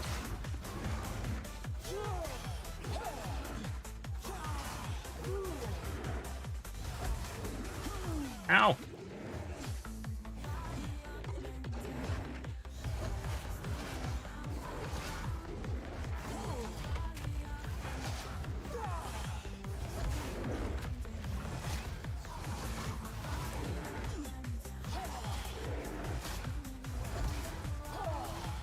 Damage is pretty bad.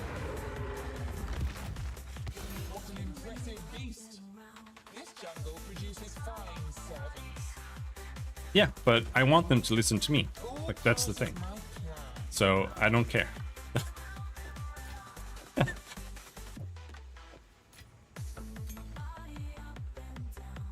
Like, how can I possibly be okay with the game being like easier when I just want a game for me to enjoy it? You know, it's one of those things where you just can't please everyone. So I just have to ask them to make the game for me, you know? That's really all there is to it.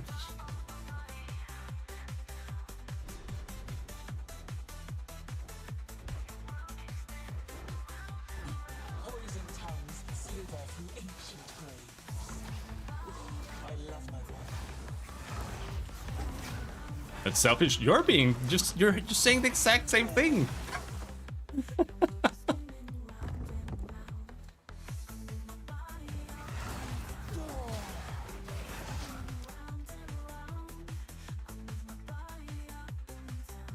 Okay, so we now want this. How much intelligence do we have now? 100. We can probably get some strength here. If I were a dev, I'd want to make a game for a wide range of players. That's absolutely valid. That's what most devs are doing, like AAA devs do that. I, on the other hand, I would never want to do that. I am a game developer, and that is absolutely not what I want to do. I want to make niche games that are for a niche market that will really enjoy the game, instead of just something that a wide array of people will enjoy. And then people on like this, because it's like this, like I want to target people over here, you want to target people over here, and for me, everybody here will not like the game, but for you, everybody on this side and everybody on this side will not like the game either. So it's like, you know, you gotta do what you gotta do. And I know that GGG are not aiming for pleasing everybody. They haven't even been trying to please everybody with PoE 1. They've always stuck to their guns quite a lot. They know what they want to some degree. Like, people have been asking to skip the campaign for decades. Okay, a decade. The game is only like 12 years old. And it's never gonna happen. It's never ever gonna happen. Same thing with the auction house. Like, we might be getting an auction house, but people are gonna regret that. People have been asking for movement speed on boots to be an implicit for ages, but we'll just have to wait and see what they do.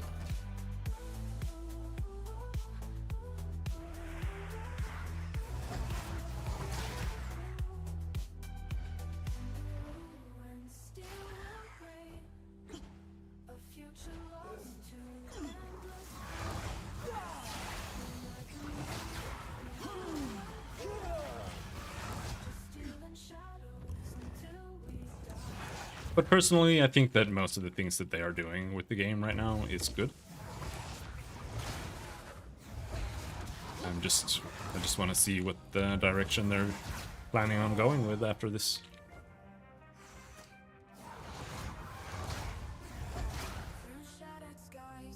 I don't think difficulty settings are a universal solution either.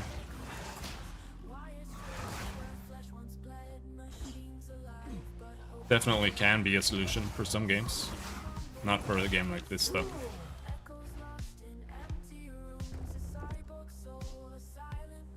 And I also think it's okay for games to not be for everyone, so.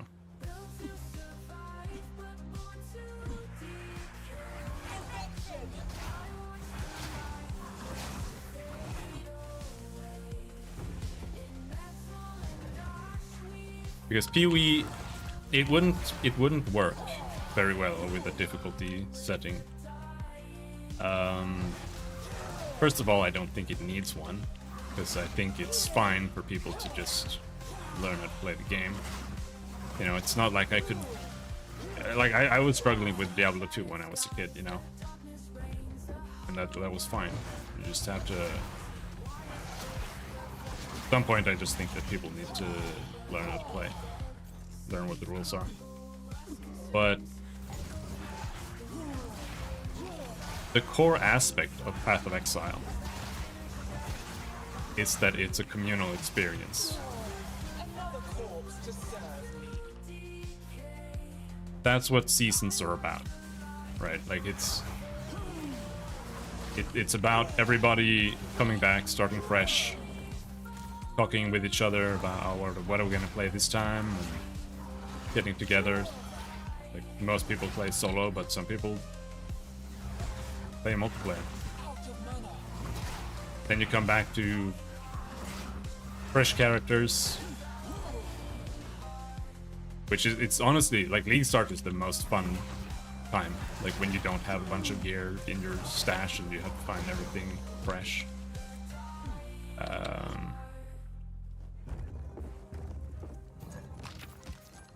And everybody's just playing the game on the same footing. You know, you're looking at streams, checking in, like how far is this guy? Especially on hardcore, it's a lot more, you know, is this guy still alive? You know, that kind of thing.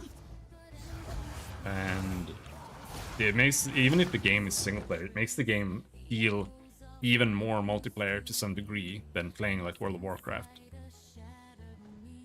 Because it's, like I said, it's just a shared experience. Everybody comes together, kind of like football games or something.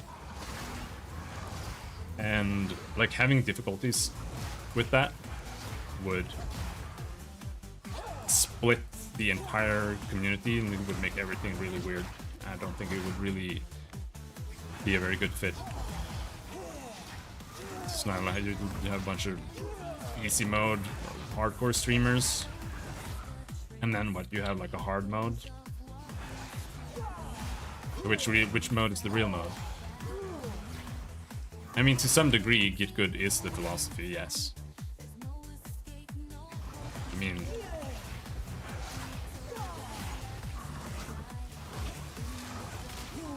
that is what games are usually about. Learning how to play the game and beating it. Unless you're just a story enjoyer, then whatever.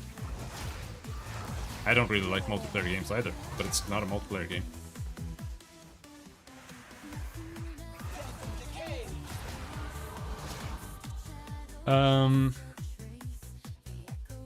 Do I take it now? Sure, why not? We are prepared now. Dude, where is this fucking thing? It's just like straightforward? No.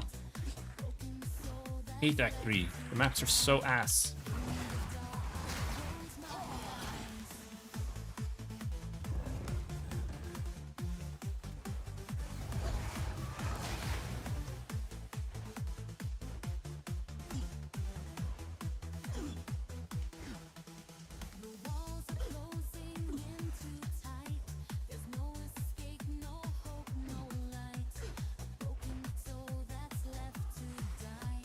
With this character? No.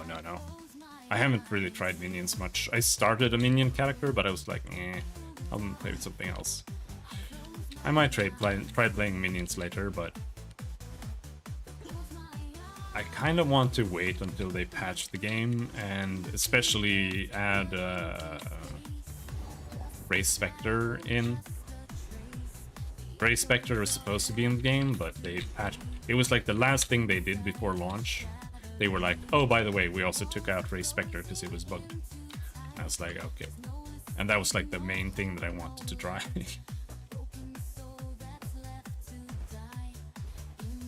For a minion build.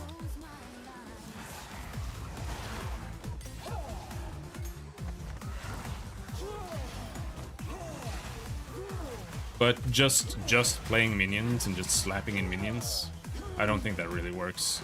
Demon form with minions, I would say it does not work at all. Because minions require you to use a scepter, and demon form can't use weapons. Death is my power to wield.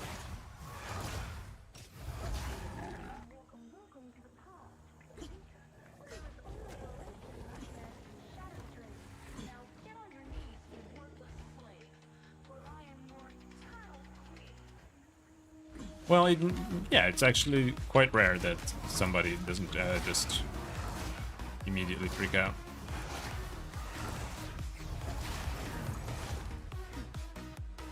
To be honest.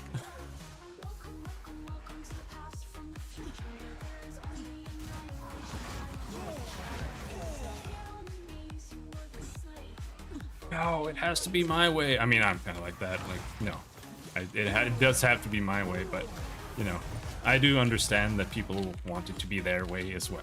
Like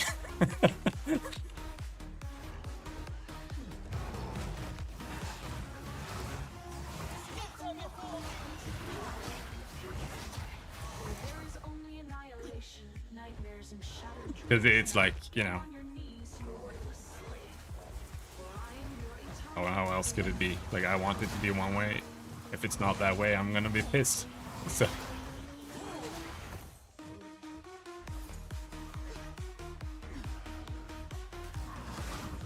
Because honestly, like, I've been waiting for a game like this for decades. That's why I would want it to be harder. Even the campaign, I would want to be harder. But that's because there really aren't many hard games.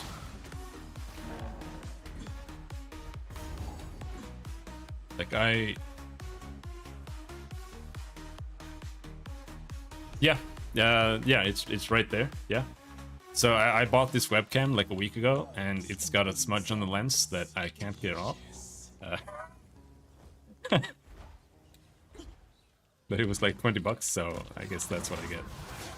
I'm gonna try putting it apart, taking it apart later, and seeing if it's on the inside. But Logitech quality right there.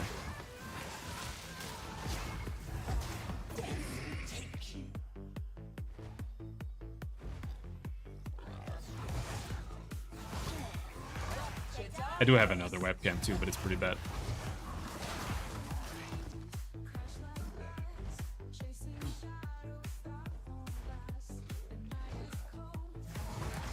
But yeah, like, I really mainly enjoy playing RPGs or specifically MMOs nowadays. But there are no MMOs anymore. They're all dead. And they're all like super easy. I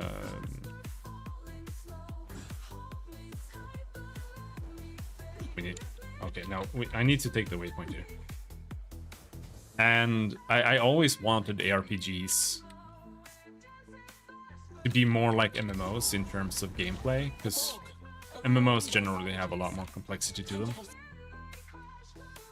While MMOs have like really shitty itemization, it's not really fun to just play the game and progress your character. It doesn't really have that. You have to just do shitty dungeons with other people to like progress and stuff.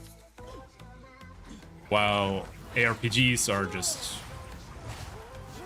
like one button games. Grim Dawn, you have like one button. Last Epoch, you have 5 buttons, but they're basically one button. Like Diablo 3 was one of the closest to it for me, for having some like complexity, but not really. And I was hoping that this game would have more depth to it, gameplay wise, but right now it just kind of feels like PoE1. Like, I don't really feel like I'm using a lot of skills or whatever. I'm literally just playing PoE1 here. Pressing the same button over and over again. I don't have buttons for like different situations really. I do on my warrior, kind of. That's why I think warriors are in the best spot right now, but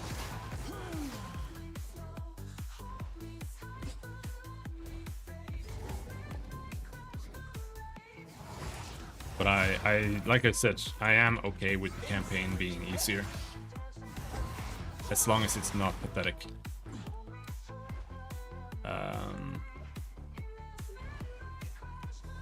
Because I do realize that the campaign is for more casual players, but the idea that the campaign needs to be easier right now, it's a little bit like, that's where I draw the line for sure. But I would be okay with it being roughly the way it is now, kind of.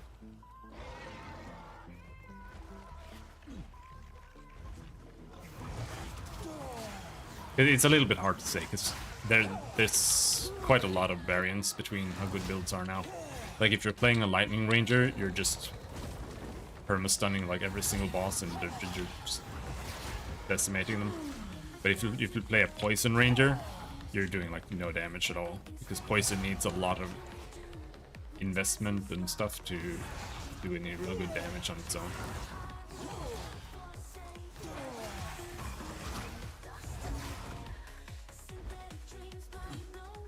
And some of that might not get resolved, because it's like some builds are just a bit worse early. That's to some degree okay too.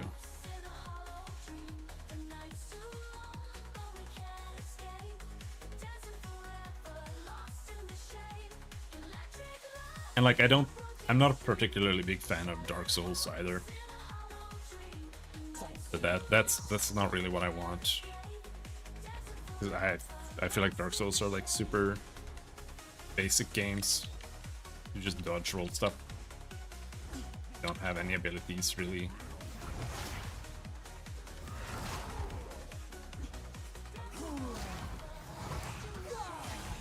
So this is pretty much what I want. I just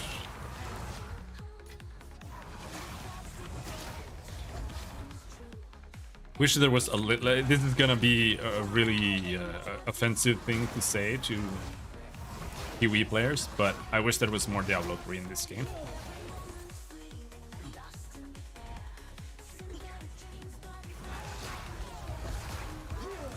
Because I do think Diablo has some things over PoE.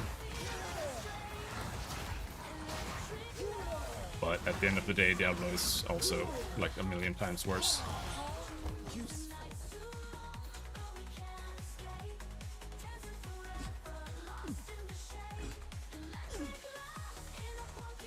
Like, GGG have a total aversion to cooldowns, so they have started adding them more, and usually in the worst way possible. But that's something that, in my opinion, Diablo does better. Because the thing about a situational skill is that it has to be more powerful than your baseline stuff.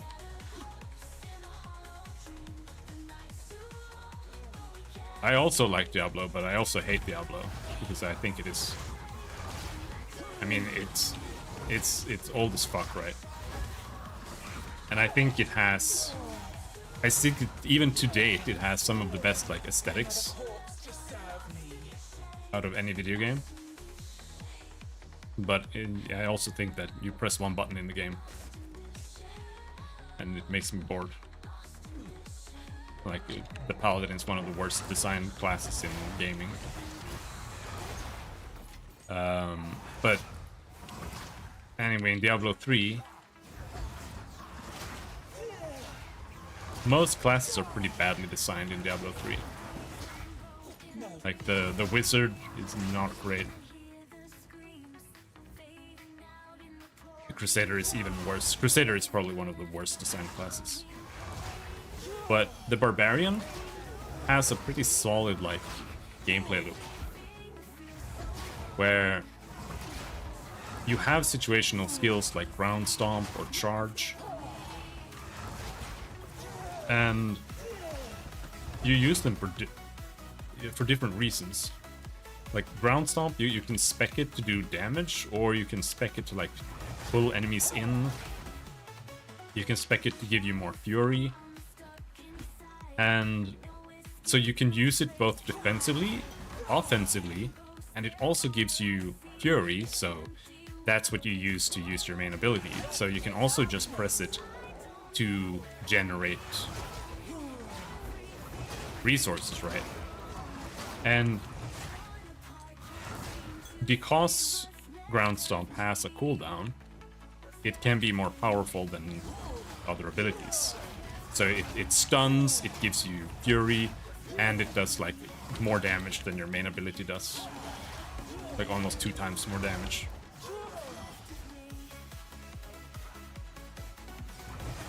But in this game,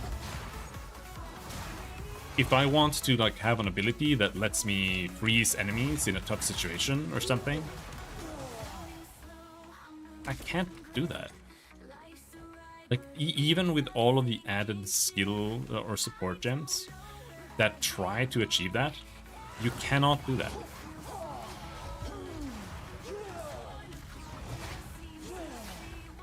Like, the obvious choice is Ice Nova to freeze enemies around you as an elementalist. But unless you're playing like a cold build and you're speccing into freeze build up and shit, it doesn't work. Like if you put Ice Nova on a cooldown, you give it increased freeze build-up chance, you give it the cooldown that gives you 100% increased chance to freeze or to apply ailments or whatever. It's gonna build like 20% freeze or something. No. It looks to me like you're just floating around pressing one button right now. Yeah, but like I said, I also said that I think that GGG is kind of failing at what they at least claimed that they were setting out to do, which was having more situational buttons. That's exactly what I mean. That's what I mean, that I wish that they'd had more Diablo 3 in it. Because especially the casters right now are very shallow. You kind of just end up having your one button. Oh, fuck.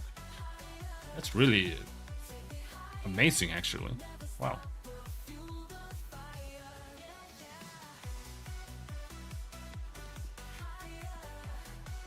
Actually, it has like 3 buttons. I press Contagion on one monster, and then I press Hex Blast. And then when that monster dies, that spreads Contagion to the other monsters, and then it causes Contagion to do more damage. And then I press Hex Blast, and then I kill the monsters. And if there's still like a rare mob around, I use Essence Rain on it, because that's another damage over time. And then I press Hex Blast. And then when Essence Rain and Contagion run out, I then reapply them, and then I press Hex Blast. So, like right now, that's kind of how most mages, what it boils down to. You're kind of just pressing one button.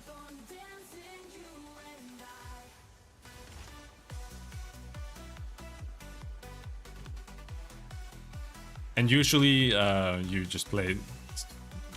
People are playing Spark Archmage right now. But you have to basically be in endgame already for that to even exist. This Archmage is a high level ability.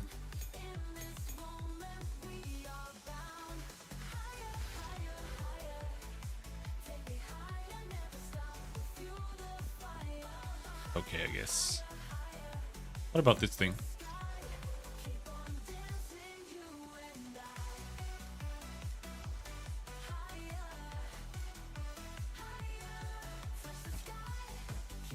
But yeah, this shield, the only thing missing on it is a block.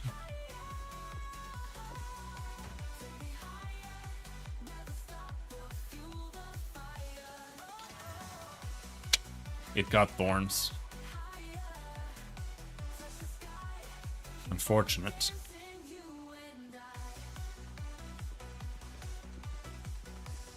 But it has fire, chaos, and lightning resistance, and good rolls on all of them.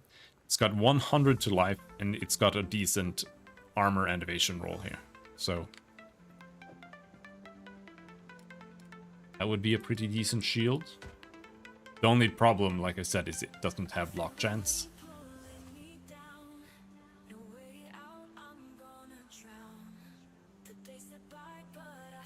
20% increased movement speed boots.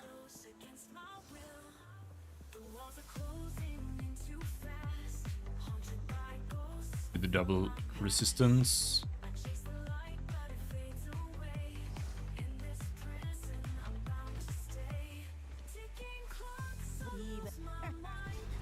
Then Chaos Res, all attributes, slowing potency of debuffs on you. Is this different per class?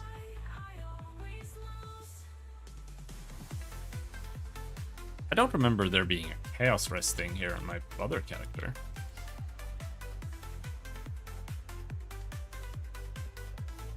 Maybe I did take Chaos Res. I mean, I don't know why I wouldn't take Chaos Res there.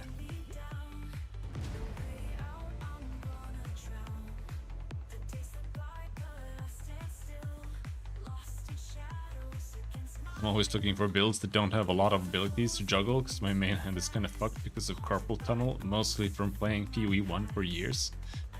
How are you like a casual campaign Andy, but you have carpal tunnel from playing PoE1.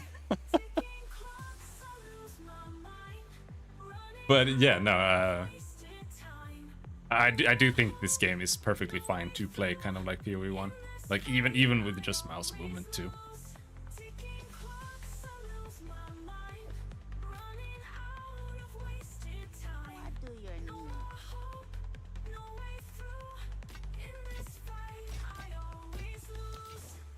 need? Be wary.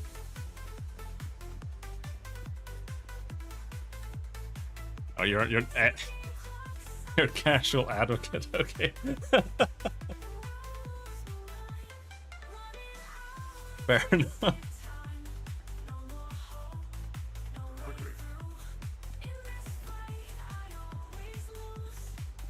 Still alive? My tribe could use. Don't drink the water.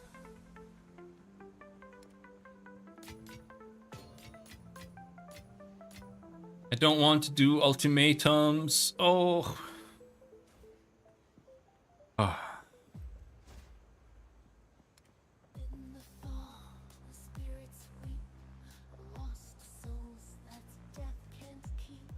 Witches fly on broken wings, casting spells Well, on forgotten kings. The fire burns I don't know. cold. Stories of the damned, long since told. I haven't really tried playing minions yet. Owls cry. And what I don't really know is like how kneecapped your build becomes from like a damage perspective, right? Because you can't use the staff, you can't use an offhand, so it's like you're losing like 80% increased damage, which is a lot.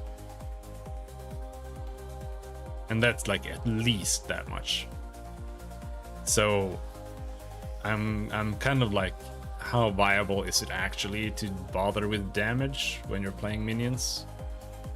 Because, you know, Flame Wall, I get. I think Flame Wall is the worst ability in the game pretty much, but for just summoning SRS and like a little bit of free damage, it's okay. When you're not trying to play like an actual fire mage build.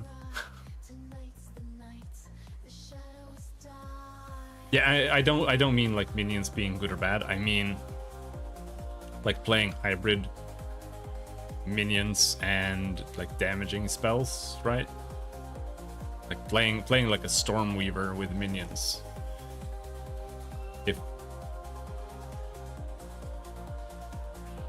If that's just gonna spread your damage out too much, or maybe it's okay.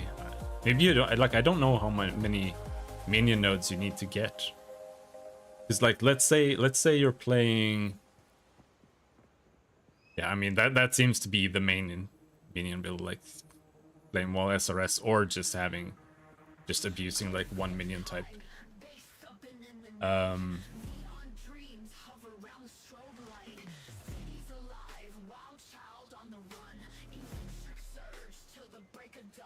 SRS is kind of cancer because of screen clutter. I can see that. But then again, I did play an AoE Fire Mage, and that was probably even worse. But yeah, I can see that.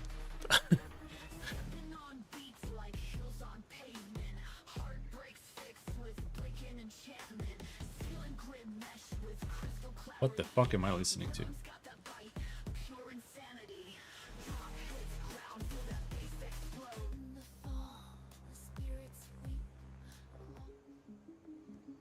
Alright, what was I thinking?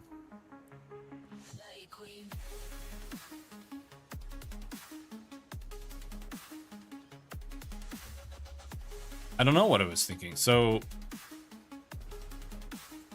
I'm gonna go microwave something real quick, and I'll be back in a jiffy.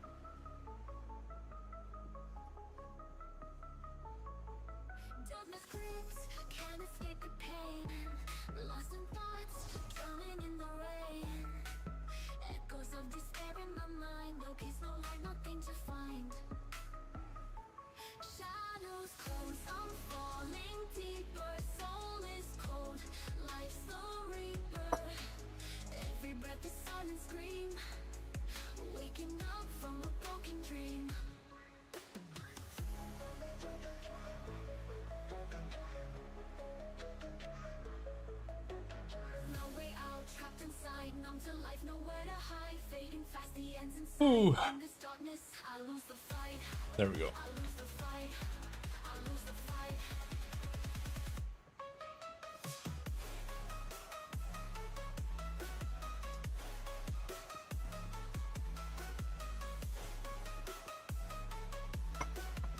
I want to play Merc too, Darkness creeps, can't but escape the pain.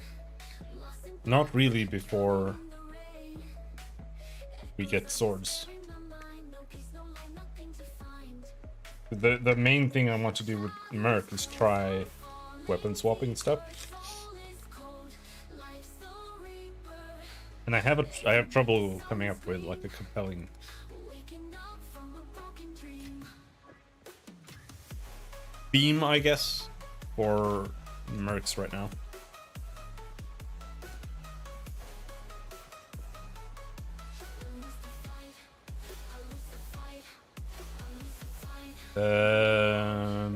Trapped inside, The Azek Bog. come to life, nowhere to hide. Fading fast, the ends inside. Oh, glad it didn't reset yet. I lose the fight. God knows how long I was out.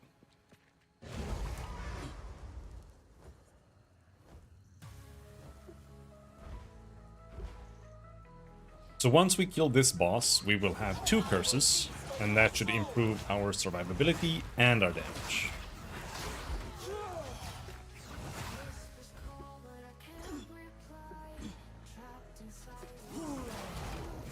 But how much do you get here? It's like 40. I think I'll need to take off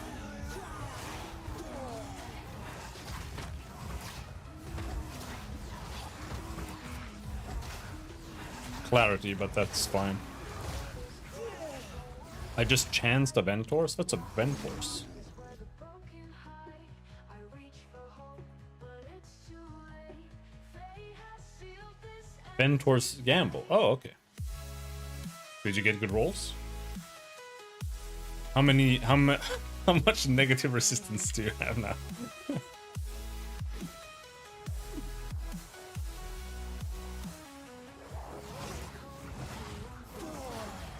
Lost in darkness where the broken hide. I reach for hope, but it's too late. Fate has sealed this empty fate.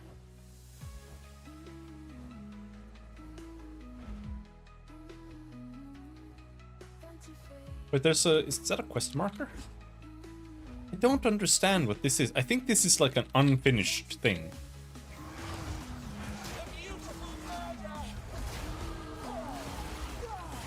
Oh, that sounds actually decent. Wait, this thing here. This is like a quest thing, but it doesn't do anything.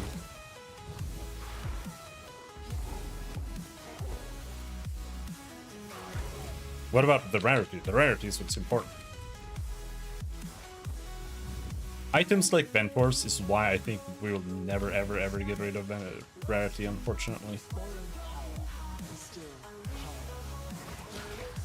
But yeah, this is one good example of why I think even the acts that we have are not finished. Like, this even has quest markers, but it doesn't do anything. So we'll just have to wait and see.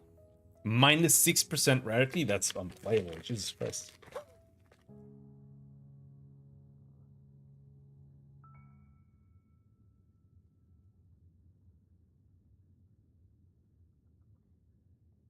I do like that item though. It's kind of... Most of the time I feel like it's just unplayably bad. But I like that it can be like ultra good as well. Like if you get really good rolls, it can be pretty much best in slot.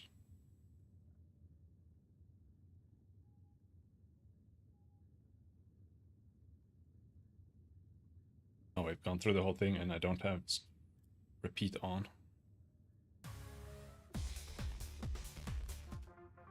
Well, the first songs were kind of ass.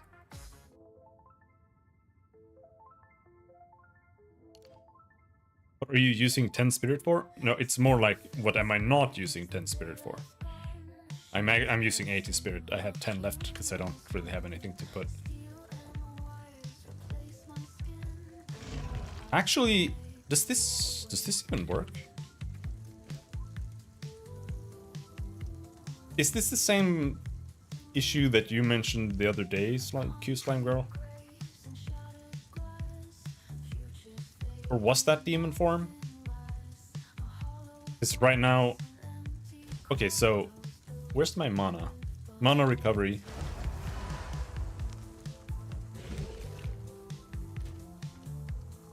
I lose mana recovery.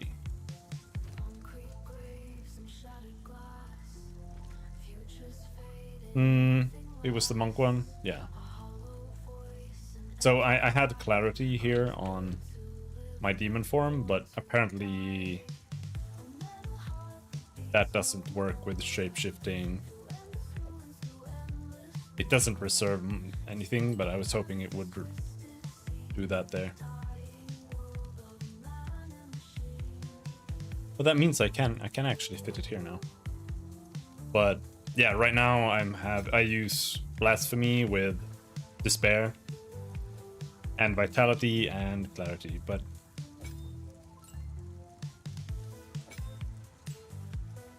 if we get 40 more,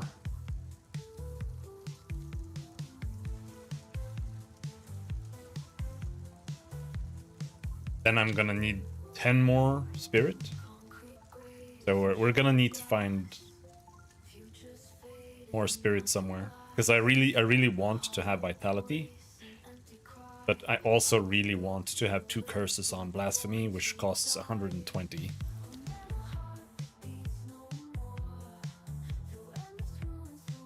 Okay, so now I have this. What do we do now? So the curse here gives hinder, which is pretty bad unless you're speccing into it, and when you do, it can be really cool. And down here we have armor that we can take. Take some more life regen there, and then go down here and take this armor. But I think first and foremost, I want to get this, the recoup, before we get anything else.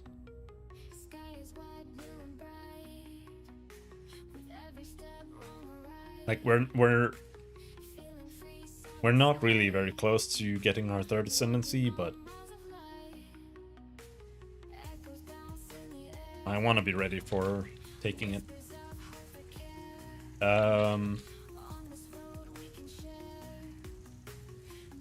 I didn't even know the boss could be like in the middle somewhere. What the fuck?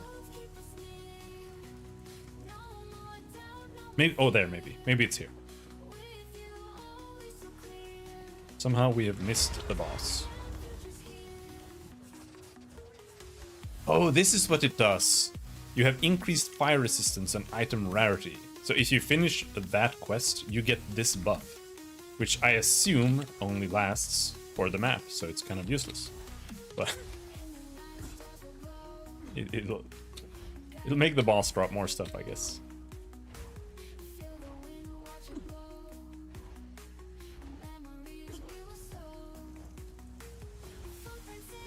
It's map though.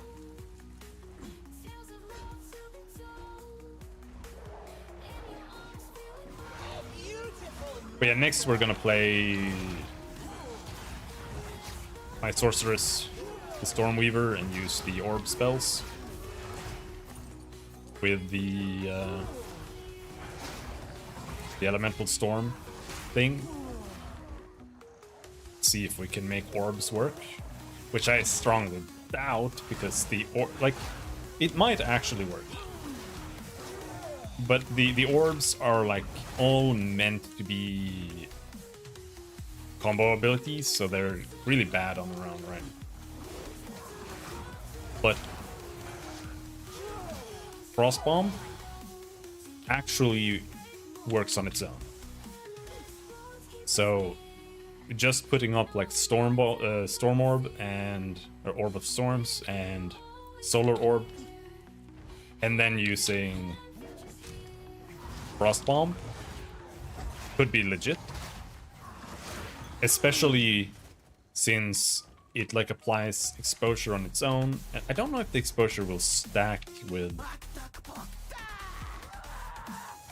elemental equilibrium though. Might not. Stick, embarrassing us as that witch.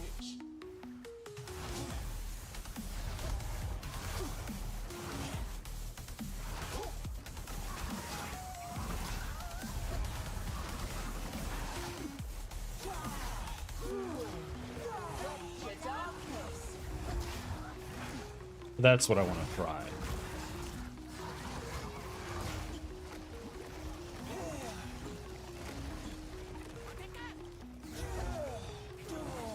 There are only so many builds really to try right now before we get more stuff, so.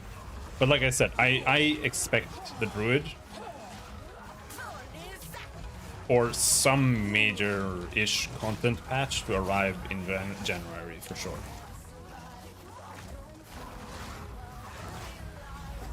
Either that or they're just gonna drop everything and like try to rework the trials, but I strongly doubt they will. Stuff like that, like historically GGG had just kept doing what they were doing. But I think the trials are the worst part of the game right now. By miles. So I really do hope that we get some changes there, at least some changes, right? Even if they don't rework them entirely, which I think they should, I would be happy if they at least make some changes. Because, like, if... I think Sanctum is retarded, but if they made, like, all the choices and debuffs and stuff like that actually feel like not ass, it could be like acceptable, I guess. But I just hate every second of playing it right now.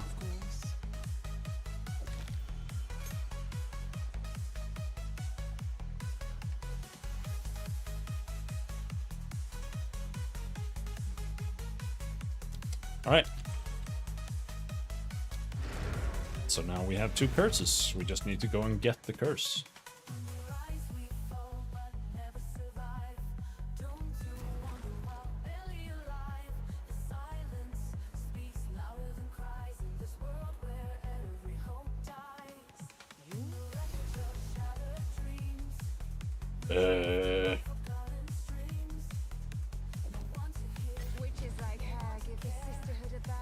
I really hope that they change how the charm slots work.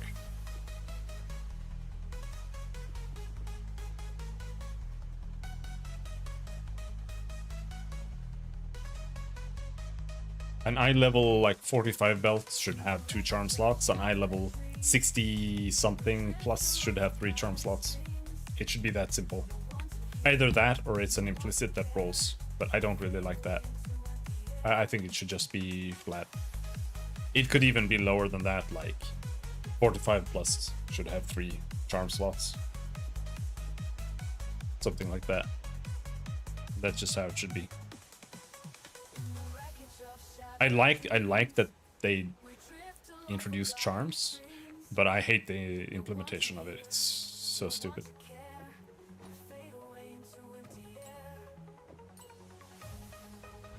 They feel completely meaningless.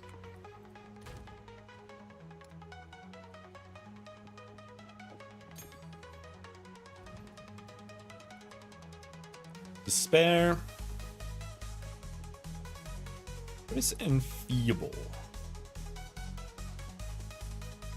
There.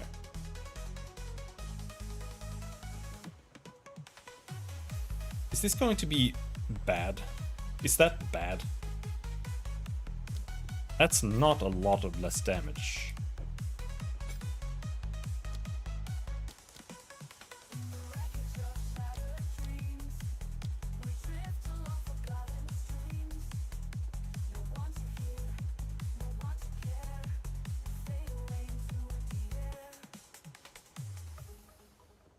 Like 44% less effect of this.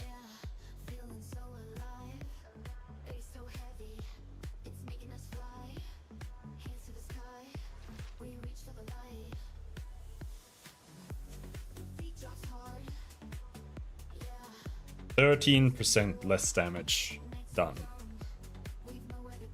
I mean, it's better than nothing. I'll take it. But it's one of those things where it's like, Feel the heat rise and make it pop. Move your body, let it drop, drop, drop. without specking into curses more, it's probably just gonna be ass. But we do get a little, we get 8% increased effect here. 8%. Do I want this? I mean, maybe not.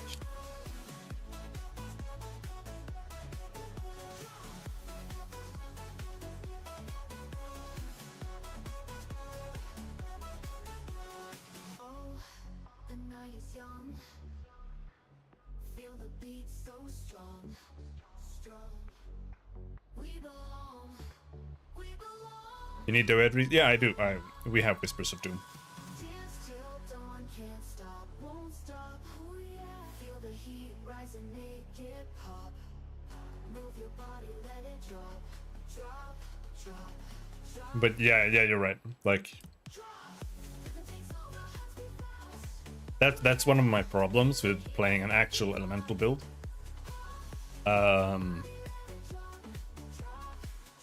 There's no elemental weakness curse. So, what the fuck do you do? Like, you basically have to take a pen for everything. It's kind of rough, because these nodes aren't particularly good. This is, what, 32% pen? It's a lot better than nothing. But when you're up against something that is actually resistant, this is only barely gonna cut it, but usually they're not resistant against everything, right? So, might balance out anyway. Feel the beat compounds, together we'll arrive.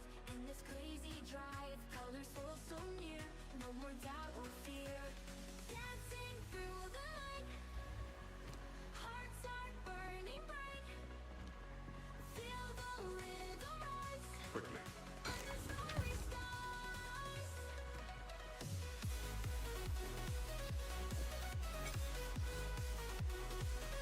Now, that comes at the cost of 1% life regen. And I don't know how that is gonna work out. This crowd, hands up to the sky, reaching way up high. Time no longer flows, everything just glows. Endless nights we find, lose our worried minds. Dancing through the night. Because I'm relying on life regen right now to maintain demon form. And then I want regen on top of that to be able to properly regen a little bit as well.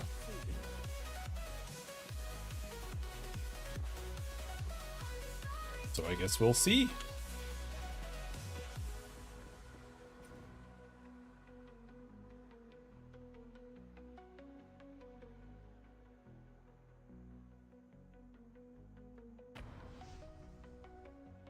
Now this should double our damage though. In this crowd, hands up to the sky, reaching At least single target. time no longer flows. Everything just glows. There's Worried minds. Dancing burning bright. Feel the rhythm. yeah, we're still regenning. We're still good. And that means that vitality might be a luxury item, which is fine. I still think I will try to get vitality equipped.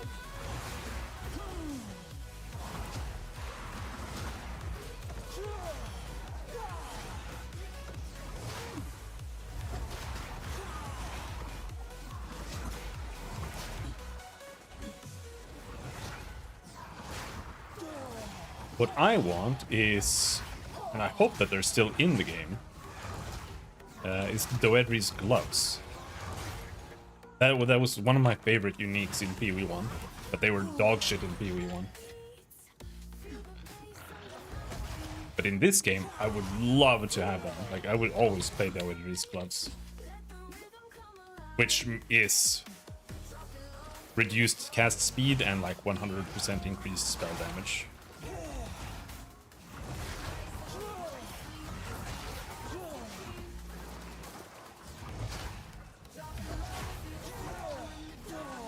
I really like playing slow builds that just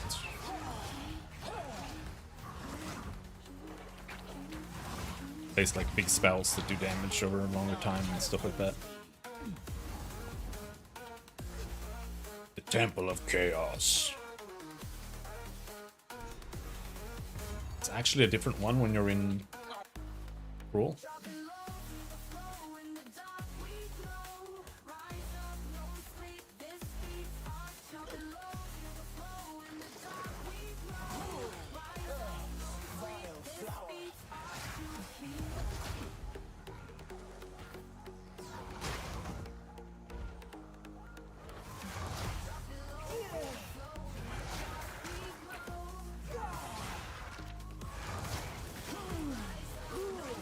I think Enfeeble is actually one of the better curses to use.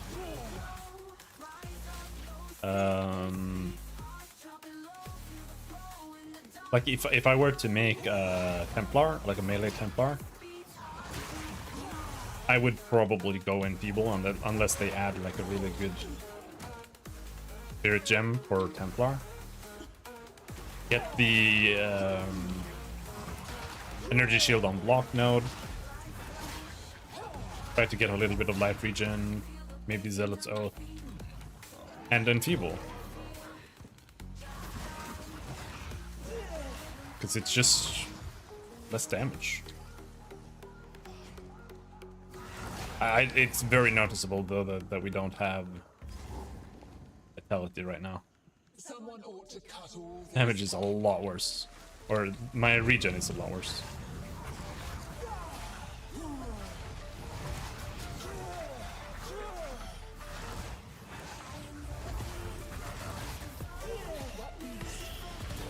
I think my damage is better, but it's really hard to tell.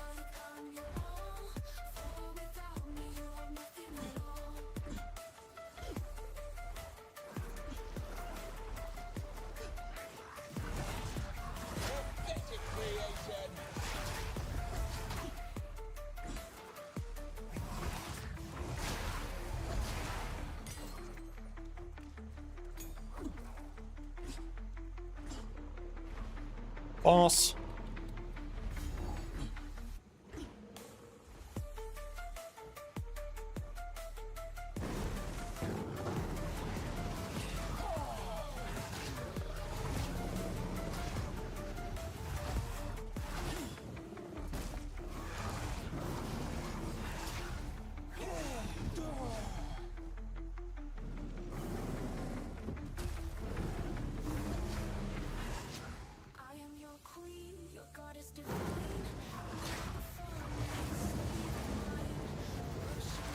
Oh shit!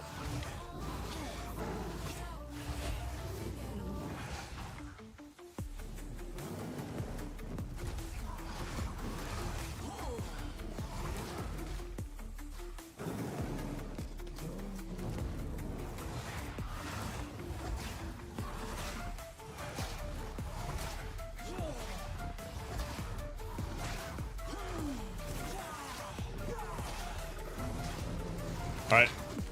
It doesn't double your damage. It only bursts one curse per target. Pretty sure.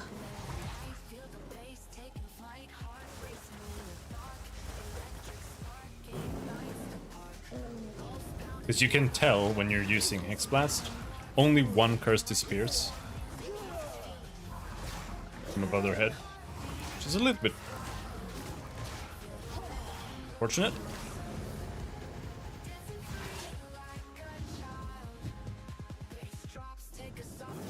Kind of makes me question if this is the way to go.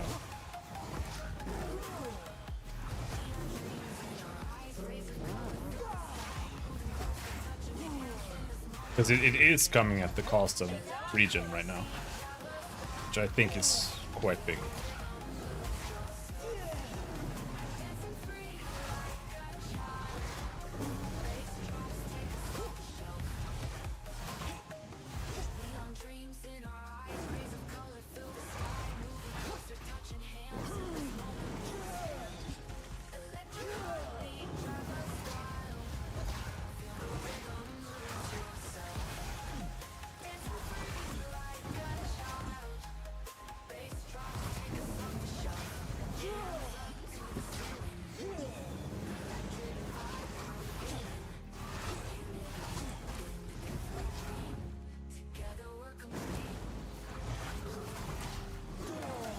Did not manage to freeze it.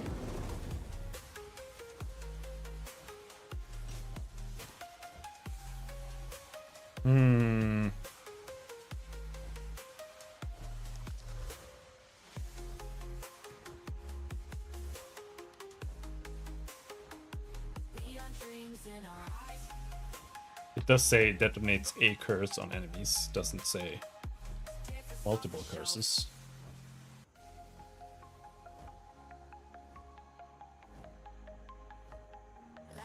Wonder if you can do like spell echo on it, maybe.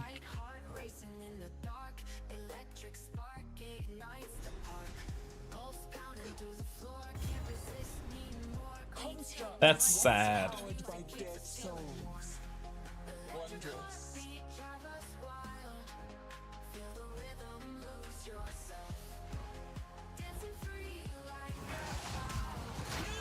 It serves me.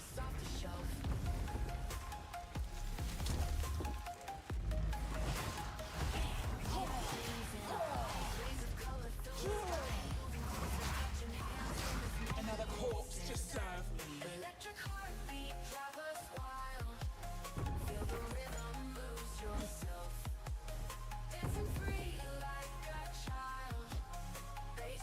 It might kind of boost your damage though.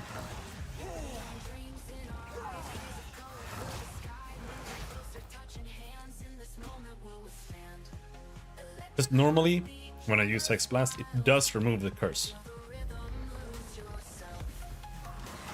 And what's happening now is that it's alternating which curse it's removing. I think it's basically removing the oldest one or something. And what that means is that normally when I use Hex Blast, Despair isn't actually being applied. I assume. Like it removes Despair, then Hex Blast does its damage.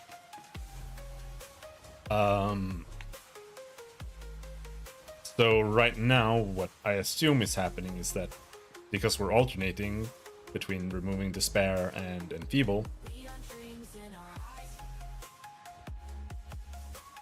every other hit will actually have Despair, but I kind of don't like the way that turned out. Now this is a find. A Baal ruin that hasn't been looted? No one from camp has managed to make it to this part of the jungle and survive. Until now.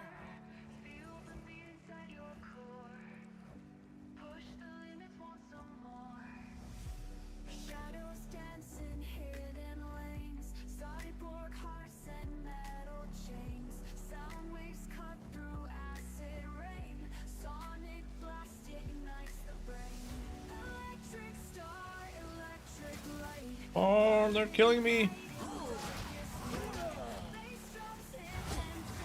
Trying to write messages on Discord. Don't attack me.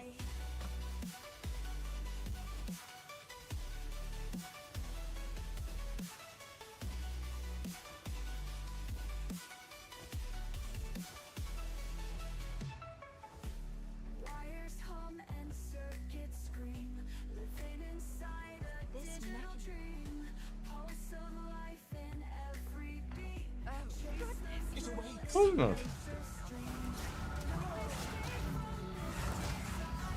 The right time.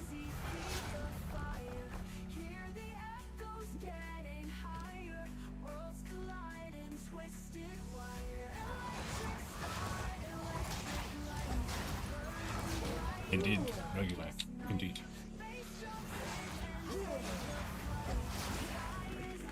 we own the night.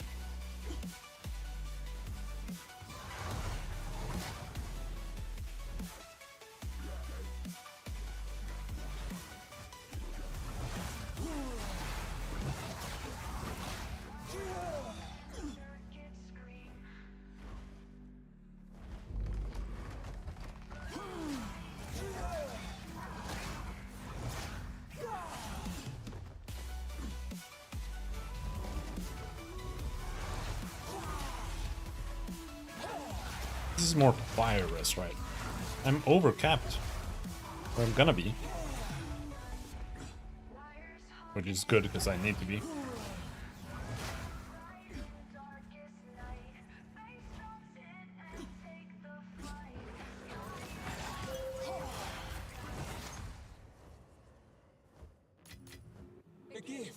own fate.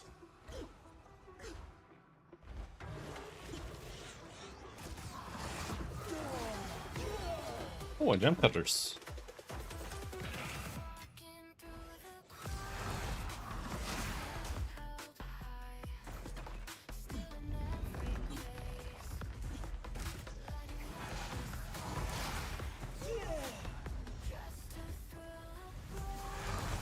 Pick them up!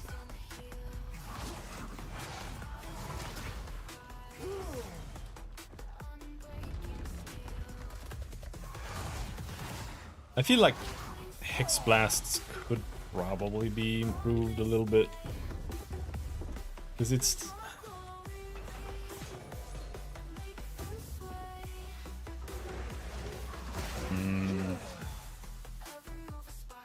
I don't really understand what the idea is. Like, on one hand you can use Blasphemy, right? And you just have a permanent curse up. And you can just spam it. And it still doesn't really do that much damage. It's honestly one of the weaker abilities I've been using. So, I'm not like super impressed by it, by any means.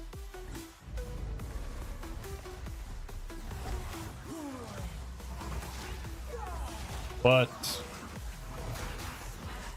like, what other way is there of using it? The only way I can imagine is that you have a curse with Impending Doom or whatever it's called.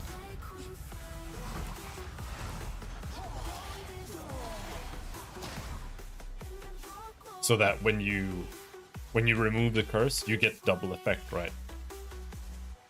But that's also a mana stacking build. So you'd have to, well, if you're gonna be using curses, you are a mana stacking build, so they're so expensive. Especially if you're gonna be reapplying it all the time. And so it's like curse plus decaying hex plus impending doom to make them have, to make the curse apply a dot and then have, when the curse gets removed by Hexblast, it also explodes. Something like that has to be like the intended way of doing it.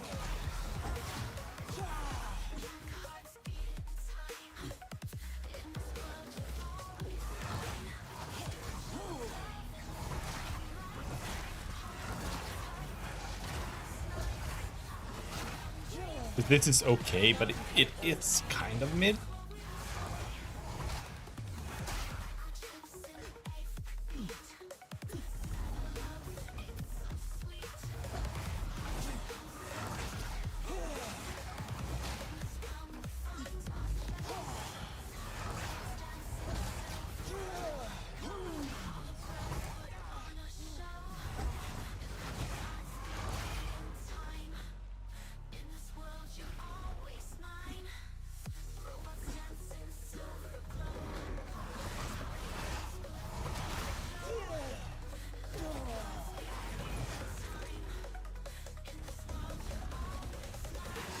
I do wonder if chaos damage is a little bit underpowered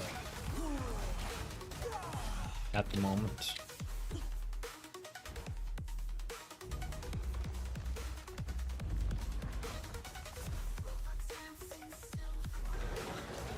Or at least chaos spells.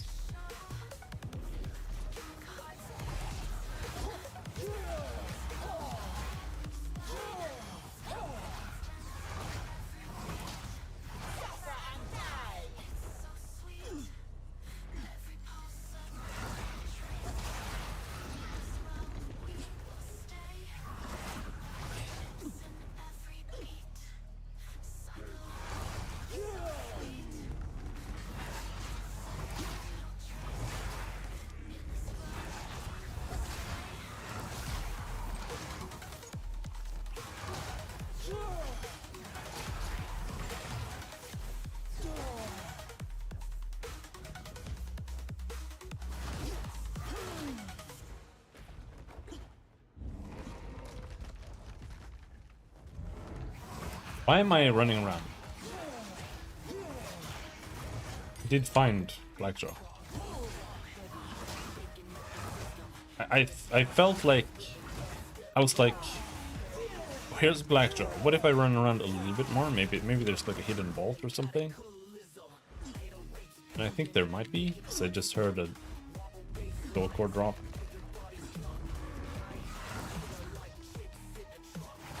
But I don't know if I even care to find a vault.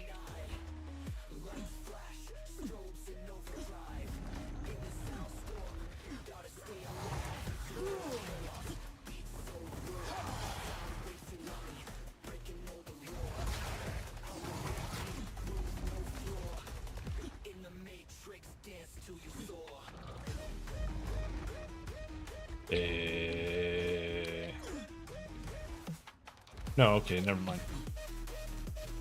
No.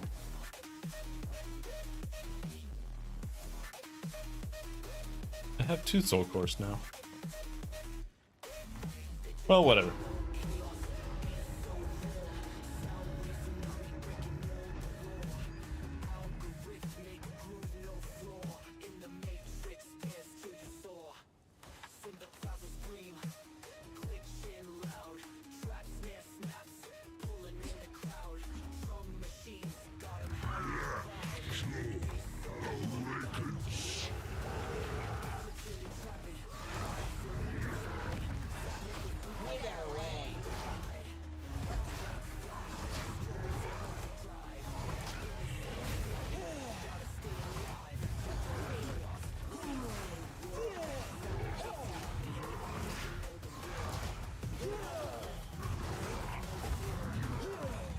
Ow!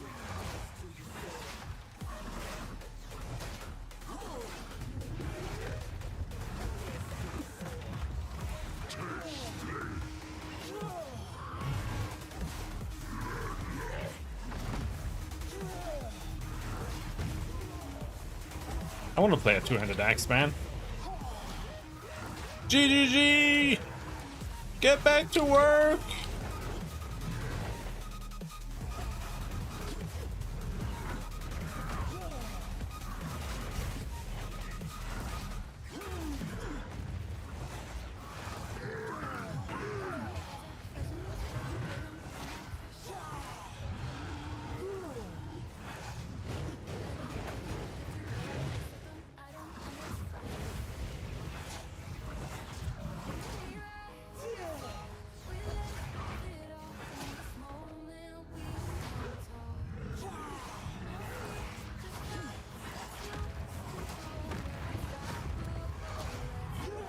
The damage is pretty bad. I will say that this damage is pretty bad. TBH. We got a divine.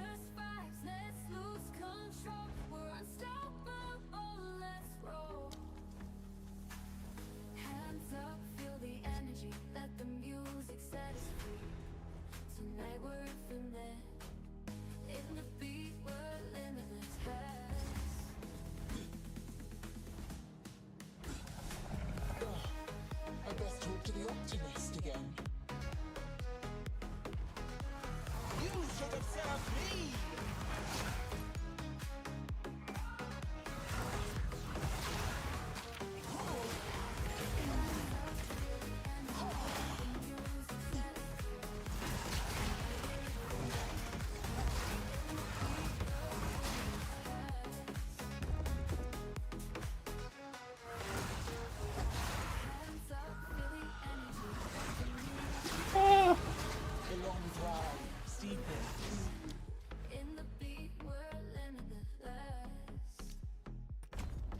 Recoup.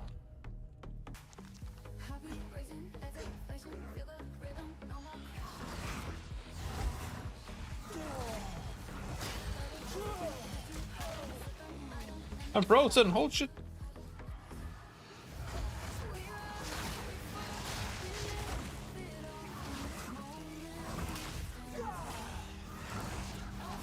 Chaos resistant? Oh, that's disgusting. Another corpse to serve me.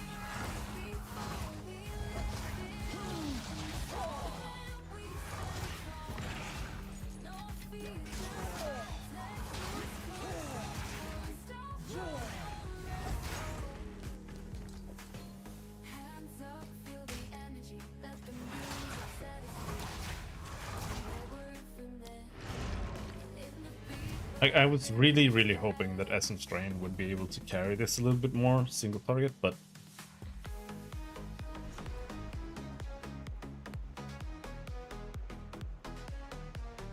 it just kind of sucks.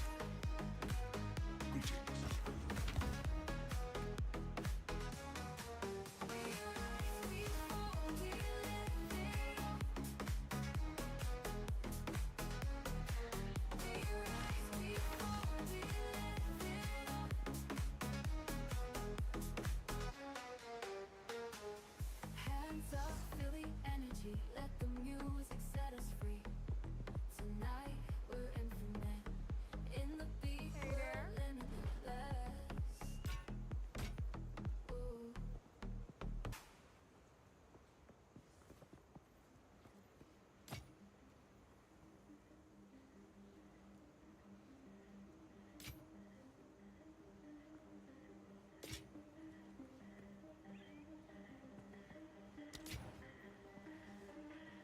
Some pretty thing. I like it. Woke up in a city wild. Neon signs in every mile. Pulsing beats and fleeting smiles. Don't Lost drink in the the water. city lights. Crowded streets, the night's alive. Rushing faces as we dive. Endless echoes late at night. Lost in the city lights. I best talk to the optimist again. City lights keep calling me. A symphony in mystery.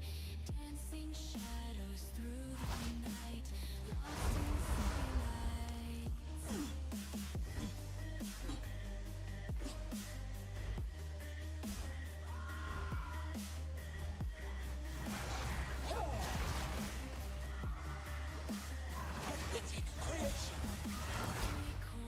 Here you go.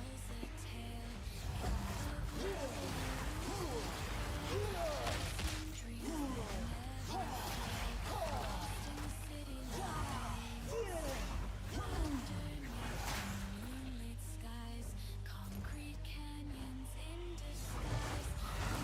I am very disappointed that this didn't work the way I thought it would. Honestly, there's like no worse feeling when PoE, other than like losing a hardcore character, than finally getting to a certain level and you're like, this doesn't work at all.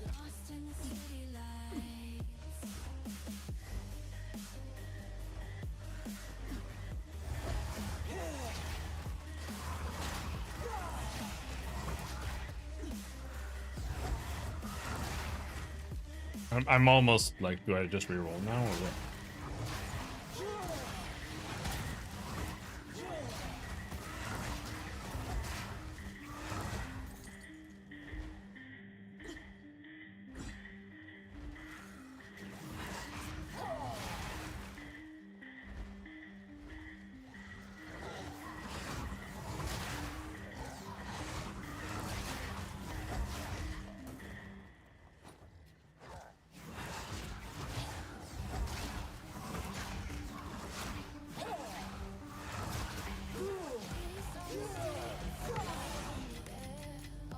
A gift from fate.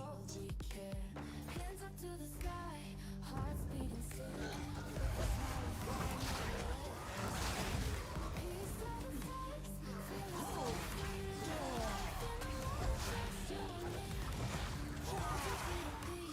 Feeling every vibe, lose ourselves in heat, our spirits alive.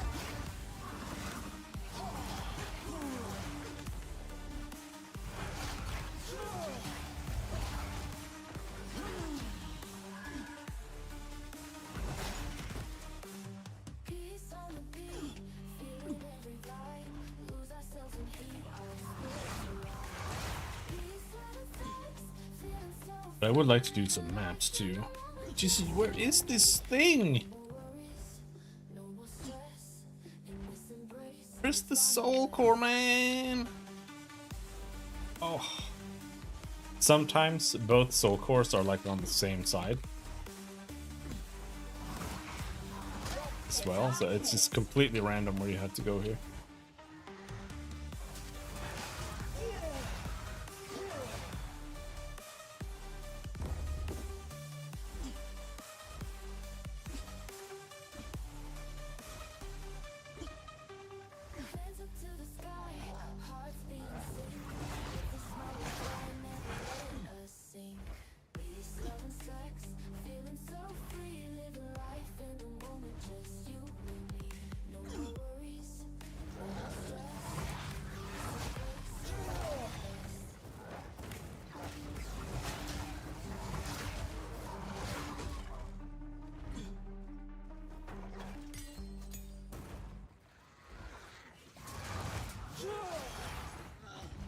However, it is really good for clearing AoE. So they all overlap. But single target is just abhorrent. Even with 2 dots and an active skill, it's still abhorrent. Corruption altar. I don't have anything I want to corrupt, man.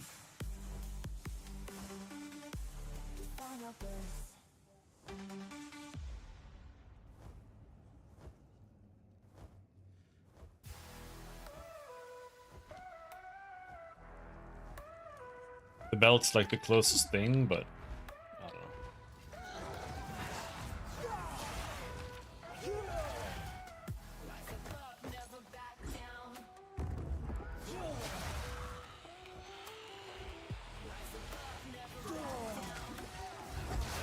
We could.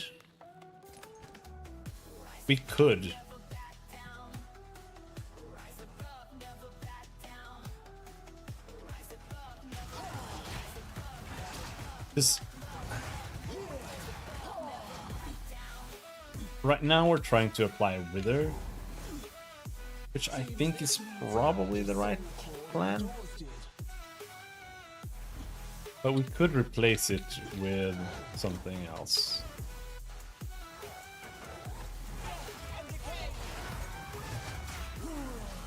Like concentrated effect, for example. Because right now the damage from Essence Drain is like pathetic, so what's the point?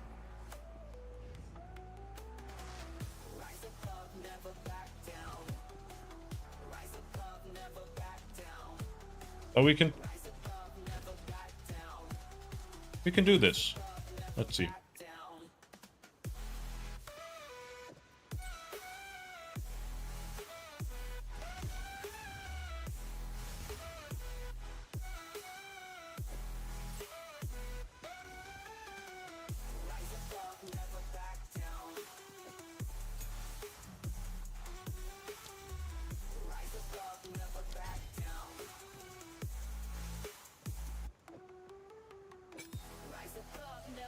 No, not like that.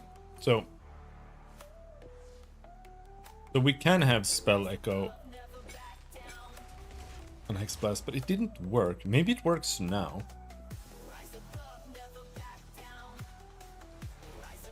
And then we put Hourglass on Essence Drain. And the reason that might work is I'm not really using Essence Drains for clear anymore. I best talk to the optimist again.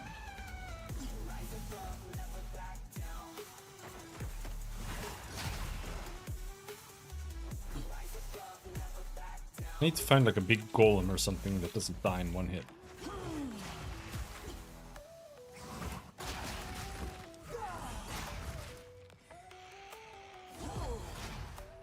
No, wait.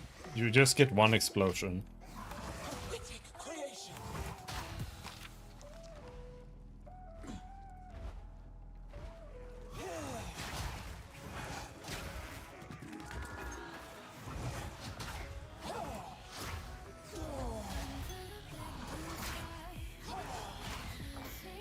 Yeah. The Spell Echo doesn't work. Let's just go with Concentrated Effect then. Clouds flow far above, soft whispers of love. I suppose this will fit the generator. Skies we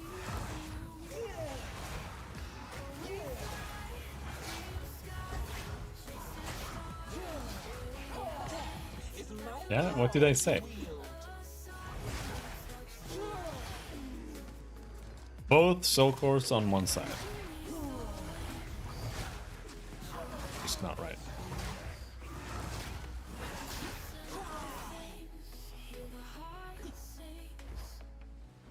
beyond the horizon line. Every moment is fine. We let go and shine, lost in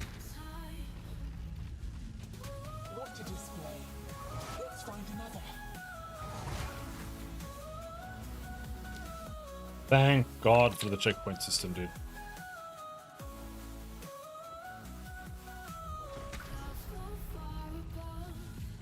Well, that seemed to bring the whole place alive. But there's no checkpoint down there. I think that's on purpose because they wanted to see this. Want to see all the monsters come alive. Yeah, yeah, that's on purpose.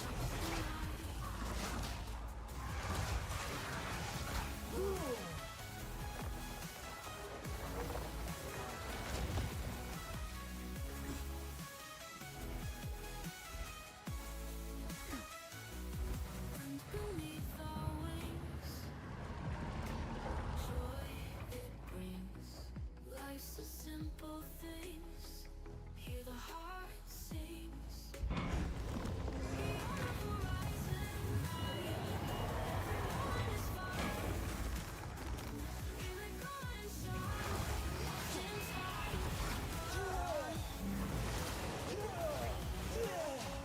Putrefy.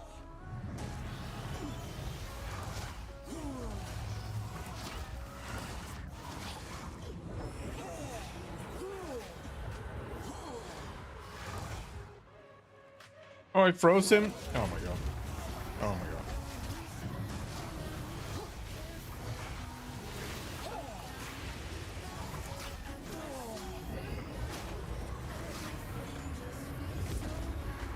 I'll be honest. I think this is kind of a dead end build. The main reason for that is because our damage is this bad right now, and I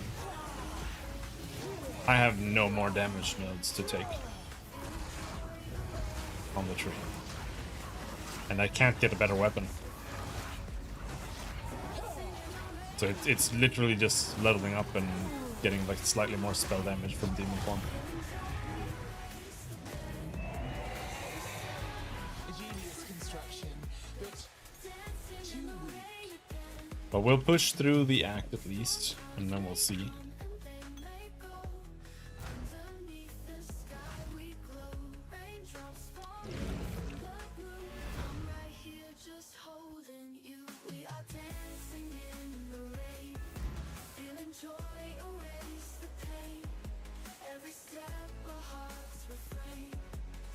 Dancing in the rain again. How can I? Yes?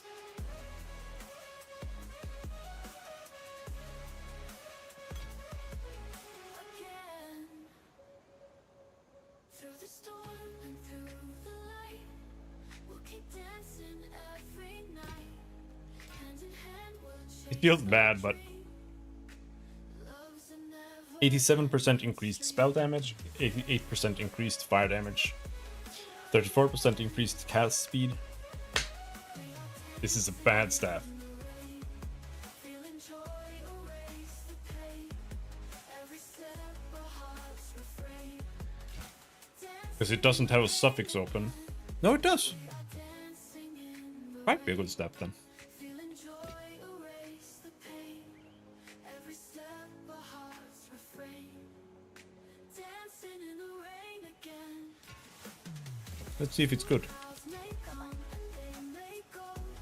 Underneath the sky we glow. Raindrops falling. One more chance. I'm right Good or bad? here just holding Bad. you. Okay, it's bad. Storm clouds may come and they may go. Underneath the sky we glow. Raindrops falling from the blue. I'm right here just holding you. Through the storm, through the light, we'll keep dancing every night. Hand in hand we'll chase Because it didn't get bonus levels to skill gems. ending stream.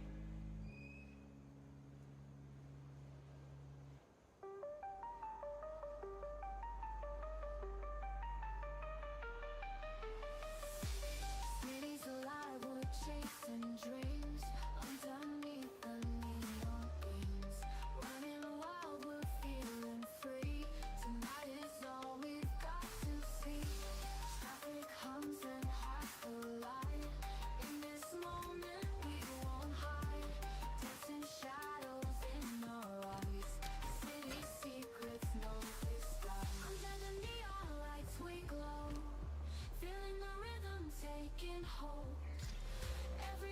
Bad. Bad. Still alive.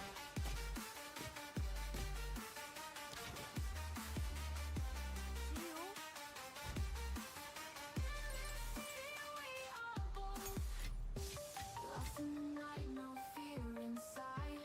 We own the streets, we never hide. Together we are soaring high. Underneath the starless sky.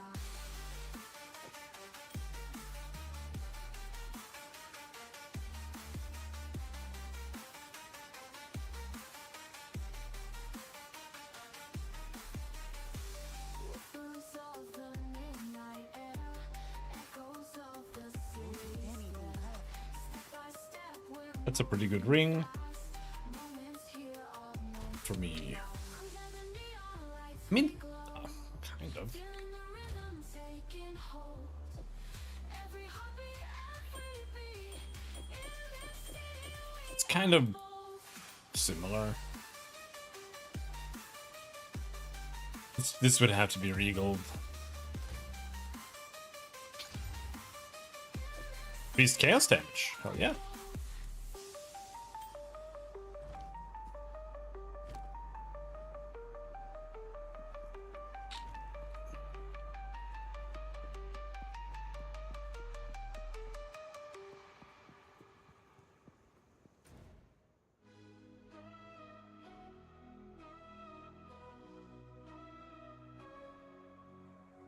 heartbeat racing, lights aglow. Feeling high, can't take it slow. Every night where shadows go. In this haze, we're close. Oh, Finally. this map, dude.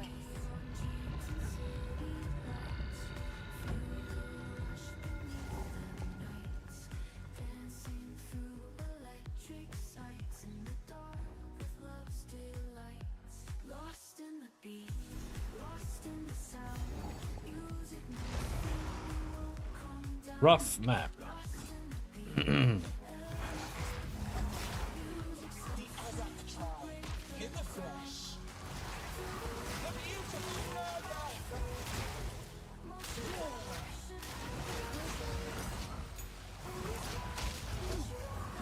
I need more time.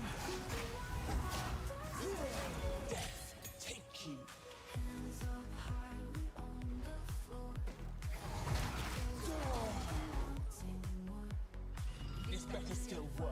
Behind the door, let's get lost and just explore.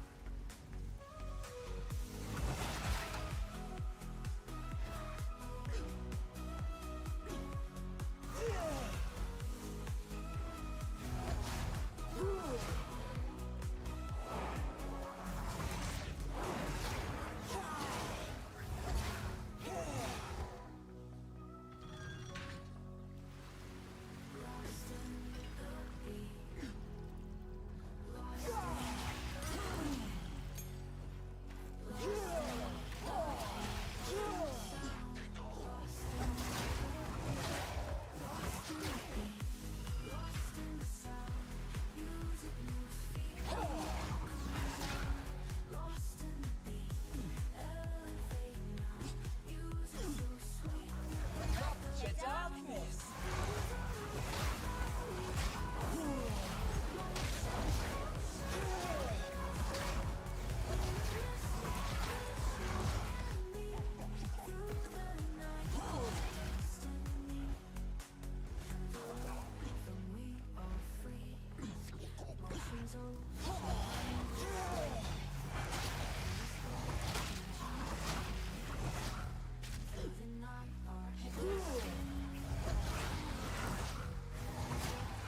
We on the floor, echoes pounding, on.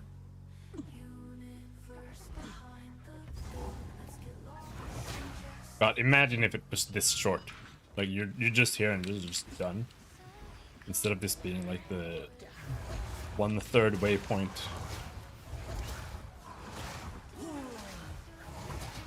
Man, this is just ass, dude. This is not how you play The corpse to serve me. X-Blast, unfortunately. I think Hex Blast kind of necessitates a mana build. And Hex Blast with Blasphemy seems kind of bad. But I don't know. Like, I could be wrong. But that seems to be the case.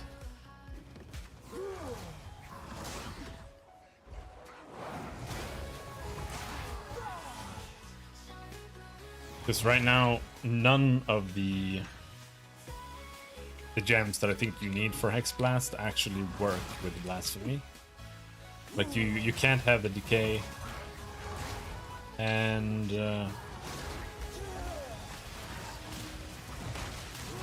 you can't do the Doom Blast thing either.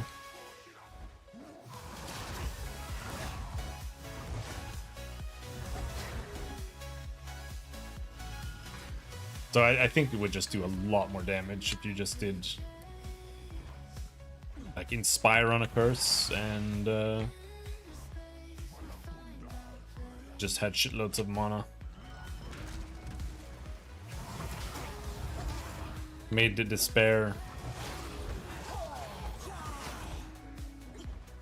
Apply a degen based on your mana.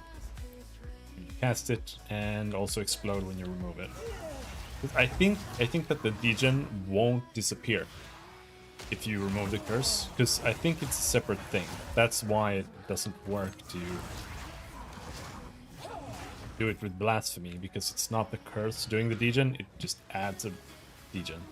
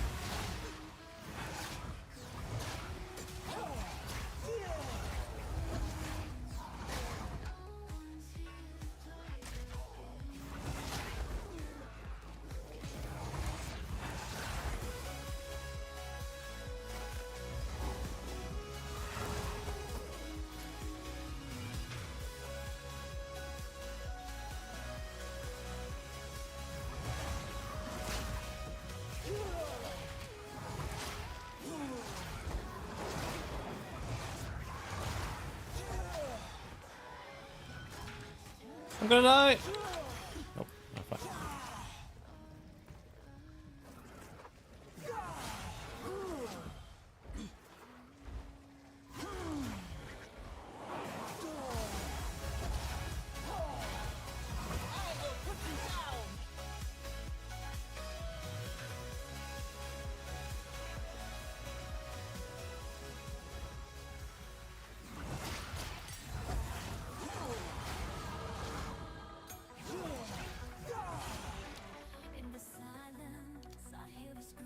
Recoup?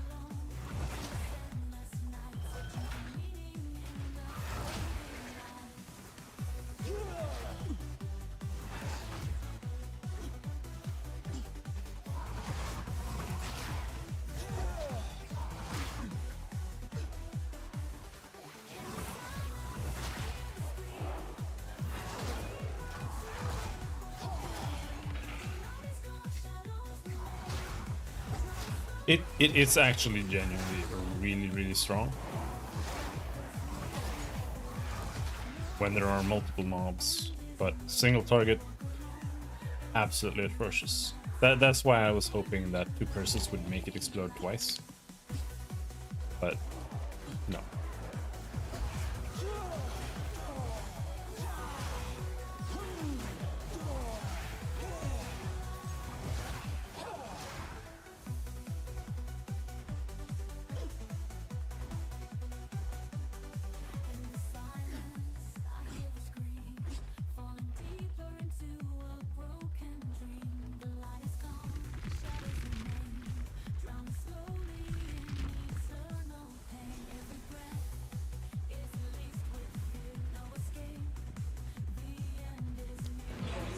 Drain away. Reveal yourself. Alright, well, I think that's probably it for today. I need to make some food. Got spare ribs, gonna put them in the oven.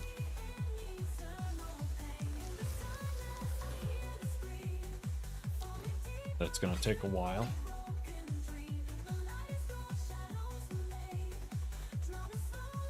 I don't know what I'll do tomorrow. I'm not sure. I'm not sure I'll continue this build. The fact that Enfeeble and Despair don't work together.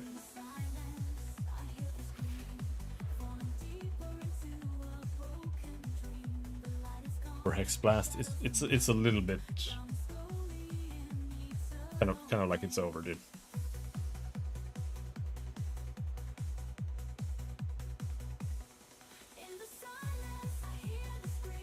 Like even if we only use 1 curse, I do think that it's still a problem that Hex Blast removes the curse even when it's blasphemy, right? So I'm not actually ever getting the benefit of using Despair for Hex Blast. Like that's only for Essence Drain and Contagion, and Essence Drain is not really doing anything. Because you need to get these... Okay, not this node, but you need to get like this increased skill duration.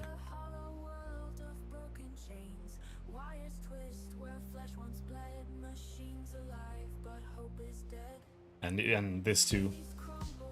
In my opinion, this and this and this and that. Those are mandatory for playing Essence Drain, and I can't get this. It's way too far away.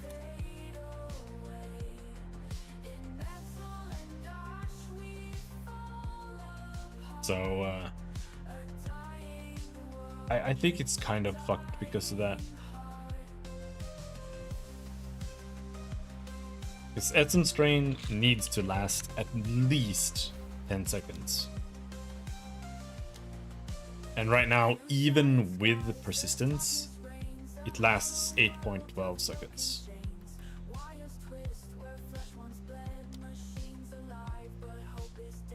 Hex Blast now has a DPS of 3000, while Essence Drain does 970 per second. Why is it so bad? Like, it's way worse than I even imagined.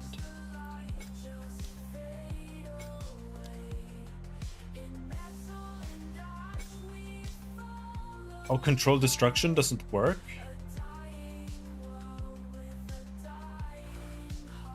Fair enough. I know it says with hits and ailments, but the game is not consistent.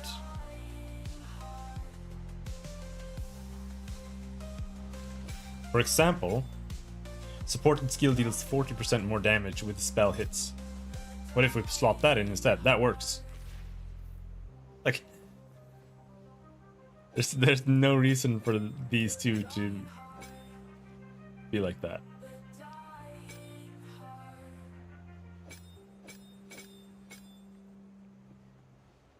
So it has to be like that.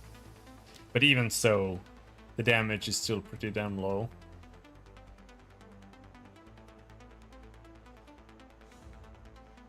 Because every time I have to recast Essence Drain, that's basically losing Hex Blast damage, right? So casting Essence Drain costs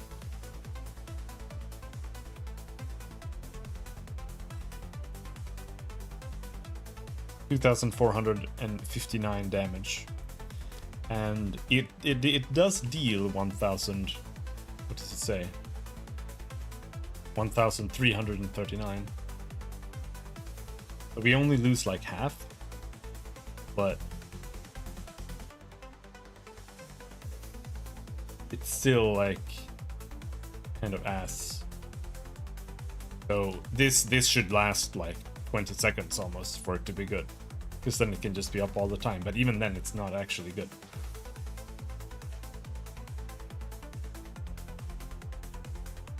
So it needs to have that like without this, so that you can have even more damage there. Oh, Rapier. Breaking PoE 2. Well, not exactly. Finding out what doesn't work, so I'm gonna make a new character, but not today, because I'm gonna just go and eat something now. But yeah, that'll be that for today. Until next time, thanks for hanging. Have a good night. Bye bye.